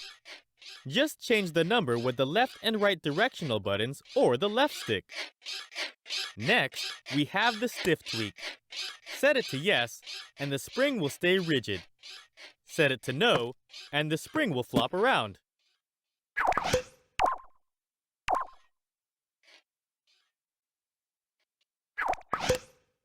The strength tweak changes how hard the spring tries to bounce back to its base length. Keep it high, and the spring will snap back into place with forceful speed. Make it low, and it'll lazily slide back into place as long as it's not met with any resistance. Finally, use the visible in play mode and mute tweaks to determine whether a spring can be seen or heard by your players.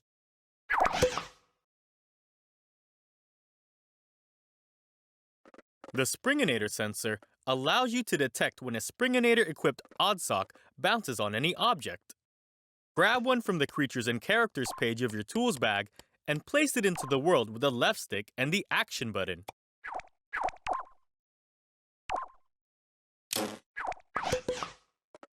See how it activates when the Springinator impacts the box? This is the basic behavior, but of course, we can tweak it. Use the pop-it cursor and the menu button to open its tweak menu. If you have an object with lots of pieces all glued together, you might want to set Include Rigid Connections to yes. This will ensure the Springinator sensor detects impacts on all of its parts, rather than just the bit you placed it on. You can also invert the output so it only produces a signal when it's not getting bounced on. Finally, if you want to fine-tune which part of the surface you want the sensor to detect from, modify the angle range. Only spring bounces that strike within the range will count.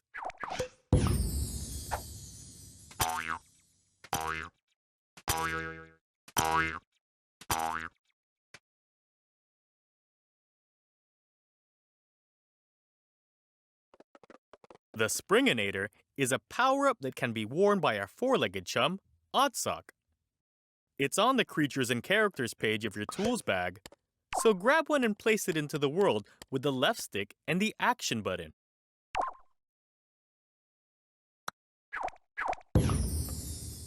Simply run over the Springinator pedestal as Oddsock, and behold, you now have a stylish, bouncy behind.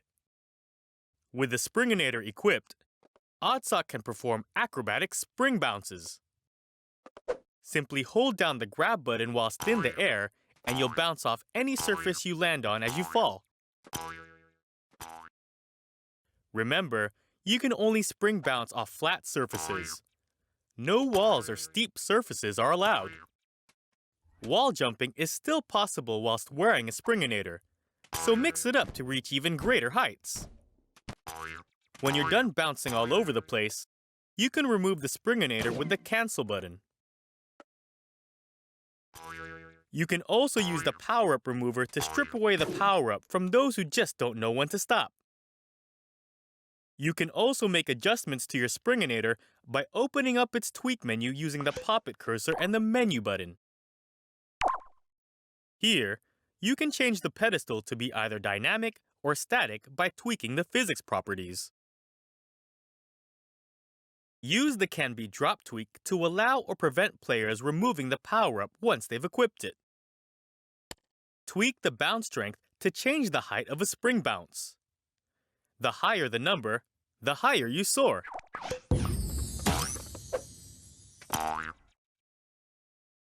Lastly, you can tweak the impact strength to change how much force the spring bounce sends into the surface below it. Your bounces can be as light as a feather,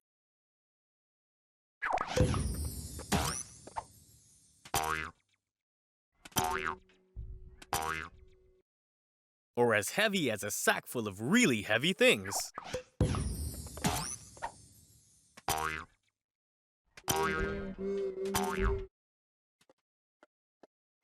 The state sensor outputs a signal when it detects certain characters performing actions. For example, it could output a signal whenever Oddsock jumps, or whenever Small Toggle grabs something.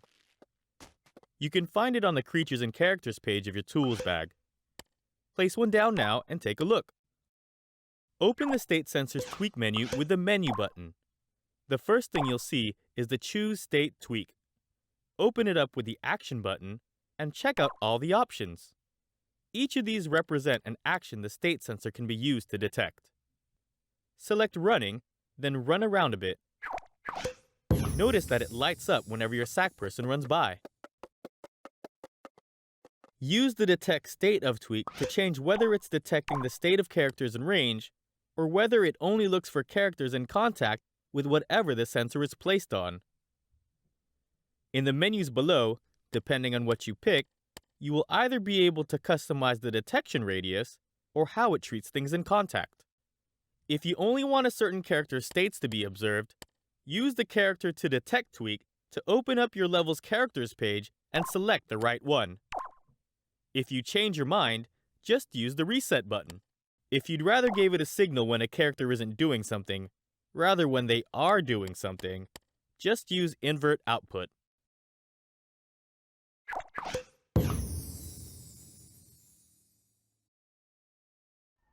Finally, if you place the state sensor directly onto a character or onto a broadcast microchip, it will gain a new option, Sense Owner Only. With this activated, the state sensor will only ever detect what the character it's been placed on is up to. Handy stuff. The sticker cutter is a handy shortcut for slicing up materials to match the outline of a sticker. To try it out, just put a sticker onto some material and then grab the sticker cutter from the Tools page of your Tools bag. With the sticker cutter selected, move the cursor to hover over the material with the left stick, then press the Action button. There you go! The material surrounding the sticker is deleted. It works for materials with multiple stickers too, so go crazy if you like.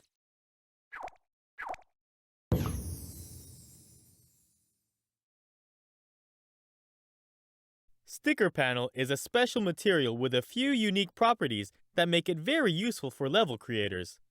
Let's put some down and have a go. The first thing to notice is that sticker panel has no collision, so things will pass right through it. That means it's a handy place to store microchips, emitters, and other pieces of logic. Sticker panel is easily portable and will never get away. You can make it invisible by tweaking its opacity. Your players won't even know it's there. That isn't all it's for, though. It's called sticker panel for a reason. Watch what happens when you slap a sticker onto it. Voila! The sticker takes center stage. The surrounding material becomes invisible in play mode. You can change the appearance of the sticker by tweaking the sticker panel. You can affect the sticker's color, its brightness, and its opacity. Finally, notice that you can have two sets of colors, brightnesses, and opacities. Just set up the sticker panel's color when off options. You can change from one to the other using the sticker panel's input. Just set the input action to on-off, or if you want a nice smooth transition, set it to dimmer. Sticker panel is the perfect material for filling your creations with stickery goodness. Learn to love it.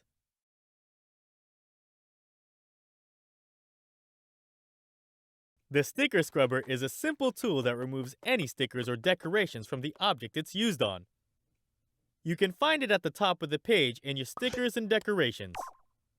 Just select it with the Action button and then use the left stick to point the cursor at an object. Press the Action button again and zap! Any stickers will vanish. Then just head back into your menu with the back button.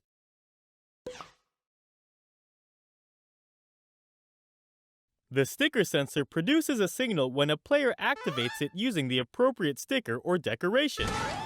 It's on the Creatures and Characters page of your Tools bag, so place one in the world now and take a look.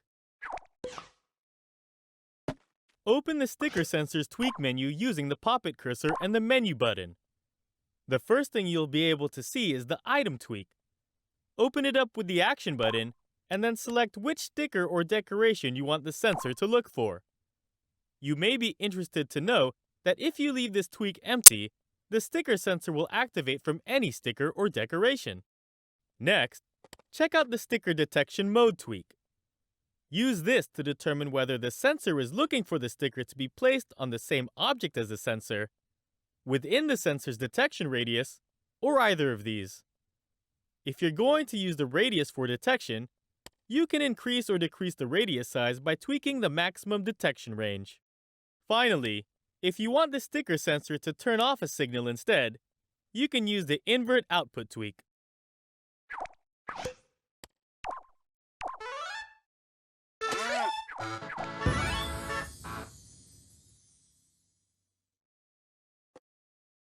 A string is a connection between two objects that has a maximum length, but otherwise allows the two objects to fly and flop around as much as you want them to.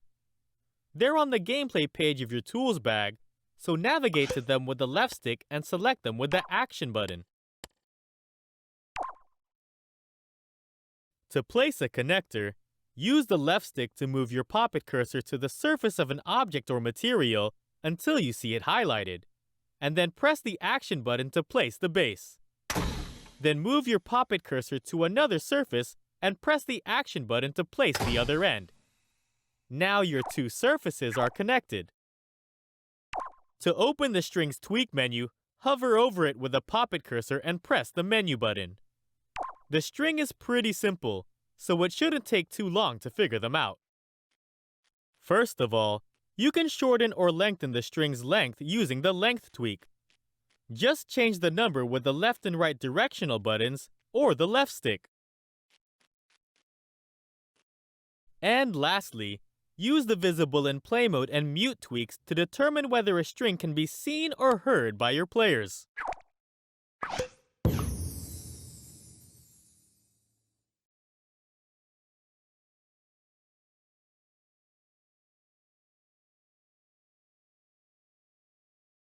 A tag sensor produces a signal when it detects the tag it's looking for. Grab one from the Gadgets page of your tools bag and place it in the world. Grab a tag too, so we can check out how it all works. Observe how the tag sensor lights up when you shove the tag near it, then turns off again when you take the tag away. That's the tag sensor at its very simplest. Naturally, there are plenty more options in the tag sensor's tweak menu. Open it up now using the poppet cursor and the Menu button. In the Range category, there's a whole pack of tweaks for changing the tag sensor's detection radius. This radius determines how close a tag needs to be before the tag sensor notices it, so it's pretty important. You can make the range bigger or smaller, change its angular shape, and change how many layers it can see. You can also tell it whether it can see tags that share its microchip. The Number of Keys Required tweak lets you determine how many tags the tag sensor needs to detect before it produces a signal. The Tag Color and Tag Label tweaks let you set up which tag the tag sensor is looking for. If you invert the tag sensor's output, it will start producing a signal when it isn't detecting a tag instead. The Output Value tweak changes the way the strength of the tag sensor's output is calculated. If you just want the tag sensor to turn on and off, you can ignore this. But if you need analog output values, this is the tweak for you. You can determine the tag sensor's output based on the tag's closeness, the signal strength of the tag itself, or the percentage of tags it can see relative to its required counts. Tricky stuff, but worth playing with. Finally, the Show Radii in Play Mode tweak makes a tag sensor's detection range visible to players. This is especially useful for making your own poppet puzzles.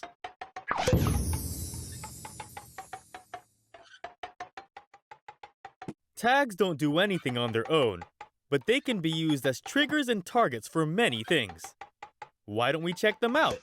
They're on the Gadgets page of your tools bag.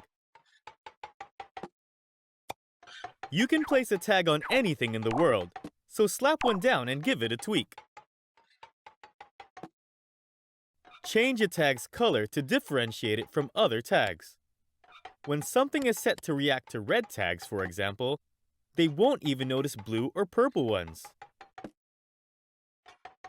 For even more differentiation, you can give your tags labels.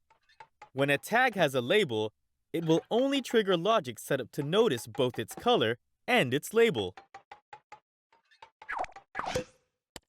Let's take a look at some of the logic that uses tags to better understand how they work.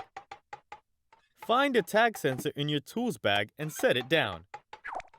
A tag sensor is activated when the tag it's hunting for is in its range. You can change which tag it's looking for in the tag type category. Set it to match your tag and make sure it's in range. There. It's giving an output and will continue doing so as long as it can see its tag. Next, take out an impact sensor and place it down.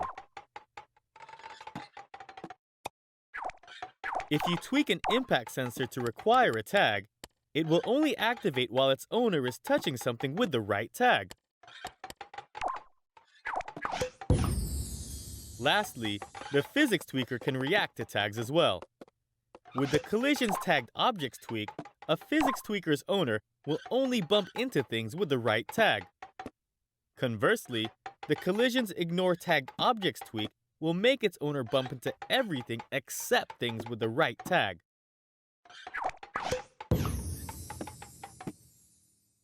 Now you're ready to start using tags in all sorts of clever ways. The Control Anator is a powerful tool that outputs logic signals based on your controller's actions. You can find it on the Gadgets page of your tools bag. Select it and place it in the world with the Action button. Notice that if you jump in and fiddle with the buttons on your controller, the corresponding outputs on the Control Anator will start lighting up. You may have also noticed the output in the middle of the Control Anator light up. This gives a signal when the Control Anator is occupied by a sack thing, so you'll be able to tell when your Control Anators are being used. There are also outputs that react to your controller's orientation in the real world. Use these for levels with motion control. You can exit the Control Anator in Create by pushing in the right stick. Let's take a look at its tweak menu with the pop-it cursor and the menu button. You can give your Control Anator a name if you like. This is just for organization's sake. Helpful for a level with lots of Control Anators. Next, determine whether your Control Anator has remote control functionality. A transmitter will send its outputs to any receivers of the same color. For example, if you have a pack of Sackbots with red receivers on them, a player in a red transmitter can control all of them simultaneously. Also worth noting is the Controlled by Nearest Player option on receivers. With this selected, your player can control a Control Anator without actually needing to be inside of it. If you don't want a player using your Control Anator to have access to their poppet, activate the Disable Poppet Controls tweak. Use the Set Trigger Radius and Layer Range tweaks to determine how close a sack thing needs to be to enter the Control Anator. Activate the Automatically Enter tweak and they'll be forced into the Control Anator as soon as they come in range. Change the Players tweak if you only want your lead player to be able to use the Control Anator. The tweaks in the Display category determine how the Control Anator appears for you in Create. You can open and close the circuit board, and if your Control Anator is at an odd angle, you can stabilize it as well. Finally, the Visuals category.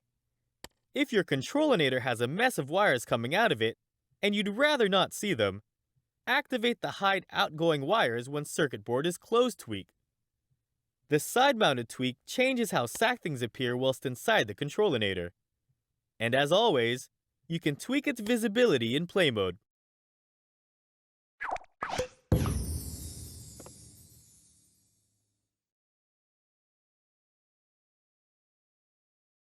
The thruster is used to give your objects a powerful boost. Sending objects flying through your levels is really fun stuff, so let's learn about it right away. Grab a thruster from the gameplay page of your tools bag and then attach it to the side of an object with the left stick and the action button. Then, connect the button to it. Step on the button, and whoosh! The thruster turns on and the object races away. That's the thruster in a nutshell, but of course it can be tweaked. Open up its tweak menu using the pop-it cursor and the menu button. Adjust the acceleration tweak to change the strength of the thruster's effect. The higher it is, the harder the thruster will push. Activate the currently on tweak to set the thruster to be on by default, rather than activated only by logic. If it is activated by logic, you can use the input action tweak to change how it reacts. You can simply turn it on and off, turn it on forever, or adjust its strength on the fly. Finally, if you want the thruster to be silent, you can deactivate the thruster sounds tweak.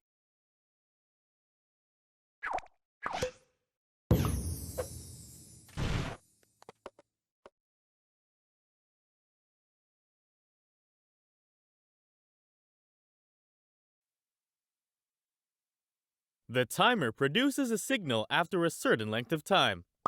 Grab one from the gadgets page of your tools bag and pop it down in the world with the left stick and the action button. There it goes!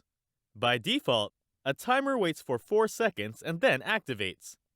Naturally, this can be changed. Let's open the timer's tweak menu with the pop-it cursor and the menu button. Adjust the target time tweak to change how long the timer waits before producing a signal. If you want the timer to start counting somewhere other than 0, you can adjust its current time as well. The input action tweak controls how the timer reacts to logic. You can make it start and stop counting, move it backwards and forwards, make it play backwards, and more. Note that this tweak only applies to the input on the left. The input on the bottom is used to reset the timer back to 0. Finally, you can invert the timer's output to make it turn off after a certain length of time instead.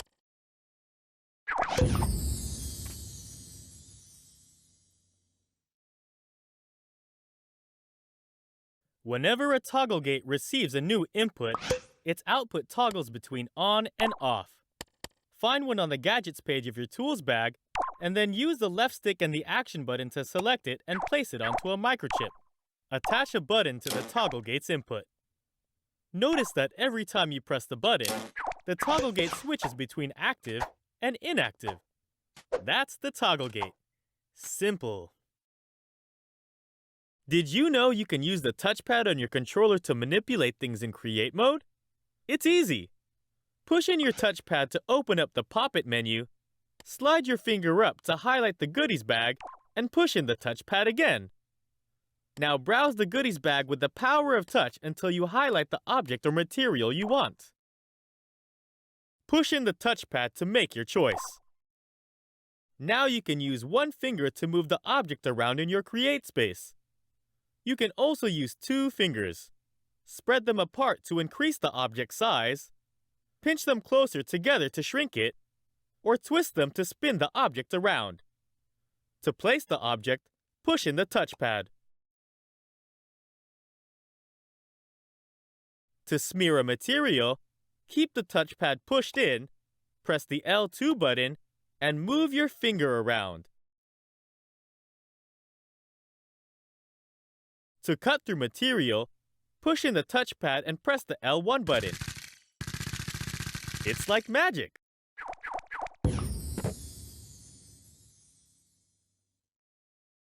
You can create your own custom stickers using the controller and the touchpad. Just select the Paint option in your Stickers and Decorations to find out how. First off, let's learn the basics. Move your finger across the touchpad to move your paint cursor across the canvas. Push down on the touchpad to start painting.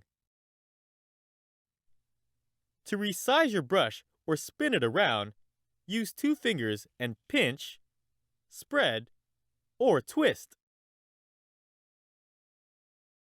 To switch between a normal brush and a scatter brush, press the menu button. If you want a new brush, press the grab button, gesture towards the one you like, and push in the touchpad. To choose a new color, press the back button and gesture towards the color you want, then push in the touchpad. If you want even more colors to choose from, hold down the R2 button while choosing.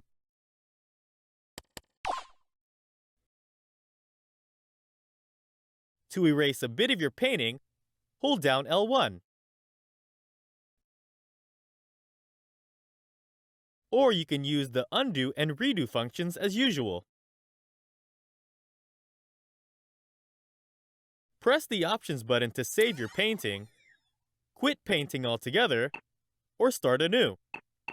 There are also other helpful options to browse. You can even pick another sticker as your background. Finally, when you've saved a beautiful painting and you're ready to share it with the world, you can find it on your My Pictures page.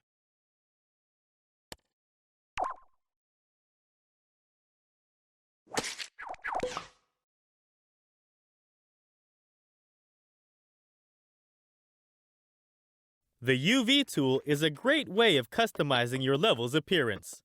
With it, you can alter the positioning and zoom levels of the textures on materials. It sounds more complicated than it actually is, so why not grab it from the Tools page of your Tools bag and just have a try? With the UV tool selected, move the cursor to any material in your level and press the Action button. With that material now selected, you can scroll its texture in any direction using the left stick. Look at it go! Using the right stick, you can spin the texture left or right, or zoom it in and out by pressing up or down.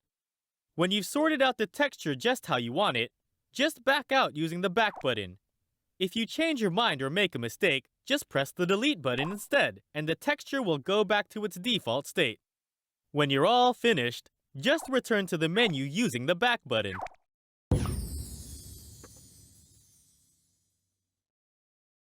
Velociporters are a fun and fast way of teleporting a sack thing from one spot to another.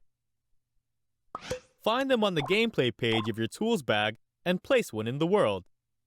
Actually, place 2 of them. They aren't much good unless they're in pairs. Jump into one, pop out the other.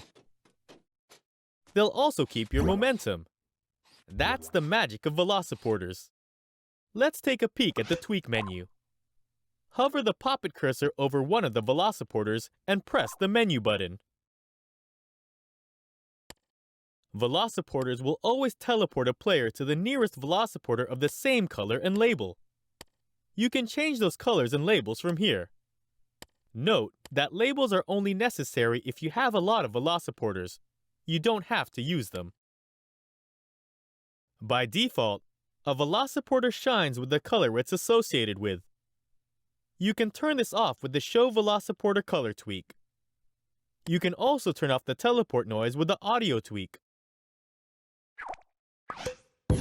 Finally, it's worth noting that you can use logic to turn individual Velociporters on and off. The water sensor outputs a signal when it is submerged in water. It's simple. Grab one from the Gadgets page of your Tools bag and place it in the world with the Action button. Make sure your level has water so you can check out how it works. Observe how the water sensor lights up when you drag it into the water. If you pull it back out of the water, it turns off again.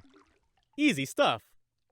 The only other thing to know is that if you invert its output via its Tweak menu, it will turn off when it gets submerged instead.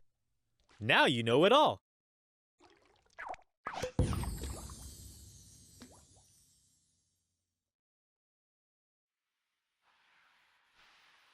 A wave generator produces a signal in a wave back and forth between its minimum signal value to its maximum signal value. It's pretty simple to understand once you see it in action, so grab one from the Gadgets page in your tools bag and slap it down. If you don't already know, now is a good time to learn about signal waveforms and how to observe them. Move your poppet cursor over the wave generator's output using the left stick, then press the R2 button. Now you can see the wave generator's signal output in action, from -100 to 100, and back again, over and over, nice and smooth.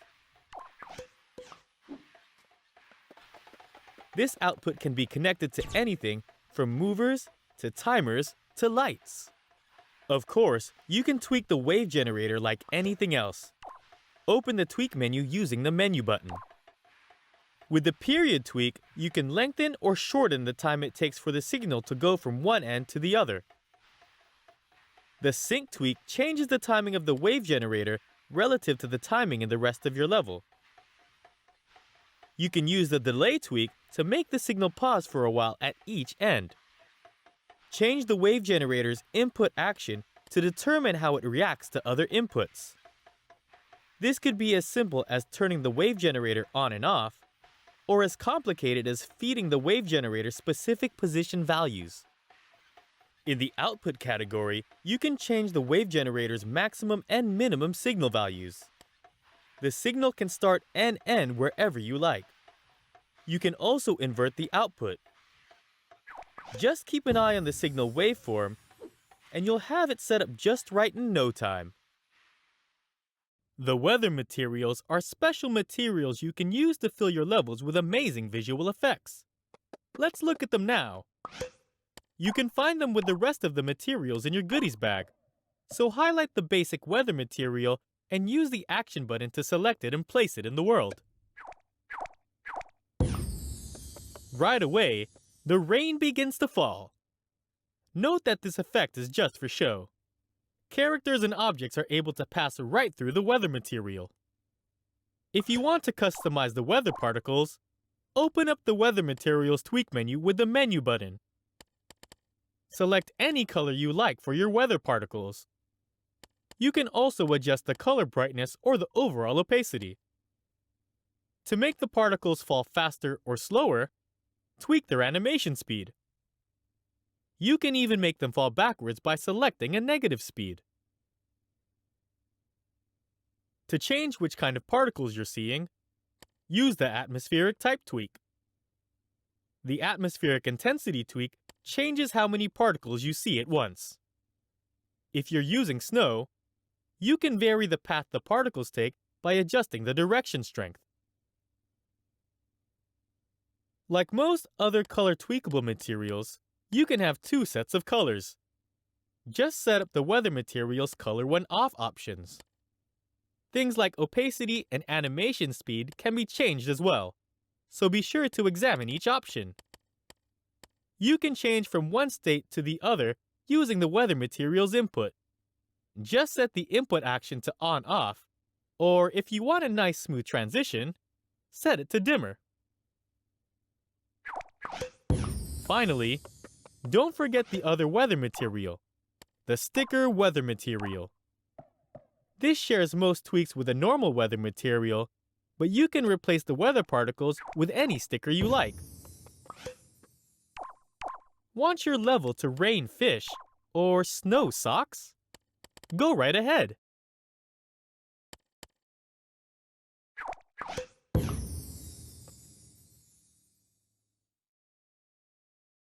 A winch is a string-like connection between two objects that can get longer and shorter. They're on the gameplay page of the tools bag, so navigate to them with the left stick and select them with the action button. To place a connector, use the left stick to move your poppet cursor to the surface of an object or material until you see it highlighted, and then press the action button to place the base. Then move your poppet cursor to another surface and press the action button to place the other end. Now your two surfaces are connected. Notice how the winch contracts and expands, moving the lower object up and down. You can also shove the object around as it moves, because the winch isn't stiff. Let's tweak the winch by moving the poppet cursor over it and pressing the menu button. The first tweak you'll see is the maximum length tweak, which controls how long the winch can get. Similarly, the minimum length tweak sets up the winch when it's at its shortest. Adjust the time tweak to change how long it takes for the winch to stretch from its minimum to its maximum length and back. If you want it to pause for a while at each end, use the pause tweak. To sync its timing relative to the rest of the timing in your level, use the sync tweak. The strength tweak controls how hard the winch tries to pull when it's met with resistance. At 0%, it won't even move at all. That lazy thing. The input action controls how the winch reacts to logic. You can use logic to simply turn it on and off, move it in one direction or the other, adjust its speed on the fly, and more. If you want it to pull up really fast in one direction or the other, use the flipper type tweak. Use the reverse tweak to swap what the winch considers its beginning and ending motion. Use the visible in play mode and mute tweaks to determine whether a winch can be seen or heard by your players. Finally, you may have noticed that the winch has an output. This produces a signal value equivalent to the winch's progression type through its movement cycle, so you can wire it up to whatever you like.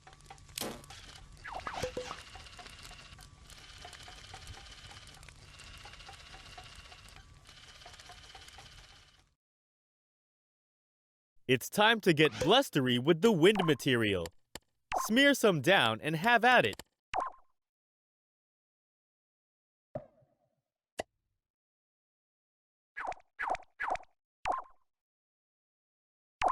You can customize your wind to be whatever color, brightness, and opacity you like.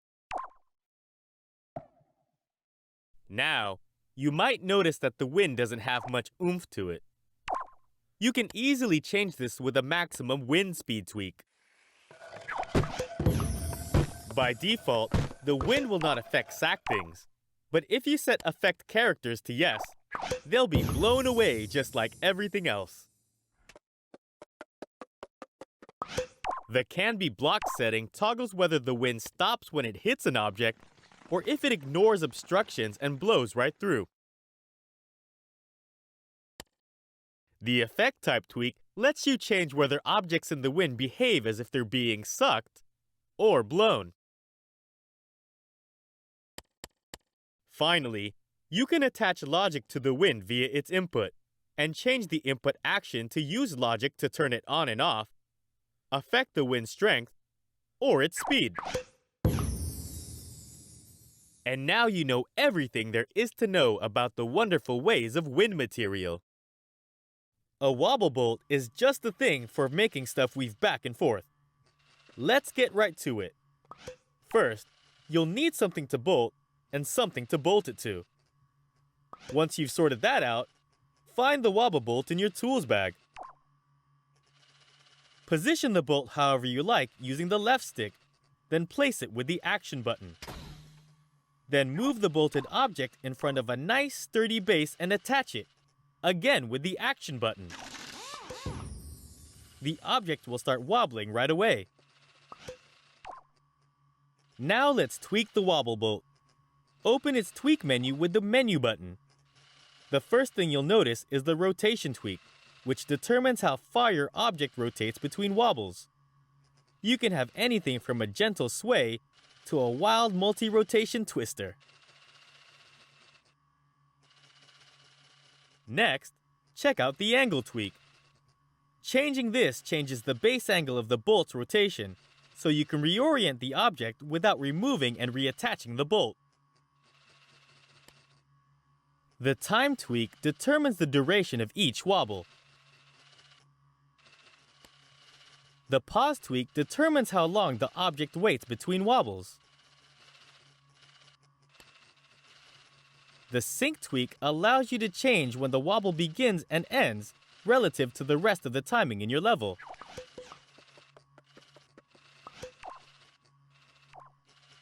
The strength tweak controls the force behind each wobble. The lower it is, the more the bolt is affected by outside forces.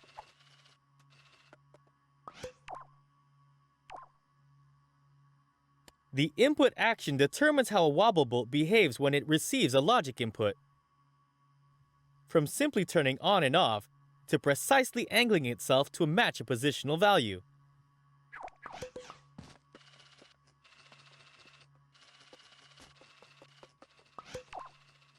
If you want the wobble bolt to fling itself quickly in one direction or the other, use the flipper type tweak.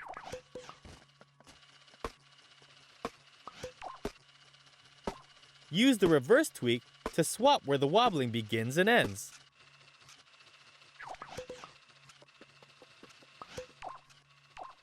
The visuals tweak determines whether the wobble bolt can be seen while your level is being played, and the mute tweak determines whether it makes any noise. Finally, a wobble bolt's output produces a signal relative to its progression through its wobble cycle.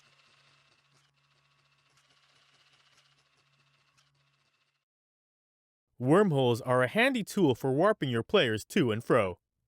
They're found on the gameplay page of your tools bag, so grab a pair of them now and place them in the world using the Action button. Wormholes have two inputs, one to trigger them, and another to turn them on and off. Using the Poppet cursor, hook up one wormhole's output to the other wormhole's trigger input. Enter the second wormhole's tweak menus using the Menu button. You can make it static if you don't want it to roll around. Then, take a look at the type tweak. By default, wormholes are set to be entrances, so change this one to be an exit instead. Now step in front of the entrance wormhole and activate it. Pop! Out you come, right out of the exit. If you don't want your players to enter the wormholes manually, you can activate an entrance wormhole with logic instead. If you only want your lead player to teleport, just use the entrance wormhole's players tweak. If you want players to be able to go back and forth between your wormholes, change both their types to two-way and hook them up to each other. Simple. Finally, if you don't want the wormholes to make their crazy noises, you can quiet them down with their wormhole sounds tweak.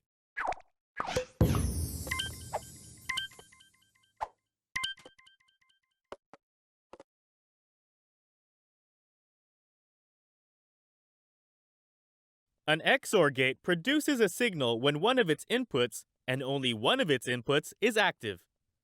Find one on the Gadgets page of your tools bag, and then use the left stick and the Action button to select it and place it onto a microchip. Attach a switch to each of the XOR gate's inputs. Notice that when you activate one switch, the XOR gate lights up and produces a signal. But when you activate the other one, the XOR gate shuts down. Now hover your Poppet cursor over the XOR gate and press the Menu button to open its tweak menu. From here, you can add more ports using the Number of Ports tweak. However, the XOR gate only produces a signal when it has a single input, no matter how many ports it has. Finally, use the Invert Output tweak to reverse the XOR gate signal. It will only turn off when it has a single input.